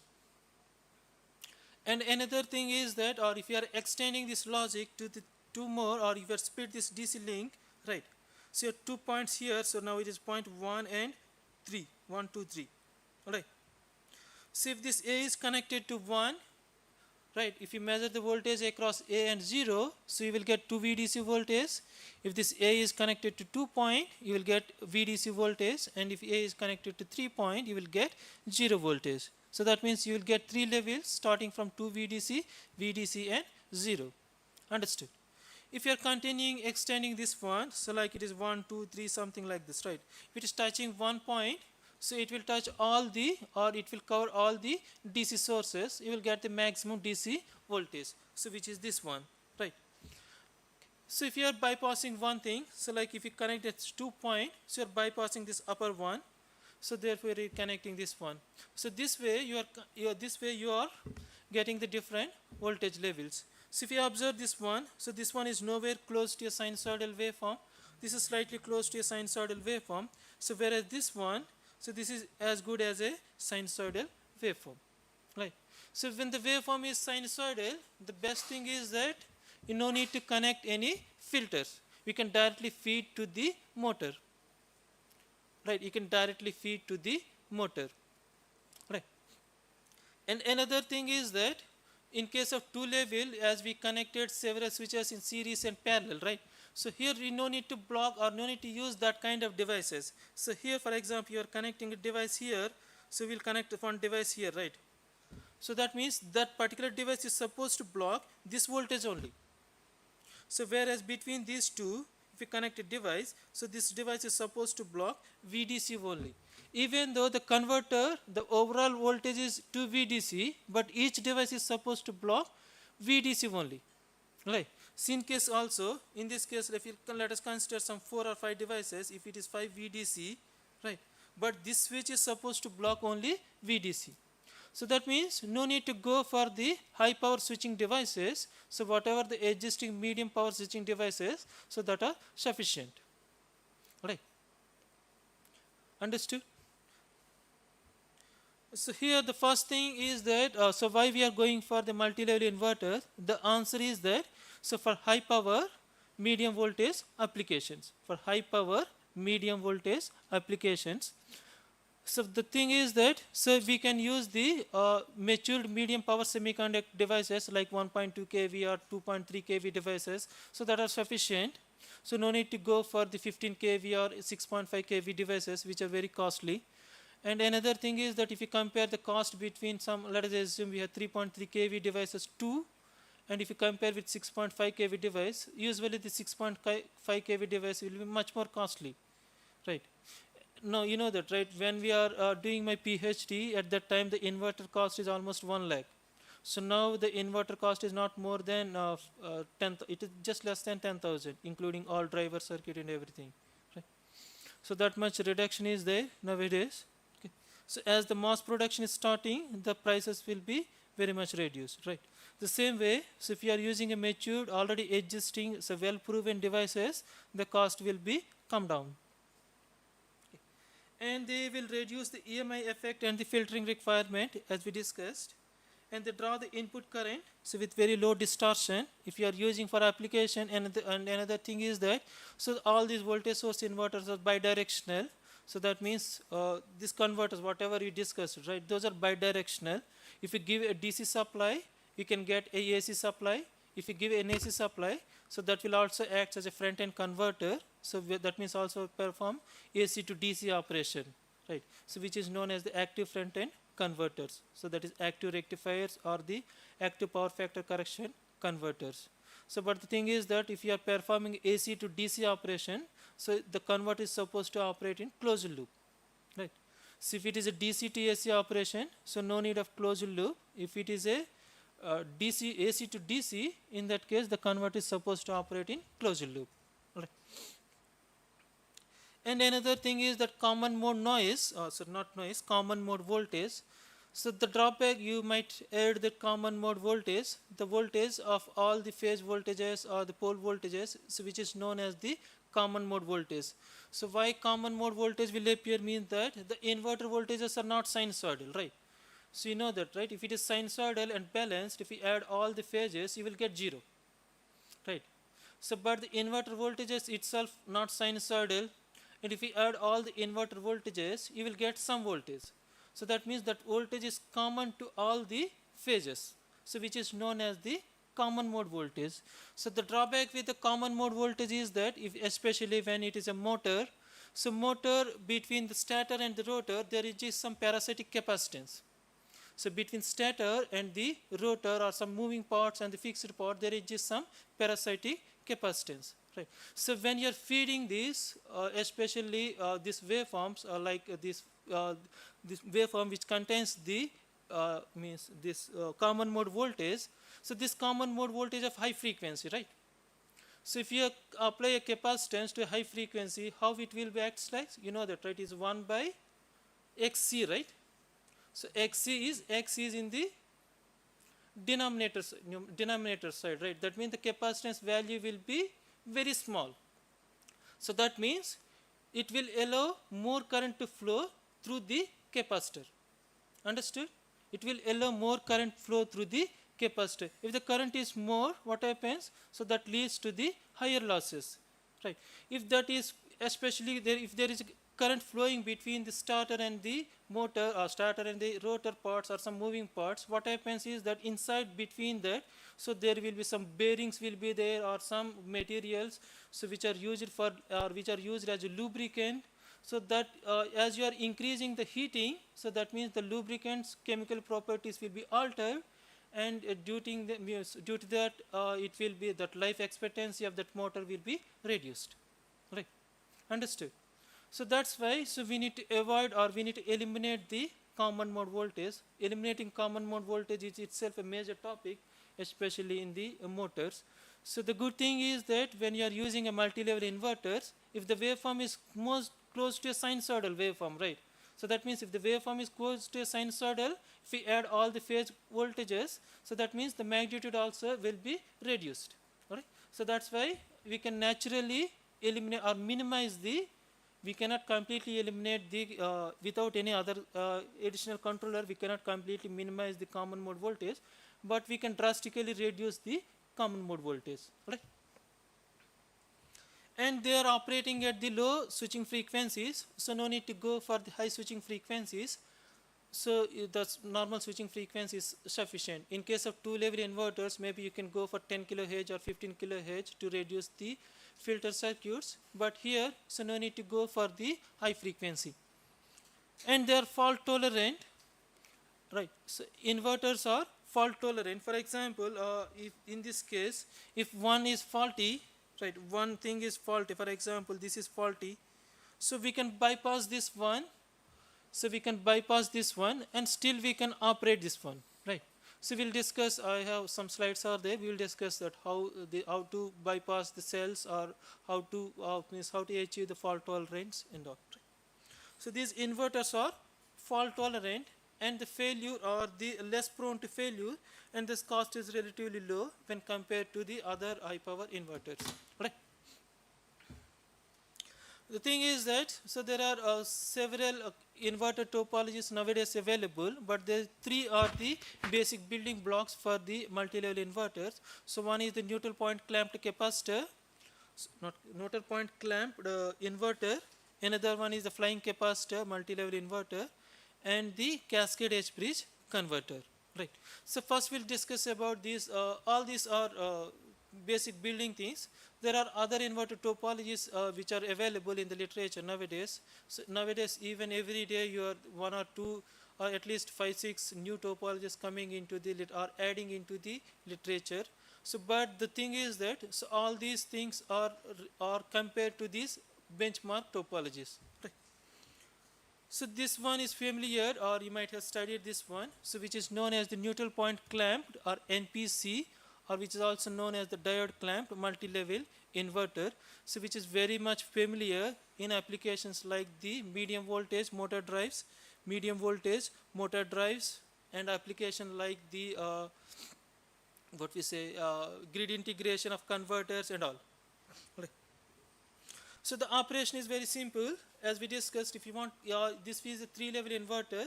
So 3-level inverter means you must require 2 DC sources, and we need to access the midpoint of that DC sources. So you have 2 DC sources which are available here, and these are 4 switches which are connected, S1, S2, and S3, S4. And the point is that this S1 and S3 are complementary. S1 and S3 are complementary. That means these two are complementary here, and these two are complementary here. Right. So meaning is that, so when S1 is on, so that is S3 is off. Right. So both, so at a time both will be off, that is allowed, but at a time both will not be, or both should not be on. Understood? The operation is simple, and another thing is that this diode is there, right? So which is known as the clamping diode, and this clamping diode, so we are accessing this neutral point.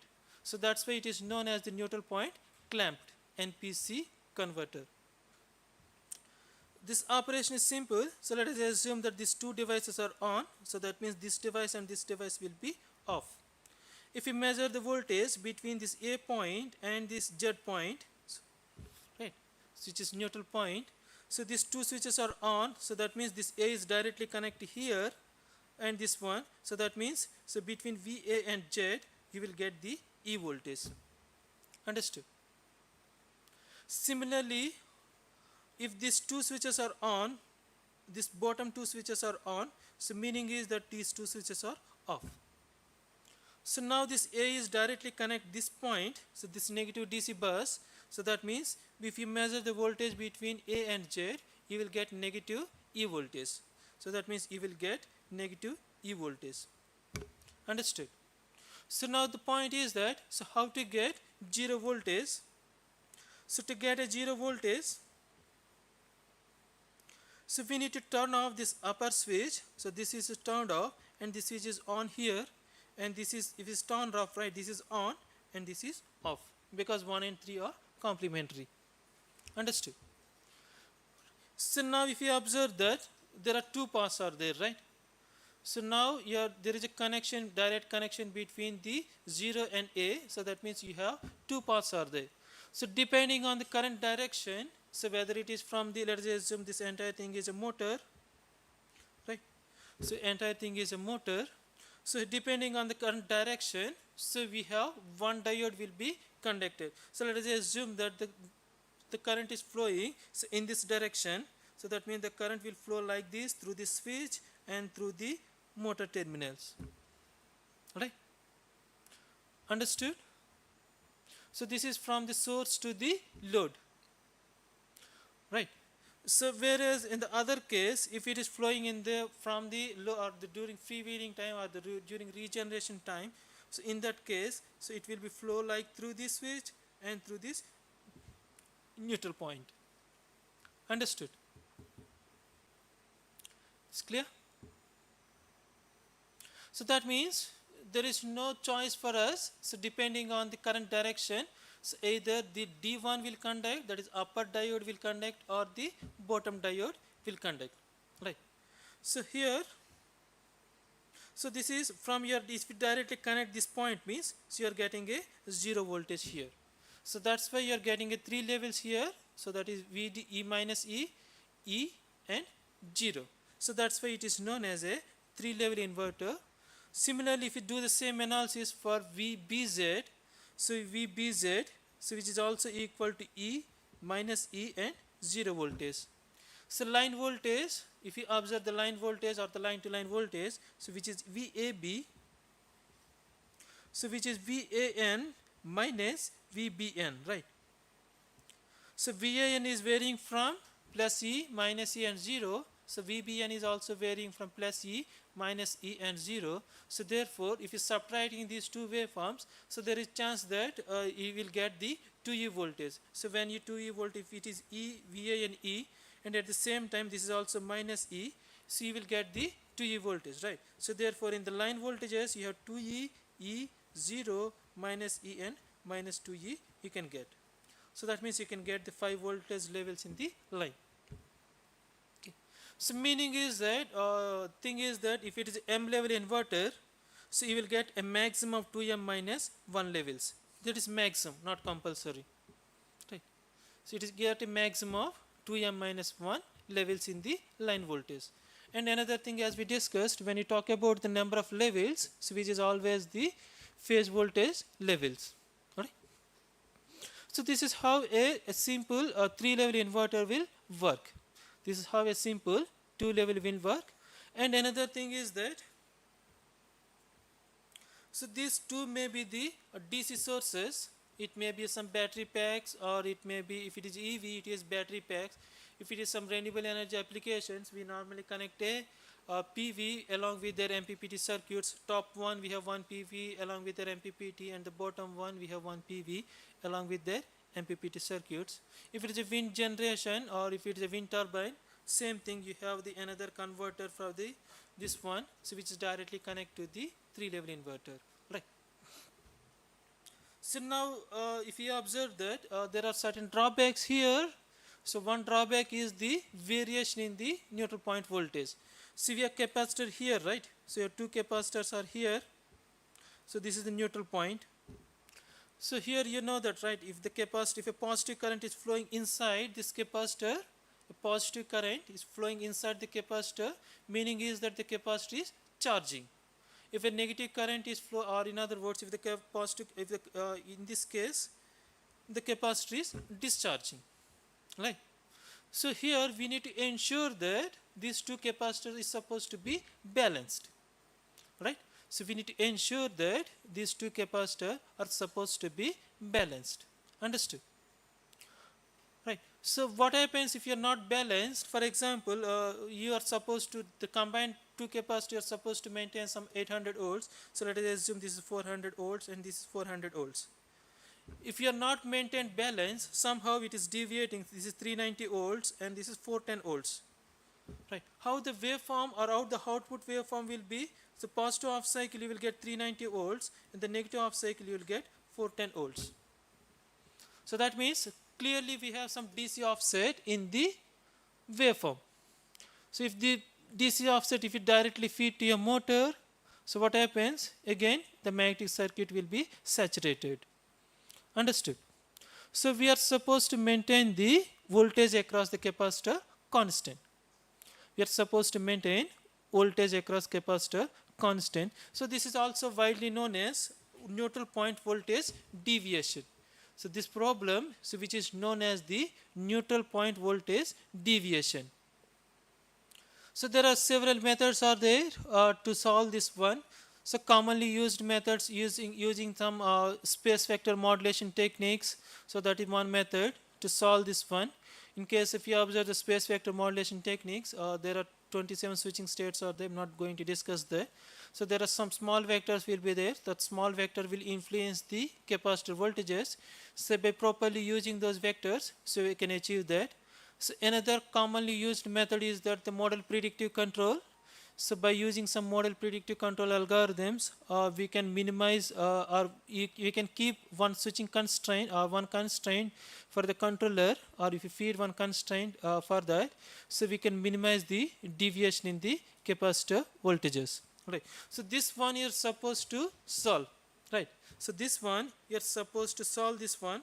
So otherwise, there will be large deviation in the capacitor voltages. If the capacitor voltages are deviated, so the entire operation will be disturbed.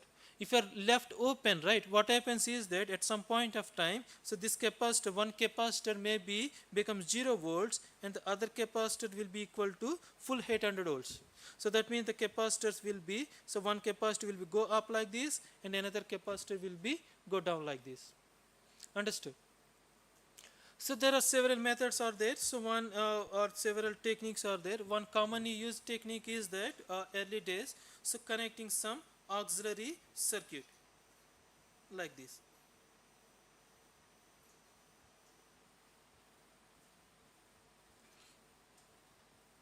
Right. So we'll connect some auxiliary circuit to this one, so which is known as the 2-quadrant chopper here or 2-quadrant DC-DC converter here. So we connect some additional circuit to this one. So the objective is to balance the two capacitor voltages. Right. So let us assume that this top capacitor is excess charge. Let us assume this is charged to 450 volts. Right. So obviously, so this is supposed to be 350 volts. Right. So in both capacitors, your objective is to maintain 400 volts. So somehow one capacitor is excess charged. So what we will do is that, so we'll turn on this switch. So if we observe that one capacitor is exceeding the 400 volts limit, we'll turn on this upper switch. Right. So as you turn on this upper switch, this is chopper circuit. So it will charge this inductor. Right. Some energy will store inside this inductor. So now the point is that, so how long you will turn on? Until this capacitor voltage is reduced to 400 volts. Alright.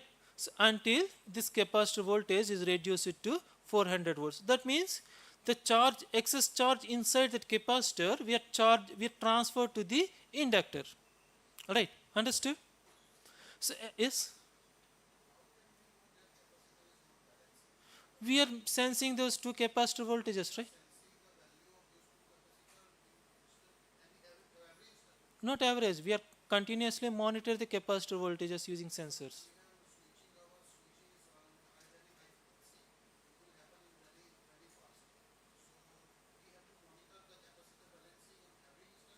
Every instant. Every instant we need to measure. We need to sense both capacitor voltages. Right? So now what happens is that whatever the excess energy in the capacitors, so we transfer to the inductor. Right? And now what we will do is that we will turn off the upper switch. So this switch we will turn off. Right? And we will turn on the bottom switch. Right? So you know that the inductor current will not allow the sudden change in the current direction. Right? So now the inductor current will flow like this in the same direction, but through this capacitor. Right. Now the capacitor voltage is recovered.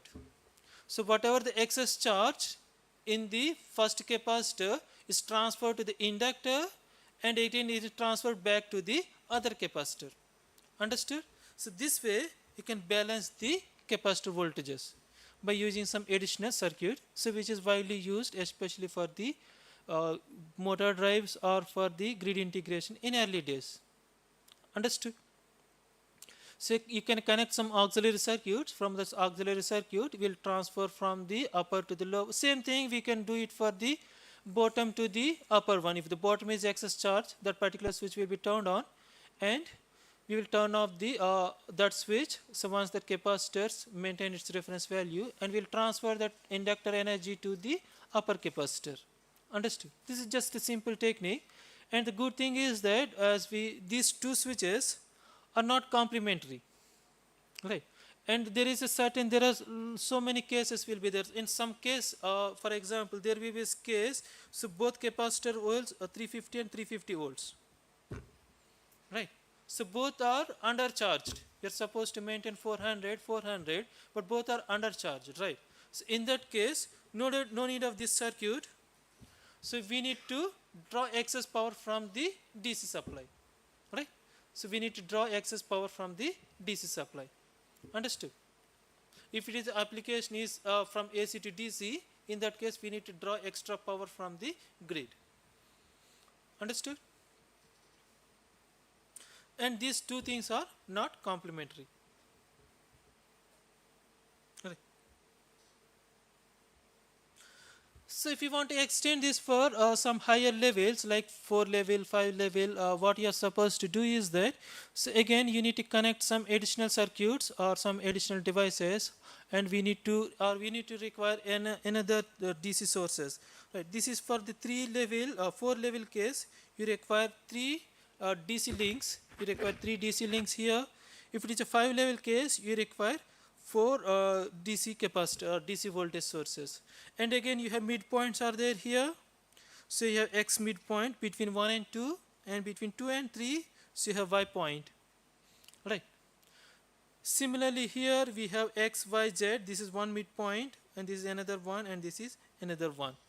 So you need to access this one, as we discussed it through the diodes. We need to access this one. So this one, this is X, this is how it is accessed through this diode, which is connected between these two. So whereas this one, so it is connected between these two. Okay. So now we made, by using this clamping diodes, we can access the X point. Similarly, we can access the Y point. Understood? And another thing is that there is one thing, if you see this one, right, this is slightly different, D1 dash into 2. So here there is an asymmetry, especially in the clamping or this device rating. For example, this D1 device, so which is connected between this point and this point, right? So this D1 device, so which is connected between these two red lines, right? Understood? So if you turn on, or if you are observe this blocking voltage, or how much voltage is supposed to block, so which is supposed to block this E voltage. Indirectly it is connected between across E voltage, right? So that means the device is supposed to rate for E voltage only. So whereas this one, if you observe this device, right, this is connected between these 2 points. Now how much voltage is supposed to block? So this voltage and as well as this voltage, it's supposed to block 2 E voltage. So that's why it is written as D dash into 2. So that means 2 devices, so which are supposed to in series of same rating. If E rating devices, you are supposed to connect 2 in series. Understood? So this is one of the things, so you need to keep in mind when you are designing a diode clamped inverter. Right? We cannot have, if diode means you are supposed to connect 2 diodes in series, or the double rating diode, or we need to connect a double rating diode. The same thing here also, you can see this one, right? So this is S2 here, S1, yeah, so this D1 here, and this is D1 into 3.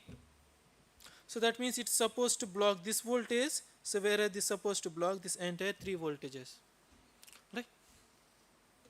Understood? So this is, if you observe that this is actually a drawback, right? This is actually a drawback. When you are observing and you are moving from the 3 level to 4 level and 4 level to 5 level, the structure, if you see that, it is not at all modular.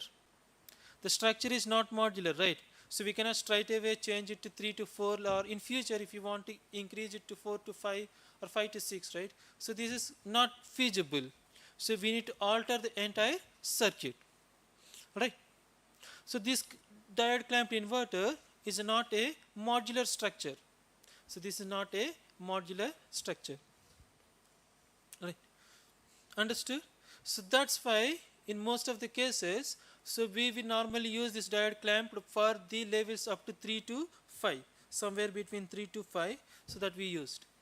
There is a drawback here. When you are increasing the number of levels, we need to connect so many devices, so many diodes in. You need to add so many clamping diodes, and also, for example, also the capacitor voltage also deviates, right? If you have 2 capacitors are there, that's fine, right? If you have 4 capacitors are there, in that case, you need to maintain all these capacitor voltages in fixed values. So that is even more complex, right? Understood? So that's why we'll not move to this one, or these are the drawbacks here. So that's why we normally restrict ourselves to 3 level, 4 level, or at max 5 level, not beyond that.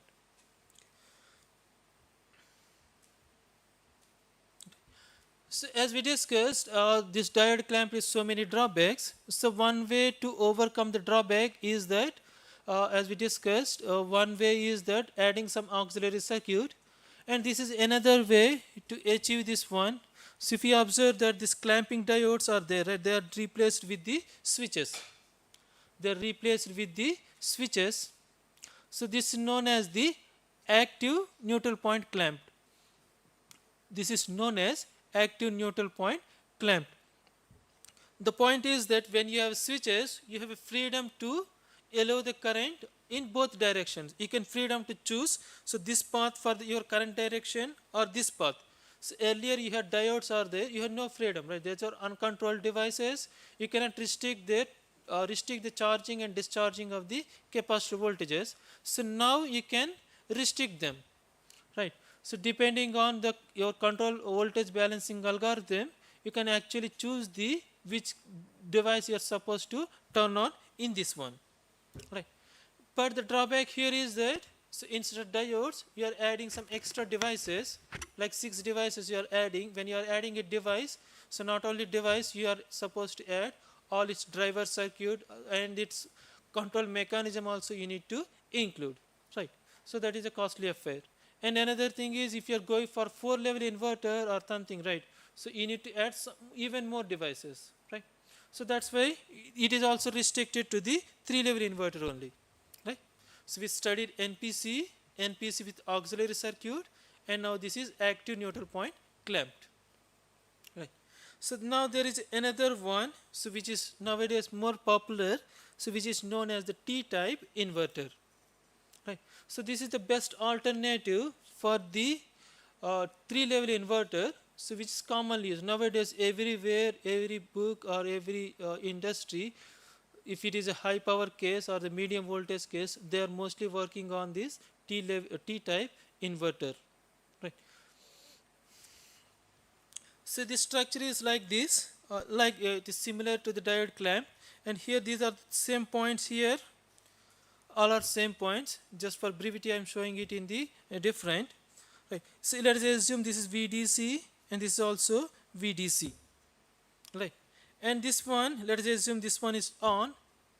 Okay. And obviously this is complementary here. And if you measure the voltage between this A point and this O point, if you measure the voltage across these 2 points, so how much voltage you will get? How much voltage you will get? VDC, right? Similarly, if the bottom one is on, you will get this minus VDC, alright? And if you want this one, or if you want 0 level, right, so you need to use this switch, right? So you need to rely on this switch to get the 0 voltage. So if you observe that this switch, so this is actually known as the 4-quadrant switch.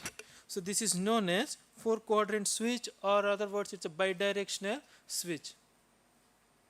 So which is known as the 4-quadrant or the bidirectional switch. So this kind of switches are commonly used in the matrix converter. So these switches are commonly used in the matrix converter and the AC voltage regulations. So here, why it is known as 4-quadrant converter? For example, this one, how many quadrant of operation it has? How many quadrants it can work? 2 quadrants, right? This switch can block the voltage in one direction. This switch can block the voltage in one direction, but it will allow the current in both direction. If you have a freewheeling diode, so it is a 2-quadrant switch. If it is no freewheeling diode, it is just a 1-quadrant switch. So that means it will allow the current in this through the switch or through the diode. Alright. That's why it is known as a 2-quadrant switch. So whereas here, this is the anti-series connection of these switches. So this switch can block the voltage in both directions and also allow the current in both directions. One through the switch and the other diode, and the switch and through the other diode. Right. These two or these two. Right. so which is known as the 4-quadrant switch, right? And if you observe that, if when you are anti-series, like there are two possibilities are there. One is the common collector and the common emitter configuration, or the common drain or the common source configuration in case of MOSFET. So what kind of configuration is that? Common emitter or the common collector? Common emitter configuration, right? So this is common emitter configuration. So why we are using this common emitter? So you know that, right, where the firing pulse is connected between the gate and the emitter, right? So between gate and emitter we will connect the firing pulse, right? So if you are using a common collector configuration, right, so that means common collector means, so the collectors are connected together, right? So that means you need to have a 2 gate driver circuits, right? So with this configuration, 1 gate driver circuit is sufficient, right? With your common emitter configuration, so 1 gate driver circuit is sufficient. So this also can be done in the other alternative way, like you have one switch here in the middle, surrounded by some diodes.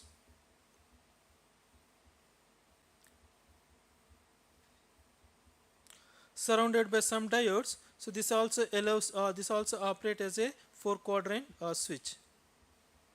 Right. Understood? Okay. So this one is commonly used topologies. So this one is widely used in topology, especially for the renewable energy source, motor drives, and for the battery chargers, especially battery chargers of 350 kV kilowatt rating. So they are using this kind of converters, and directly modules are available. So this entire thing is in one module, right? This entire thing is in one module. So modules are something like this.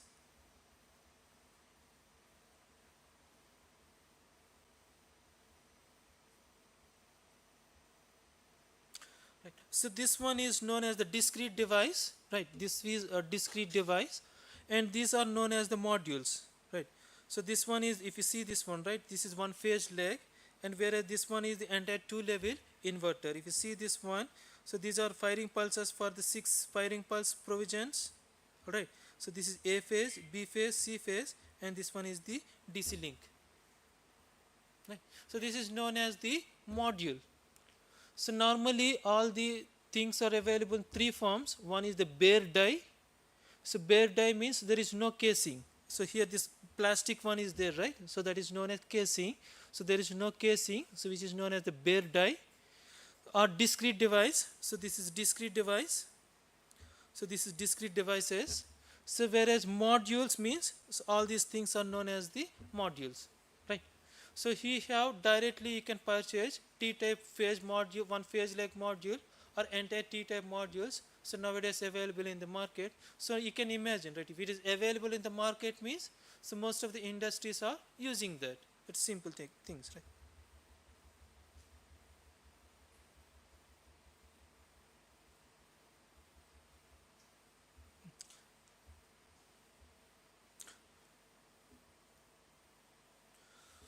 Alright. So this is commonly used and the best alternative for the diode clamp and the active neutral point clamp, right? So why it is alternative? So you can see that the number of switches are less, and the gate driver requirement is also less, and it will also reduce the conduction periods. So earlier 2 devices are there on the top, 2 on the bottom, so now you have only 1 device. And the thing is that, so this device, how much voltage is supposed to block? How much voltage is supposed to block? If both are same, how much voltage is supposed to block? 2 VDC, right? So this device is supposed to block 2 VDC. So this device is also supposed to block 2 VDC. How to calculate the blocking voltages? That is simple thing.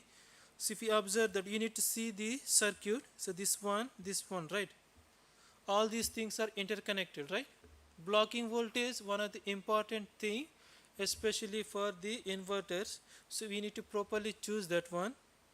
Okay, so if you see that, for example, if you want to calculate the blocking voltage for this device, if this device is conducting and this device is off, right? If this device is conducting means this point is connected here, right? And this device is off means this point is connected here. So how much voltage this is supposed to block? 2 VDC, that's all. Alright.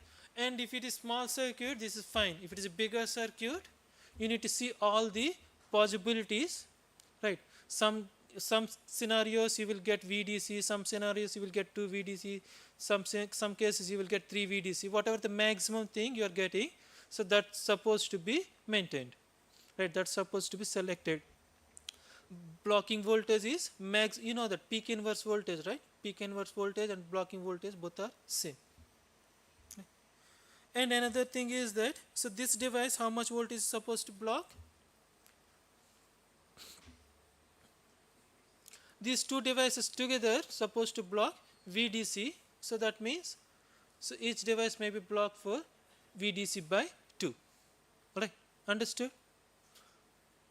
So that's why, so this is slightly, means better, not slightly, so it is a better alternative for the diode clamp. So next one, so which is commonly used nowadays in the electric vehicle drivetrain, so which is cascade H-bridge inverter, right? So this is especially used for the high power motors, so maybe exceeding 1 megawatt, 2 megawatt electric drives, so which is exceeding very high, 1 or 2 megawatt range. So this kind of converters are preferred. So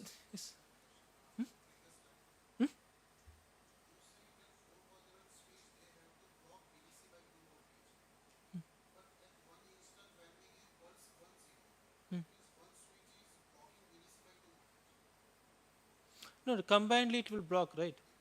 These two switches will conduct together, right? This is series connection.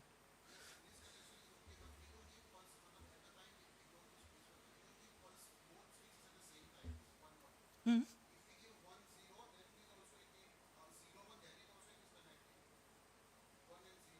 You will give a common pulse right here.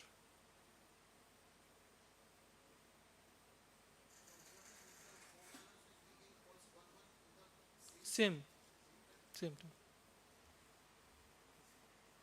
Right. So we'll quickly complete this one.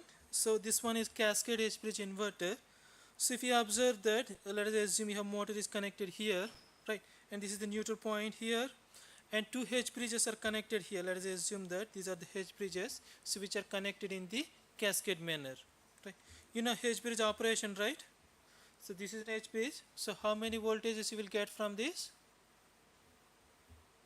How many voltages you will get from this? So E voltage 0 minus E. How to get E voltage? If you turn on these two switches, you will get E voltage, right? If you turn on these two switches, you will get minus E. How to get 0?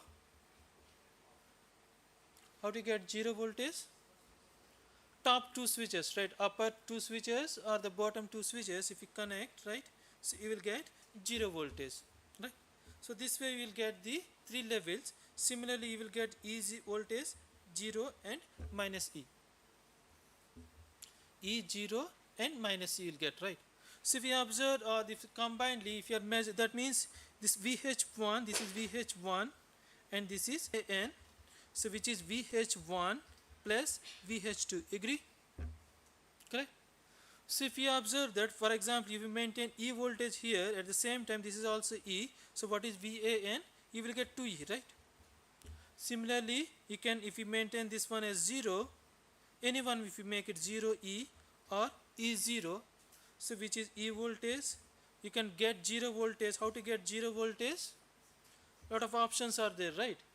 So 0 voltage, this is 0, 0. That is one option. Again in 0, you can turn on these two switches, get 0, or turn on these two switches, get 0.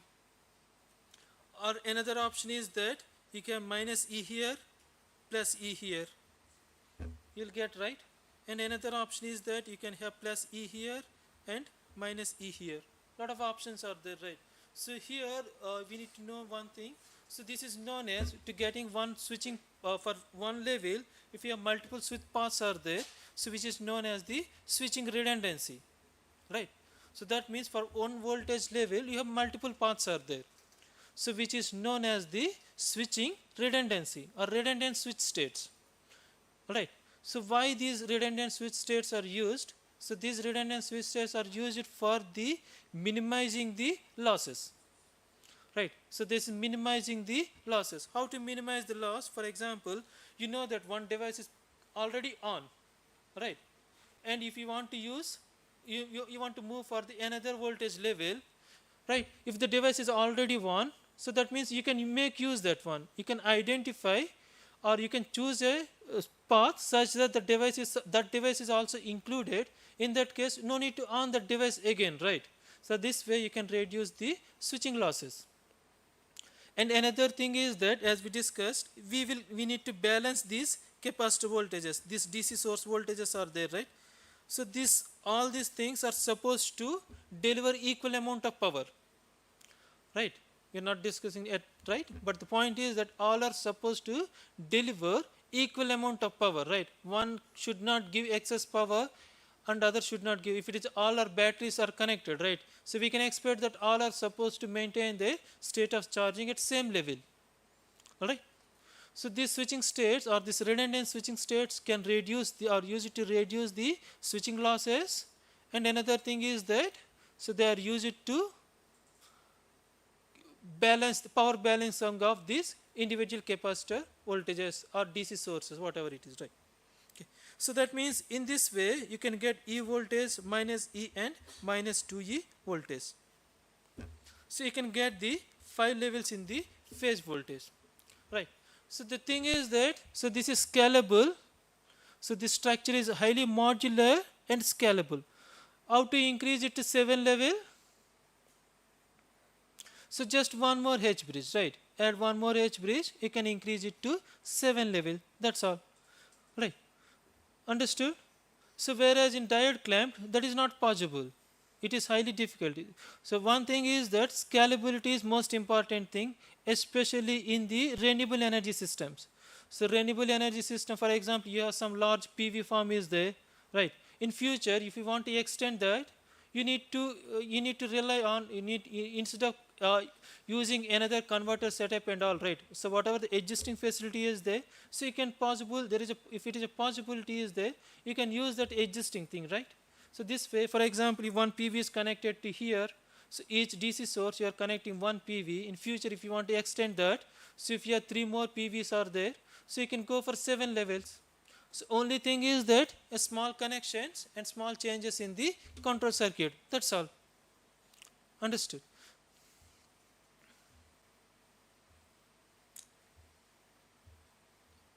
Clear? So this is known as the cascade H bridge inverters, right? So here we require isolated DC source. That means this source and this source should not interact each other directly. So you need to have a isolated DC source. So depending on application, if it is application like a STATCOM, so we have a capacitors in case of STATCOM. If it is an energy storage device or energy storage system, so all are equipped with the energy storages like batteries, right? If it is a motor drive, so what else, what you require? If it is electric vehicle, so you need to have a batteries, right? So normally 2 level you require only one battery pack, and here what is advantage here is that, right. So let us assume that this one is a will break. You'll take a break. Okay, we'll take a break for 10 minutes. Right. We'll take a break for 10 minutes and we'll continue.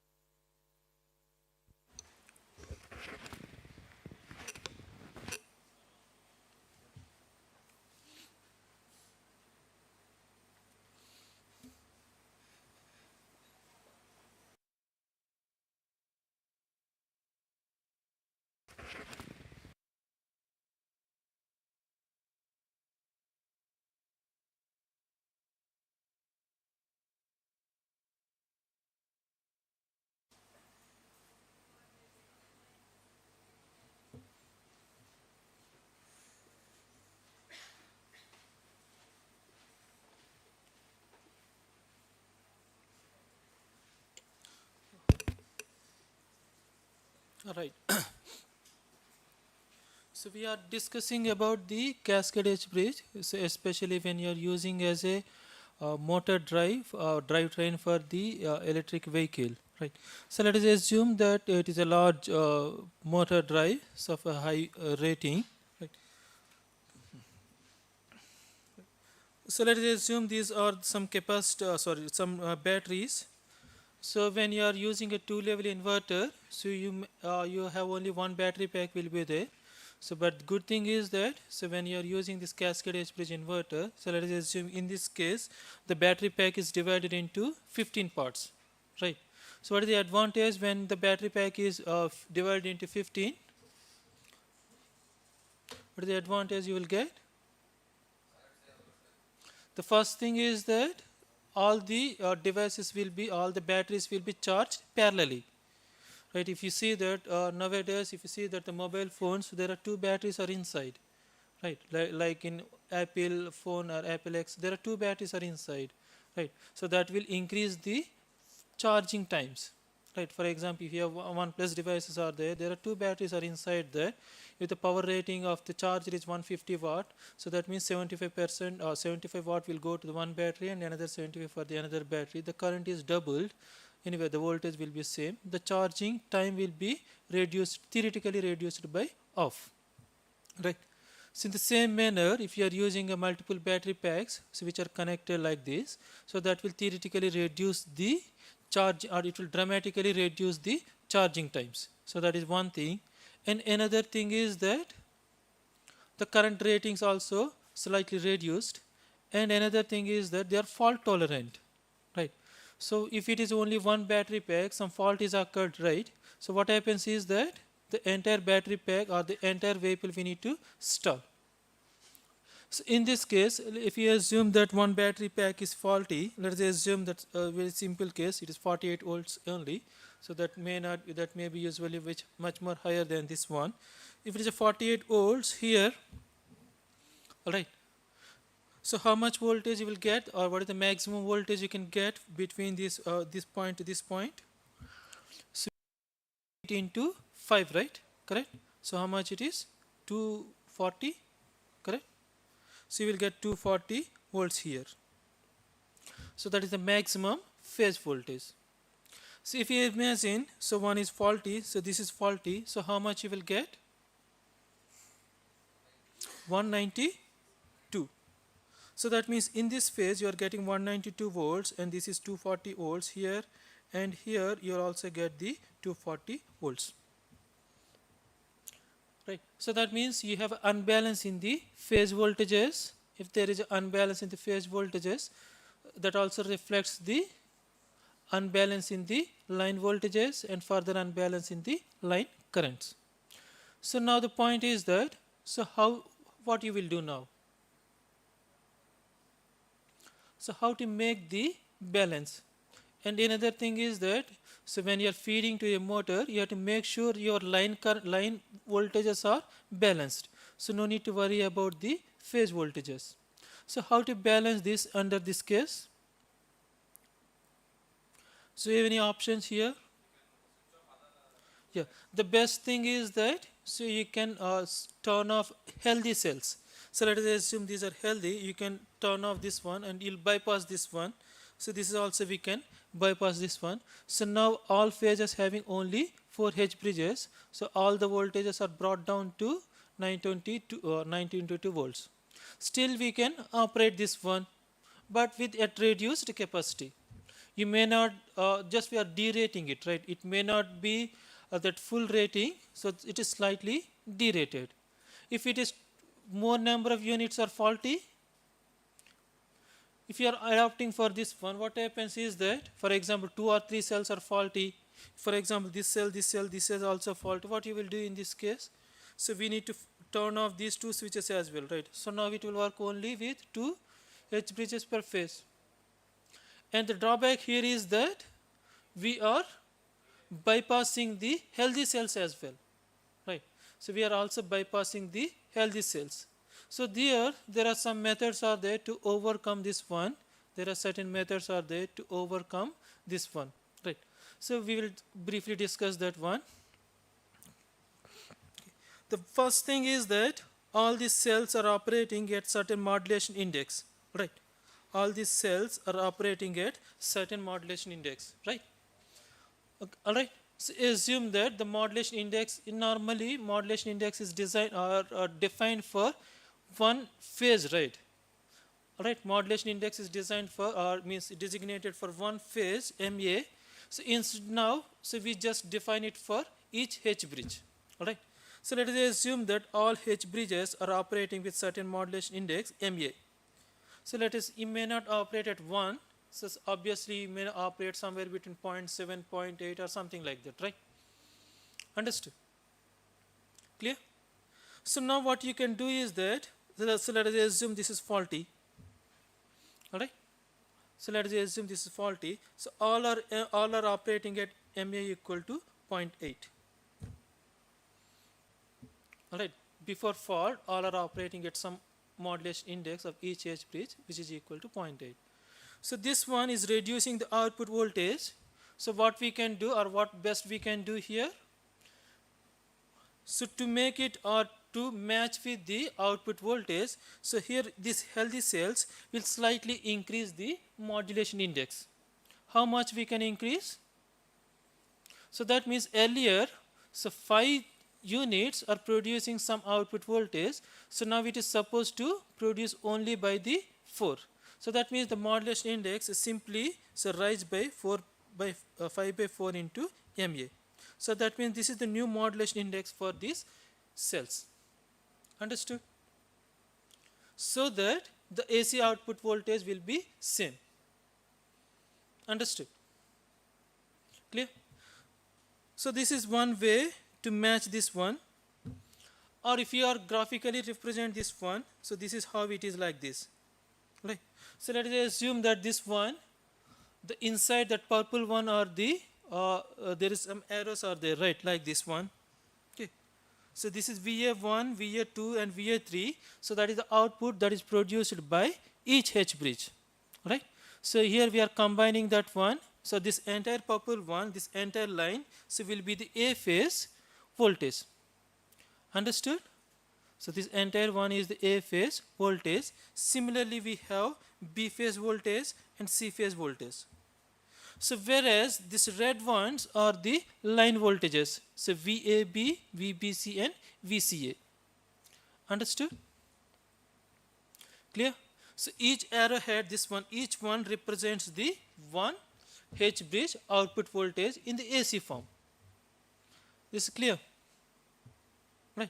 So this is how we will represent in case of a cascade H bridge. Normally how it if you want some fault tolerant operation other than the 2-level inverter, so this is the things we are supposed to do. Right. So now we observed that one is faulty. Right. So what we did is that, so we'll slightly, if you see this black one, especially this A phase, and this length, if you observe this length here, see that it is slightly increased, right? So why it is increased? So we increased the modulation index. Right. So earlier it is MA, so now it is 5 by 4 into MA. Alright. So now the performance is remains same only from the line voltage point of view. Alright. So what is the drawback here? What is the drawback here?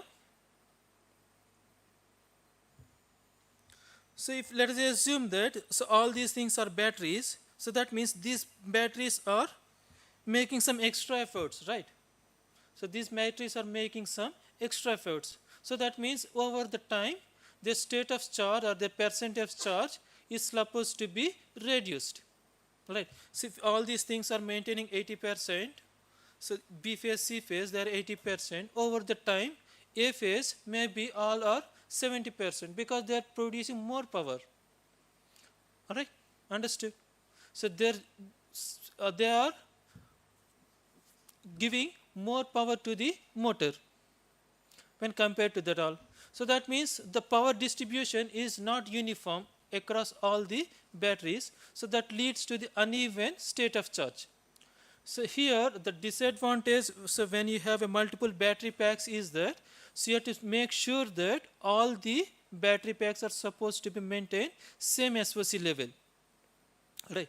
So that's why they normally say that you cannot mix the old batteries with the new one. So what happens if you mix with old with new one? Their internal resistance may be differ. The new one also supposed to draw more currents, right? The resistance will be impacted, and over the time, their time means the lifespan will be reduced. And another thing is that especially these kind of things, so we have different charging algorithms will be there, like based on your state of charge. So let us assume that normally we have two different charging methods are there. So one is the constant current charging and constant voltage charging. So generally constant current charging is the most faster one when compared to the constant voltage charging. So that means we have charging algorithms between 0 to 100%. You can also see in your mobile. So if it is when the battery is completely empty, so the charging is done at a faster rate. Maybe once it hit the 80%, so it will slow down the charge, right? From 90 to 100%, it will take even more time, right? So 0 to 80 of the scale is not linear. So that means the charging algorithm is not linear, right? So if you have different SOCs, it is difficult to maintain a same charging algorithm through all the cells, right? So that is the one of the disadvantage for the charging point of view. And another one is that if they are drawing excess power means they will be heated up and the reliability will be less. If it is one unit is faulty, that is fine. If your two more units are faulty, power module, it will go to the overmodulation, right? It will move to the overmodulation. If it is overmodulation, whatever the linear property of the converter, so that will be lost.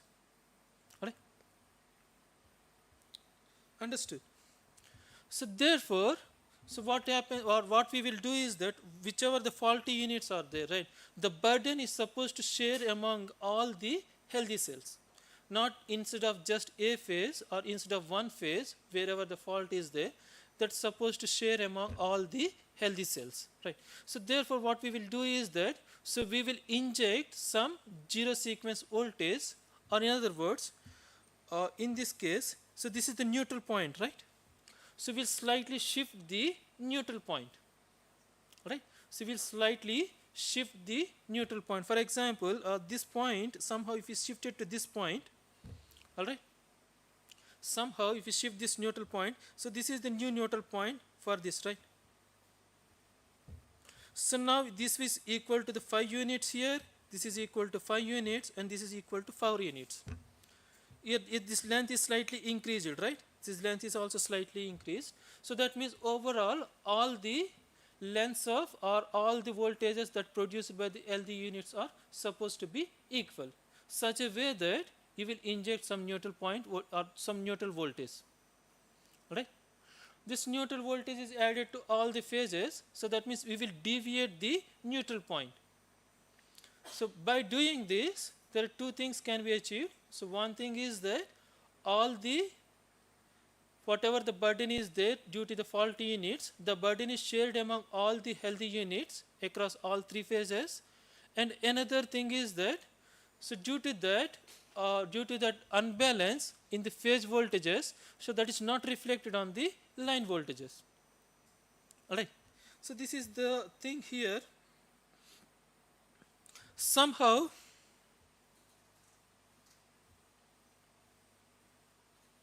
right. Somehow you are calculated that, so that is the neutral point voltage or some neutral zero sequence voltage. So somehow you are calculated. I will discuss so how to calculate that, right? Somehow you calculated that is the voltage you are supposed to shift the neutral point, right? So this green one. So now this green one, so we are injecting this one in the opposite direction. So therefore the neutral point, so now is shifted from 0 to M. So now the neutral point is shifted from 0 to M. You can see that purple ones. So now it consists of, B phase consists of 5 arrowheads and C phase consists of 5 arrowheads, and but A phase consists of only 4. And if you see the lengths, all lengths are equal. Understood? So now if you include the phase voltages or the line voltages as well, you can see that the line voltages are remain same. So whatever the earlier case is there, right? So both are same. We have not done anything, so just we will slightly modified the modulating signals. That's all. We slightly modified the modulating signals so that there is a shift in the neutral point. Understood? So this is when you have one fault in the A phase, right? So obviously there is some X fault, Y faults and Z faults in A phase, B phase, C phase, right? So let us assume that this is a other case or the more generalized case. Okay. So this is more generalized case. All these green ones are the due to the faults in X phase, Y phase, and the A phase, B phase, C phase. A phase you have X faults are there, B phase Y faults, and C phase so Z faults are there. Z number of units are faulty. You can see that the all green ones. So these are the zero sequence voltages that are being injected. If we add all those things, right? So like this add, if we all minus n into z v0f, if we add all those things, so this is the new neutral point, so which is shifted to from 0 to m. Understood? Clear? So now we can see that, so it is all the errors are slightly increased. It is more general case. So this one, again you will get the balanced supply. Clear? Understood? So this is how by injecting some zero sequence voltage, so you can achieve the balanced phase, balanced line voltages.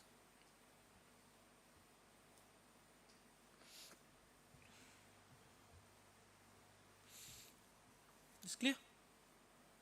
So now there is some drawbacks will be there, obviously, right? If too many units are faulty, if so many units are faulty, what happens? The only drawback is that so its modulation index will increase. That's all. Only drawback, its modulation index will increase. So what we will do if your modulation index is increased, we need to derate the inverter so that we will operate in the linear range. If you are trying to allow for modulation index, what happens is that lower order harmonics will emerge. If lower order harmonics are there, so in that case it will impact the motor performance. So therefore we will reduce that. To reduce the means we need to operate in the linear range, we will slightly reduce the modulation index. Let us assume before fault it is operating at say some for example 0.8 modulation index it is operating before fault. After fault, if it is somehow if so many units are fault, he calculated that it is exceeding 1.2 or something, right? So we have to make sure that just slightly less than 1 supposed to be maintained. Right. I will show you the results before discussing that. You can see here this top one are the line voltages, right? So line voltages, so before fault, during fault and after fault. Before fault, during fault and after fault. Right. So before fault, so all are balanced. So during fault, what happens if you see that, right? So there is some missing of levels, especially if you have one in the drawback with the line voltages is if one is faulty, it will affect the two parameters, right? So this is faulty here, and you can see here the line currents also. So after this case, what happens here? This one. After fault clearance, after implementing this kind of algorithms, after implementing zero sequence voltage into the modulation signals, so we observed that the line currents and the line voltages are balanced. Understood? And another thing, if you see that, so this is RMS values here, RMS values of the line voltages and the line currents. So due to fault nature, the RMS voltage is slightly reduced here. RMS voltage is slightly reduced. And this one is the power delivered by all units. Okay. So this is power delivered by all units. See that red one is reaching 0, right? So why it is reaching 0? Because it is faulty. It is not contributing any power. So it is not contributing any power. And if you see that the power level, so it is slightly increased. If you see this level and this level, so you can see that there is a slight increase in the levels, right? So whatever the power it is supposed to give by that cell is shared by the remaining cells. So that's why the power delivered by each cell is slightly elevated. Understood? So this is other case. If your two cells are faulty here, so you can see that the two cells are faulty here. So two cells will become 0 here. So these are the phase voltages here and the line voltages. So all are balanced. Right. This is what we are discussing, right? This is extreme case. Right. So you can see here in A phase, 3 cells are faulty. In B phase, 0 cells are faulty, and C phase, you have one faulty cell is there, right? So what we observed here,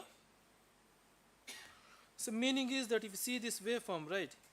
If you see this waveform, especially this blue one, what we observe, so that is going into overmodulation, right? So that is going into overmodulation. So because with this MA level equal to 0.1 or 0.9, if you select that, so it is going into overmodulation. So what we will do is that, so to avoid that, so we will reduce the power. So reduce the power input, or in other words, we reduce the modulation index. It's clear? Hmm? Fault may be assumed anything, right? It may be short circuit, or it may be open circuit, or it may be the entire battery pack is lost, right? Entire battery pack is damaged. No, no, actually in this case there is one switch will be connected here to bypass each cell. One additional switch will be connected across each H bridge so that we can bypass particular cell. Normally this kind of things are used in the HVDC application. So without turning off the entire thing, for example, if you observe that one submodule or something is faulty, so without interrupting the normal operation, so we will remove that one. That is not swappable. We can insert the new cell, and after inserting the new cell, this switch will be this switch will be opened. Okay. So whether it may be short circuit fault or open circuit fault, the procedure is same only, right? The fault may be occur in the H bridge switches or maybe occur in the battery. Understood?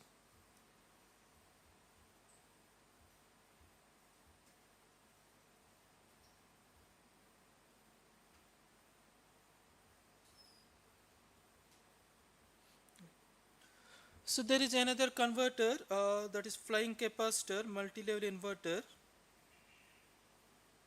Right. So this flying capacitor, multi-level inverter, this is another converter. So it is not widely used.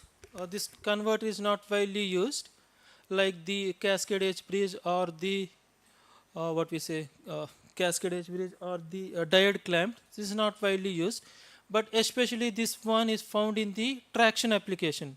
So wherever the traction, like the metro trains or the train locomotive engines, right? So this kind of converters, so they use. Right. So you have Alstom is the leading manufacturer for the traction drives. So all their converter lines are based on this flying capacitor multi-level inverters. There are certain reasons for that. So we'll tell you that. So here if you see this one, this switches S1, unlike this one in case of diode clamp, so these two switches are complementary pair. So here this is slightly different. So this S1 and S1 dash, so these are complementary. So these two are complementary, these two are complementary, and these two are complementary. So that means extreme ones are complementary and inside ones are complementary. Understood? So here all these things are pre-charged capacitors. So these are pre-charged capacitors. Let us assume it is 400 volts. This and each one is 100 volts, right? So that means this is supposed to be pre-charged by 100 volts. If it is only one capacitor, so instead of I'm showing 3 capacitors. It is actual practice. It is only one capacitor. That one capacitor is supposed to maintain 300 volts. So this capacitor is supposed to maintain 200 volts, and this is supposed to maintain 100 volts. Right. So you need to pre-charge this capacitor, so there are several methods are there to pre-charge this capacitor. So before starting of the inverter. So before starting the inverter, we need to pre-charge this capacitor. So the operation is fairly simple, right? So if all devices are on, so like this device, all these devices are on. Similarly, if you measure the voltage between this one, okay, so between A and the negative DC bus, so what you will get is that you will get the full DC link voltage, which is 4E, right? So if one is bypassed, for example, one switch is bypassed, you will get the 3E voltage, E voltage. Likewise, you can get. The operation is simple. So that means you can get the 4E, 3E, 2E, E, 0 voltage. So that means you will get the 5 voltage levels. Okay. So generally, converter operation can be normally, if it is midpoint is there, right? For example, here midpoint is there. So from this midpoint, you will analyze the circuit. So there is one way you will get both positive levels and the negative levels, right? So there is another way to analyze this one. So phase point. So this one A phase and the negative DC bus. So this is another way to analyze the converter levels. Understood? Both are same. So in case if you use the midpoint of the DC link, you will get both positive and the negative voltages with 0. So whereas if you use the negative DC bus or this one, you will get the positive voltages only, right? But the thing is that, so this is for VAN, similar we assume this N, so this is also for VBN. The difference between VAB, so which is VAN minus VABN, so therefore you will get both positive and the negative voltages. Understood? It's clear? So now the point is that, so why it is particularly suitable for the traction application, right? So in case of metro trains, right, so there is usually run by the pantograph, you know that, right? So or else sometimes in some foreign countries they use the DC inside that one 1500 volts DC or inside the tracks, right? There will be no overhead lines. The track will be powering up. There will be third rail will be there. Where two rails are there, right? There will be a third rail. The third rail is connected to one point, so where the power is picked up and the return is provided to the track, right? And the thing is that in case of metro trains, so here especially in the regeneration braking, you know that, right? So the whatever the wheels energy is there, right, that we need to capture. So from the wheels to the drivetrain to the motor, so from motor to the converter, so converter to the storage units. Or if it is overhead lines, sometimes we will feed to the overhead lines. The point is that in actual things, the regeneration is the most difficult thing. Up to capturing is easy. So up to converter is easy, but sending to the other side is difficult thing. For example, if the transmission line or something it is far or distribution line is far away or the feeder is far away from that, so that means you also include the line losses, right? So feeding this much power into the opposite direction, it's a trickier thing, right? So you have to calculate so many wastage. So instead of that, so normally what they do is that, so all the trains or locos, especially metro trains, they equip with the storage elements, right? So whatever this excess charge is there during regeneration, right? So first we will capture this one, right? And after that it is slowly released to the batteries. The best things that capture the energy is the capacitors. So capacitor instantly grab the energy, right? Capacitor grab the energy quickly compared to the battery, and once it is grabbed, it will slowly inject to the battery or the supercapacitors, right? So that means whatever the energy that is there, right? So that is supposed to be captured by the capacitors. So why this one is very much important is that the kinetic energy is of mv square, right? So v is the velocity of the wheel. So that means the velocity of the wheel is reduced by half. What happens? The regenerative power, whatever you are supposed to get, right, 75% of the power will be lost. You are left only with the 25%. So it is half mv square. So v is reduced by half. So that means the power is reduced by 75%. So that means you left only the 25% of the power, right? So that means you are act quick enough. So therefore, So we'll replace these things with the capacitors or the super capacitors. So it will charge to the super capacitors. From the super capacitors, so during free time, so it will pump to the batteries. Understood? And it is used, usually it will not feed to the main feeder. Instead of that, for other applications like inside the air conditioning, inside the coaches or lighting, so for that kind of purpose, they will use it. Right.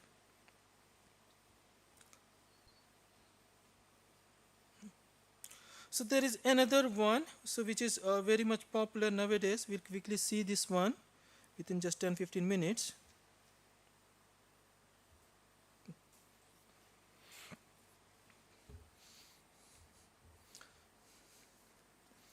So what we are supposed to do when the motor rating is exceeding like 50 megawatt or even 100 megawatt, what options we have, right?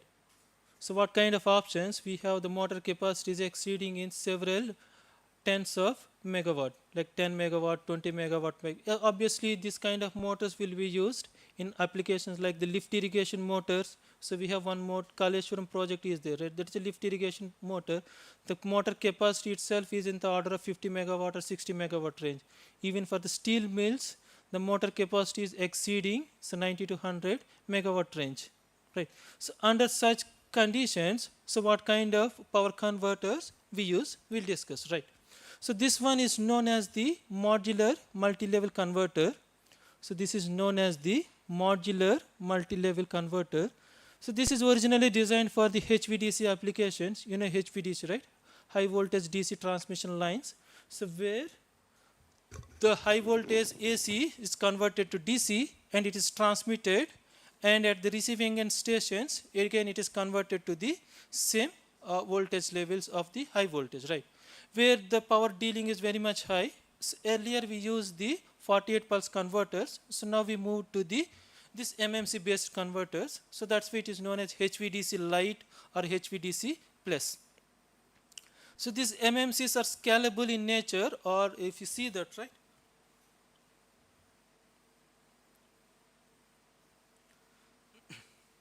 So this is the DC system on one side, right? The DC system, that is usually HVDC system. On the other side you have the AC system, and we have one module will be there.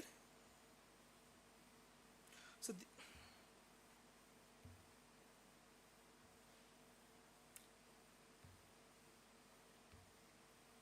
so this entire thing, so which is known as the phase lag, right? So this entire thing, so which is known as phase lag, and whereas this one, so this one, the top one or the bottom one, the top one is known as the upper arm, and the bottom one is known as the lower arm, right?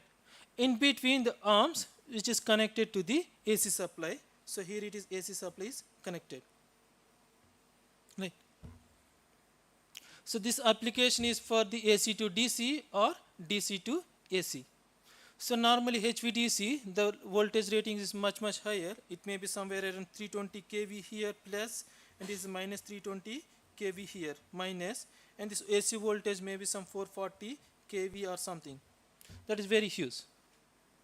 400 kV or 750 kV AC systems will be there on the other side. Right. We may not use for this one. For motor drives, it typically having 33 kV. In case of motor drives, it may be of 33 kV or 66 kV or 11 kV, depending on the size.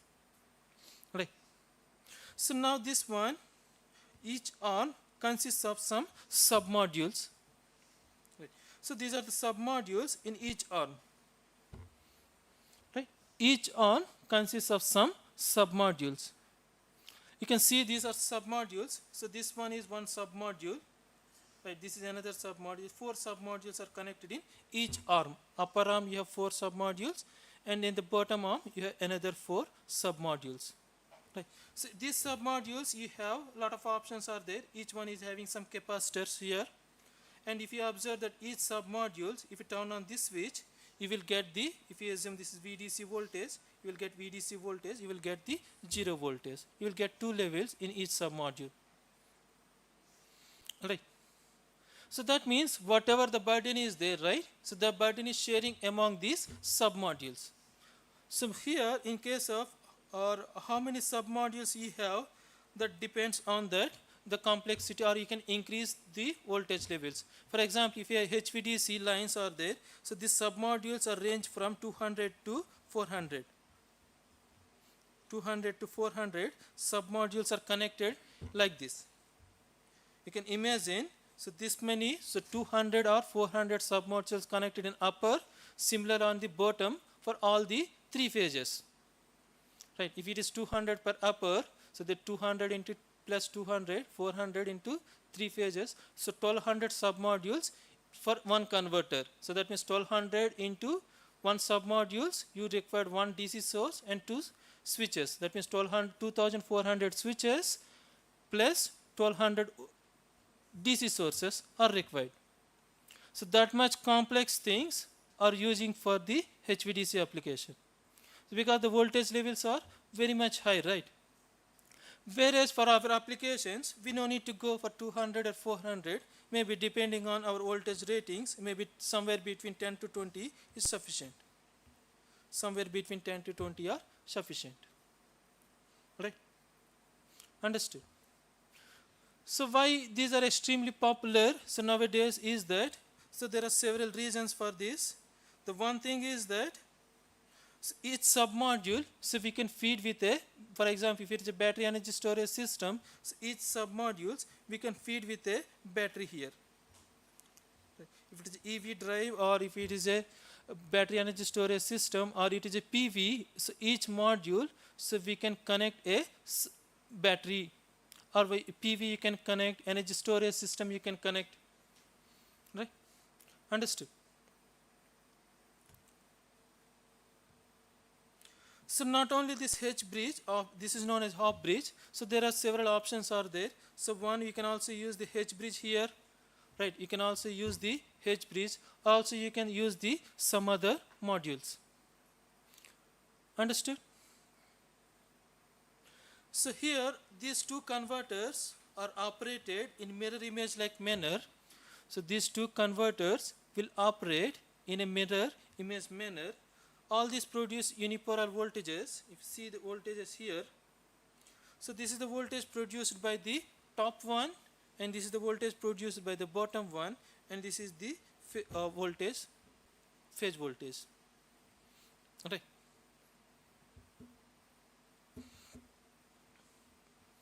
So why this is popular means we can increase the, it is highly scalable. We can go for any number of levels, right? We can 200, 400, whatever the voltage levels, we can easily extend this one. It's not at all issue, right? So obviously there will be some drawbacks, right? So when you have this kind of structure, you have to maintain, for example, 1200 capacitors are there. So all these capacitors supposed to be balanced, right? All these capacitors supposed to be balanced, and another thing is that all are supposed to be share the same amount of power. Right. It's not like one arm is producing more power or delivering more power compared to the another arm. So that kind of things are supposed to be there. And right. So these are the control concerns. This one. So one is the capacitor voltage balancing and the power balancing. And another thing is that circulating currents.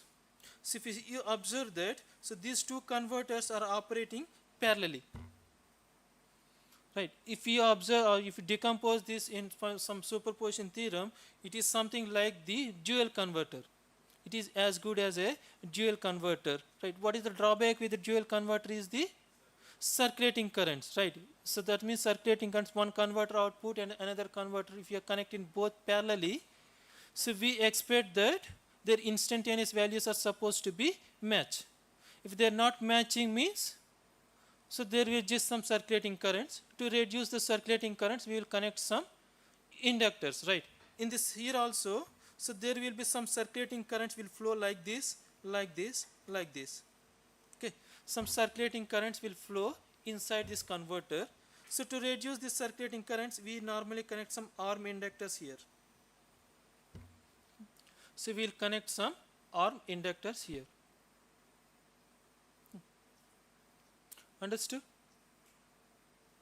So here, this is I believe that this is one of the complicated thing, maybe in the entire power electronics. So this is one of the most difficult thing in the entire thing. And here, several drawbacks are there. The only advantage here is that it is scalable, right? It is extremely scalable. You can go for any voltage level. But the drawbacks are, one is the voltage balance of the capacitors, and another one is the circulating currents. We need to suppress the circulating currents. Why need to suppress the circulating currents means, so here these currents will flow through the switches, right? Similarly, you have another current which flow through the load current. So here two currents are there. One is the circulating current and the load current. The load current is very small, or the small amount of current you are supposed to flow, but here from the switch point of view, so switch will carry both currents, the switch current and as well as the circulating current. That is the same drawback with the dual converter. If your circulating currents are more, the switches are supposed to carry more current, right? The same thing here.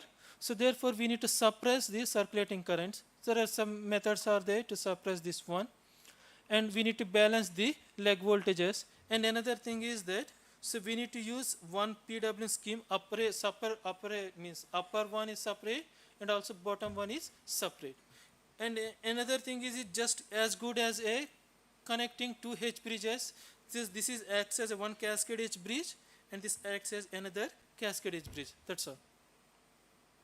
So if you replace the submodules with H bridge, so this is as good as we are connecting two cascade H bridges in the parallel. Understood? So these kind of converters are especially used in for the extreme power applications, right? So there are certain things are there, but we have, as of now, there is no options. So that's why all are moving to these kind of modular multi-level converters for voltages ranging from 10 megawatt to 50 or 100 megawatt range. Right.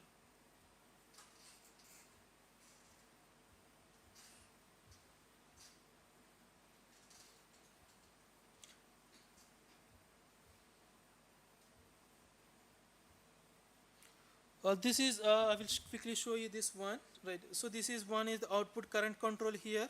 So leg voltage control, circulating current control, right? So based on that, so we'll segregate the upper arm control, and also we need to segregate the lower arm control, right?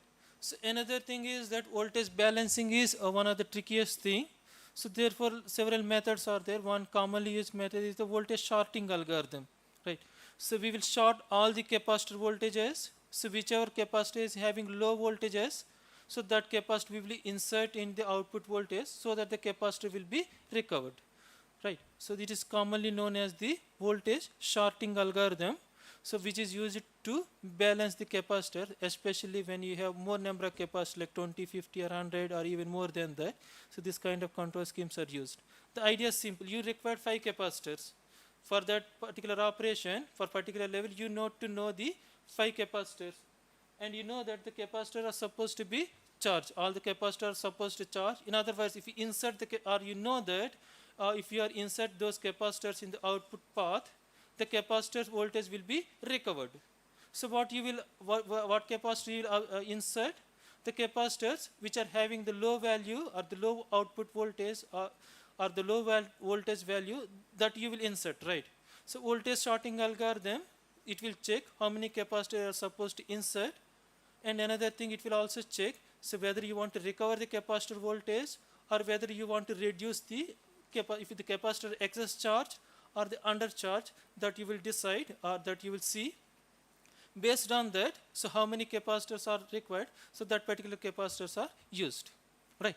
So because you don't know, right, for example, for certain voltage level,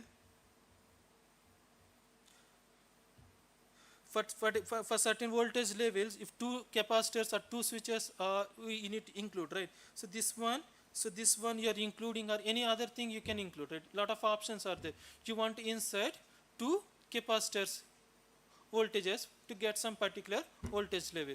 So how we will choose? There are a lot of options are there. If you need only 2, right, you can choose these 2, or else you can choose these 2, or you can choose 1 and 3, 2 and 4. So which one you have to choose? So whichever capacitor voltage having low voltage or high voltage, so which capacitor you want to recover, so that capacitor you will be choose. Understood? Okay. So this is how so we can achieve the balance among the capacitor. The same voltage sorting methods. So this is also applicable for the cascade edge bridge inverter. If the edge bridges are not properly charged, or some deviation in the capacitors voltages are there, some deviation in the state of charge is there. So in that case, what we will simply do that. So whichever the capacitor having the whichever the DC source having the less voltage or high voltage, so that particular will be inserted in the control path. Right. So we'll stop here. You have any questions?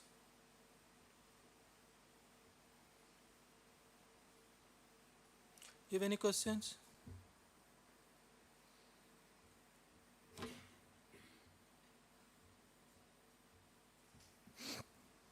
You have any questions?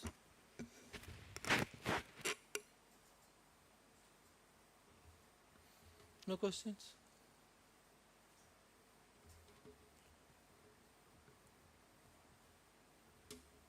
Okay, we'll stop here. Huh? Thank you.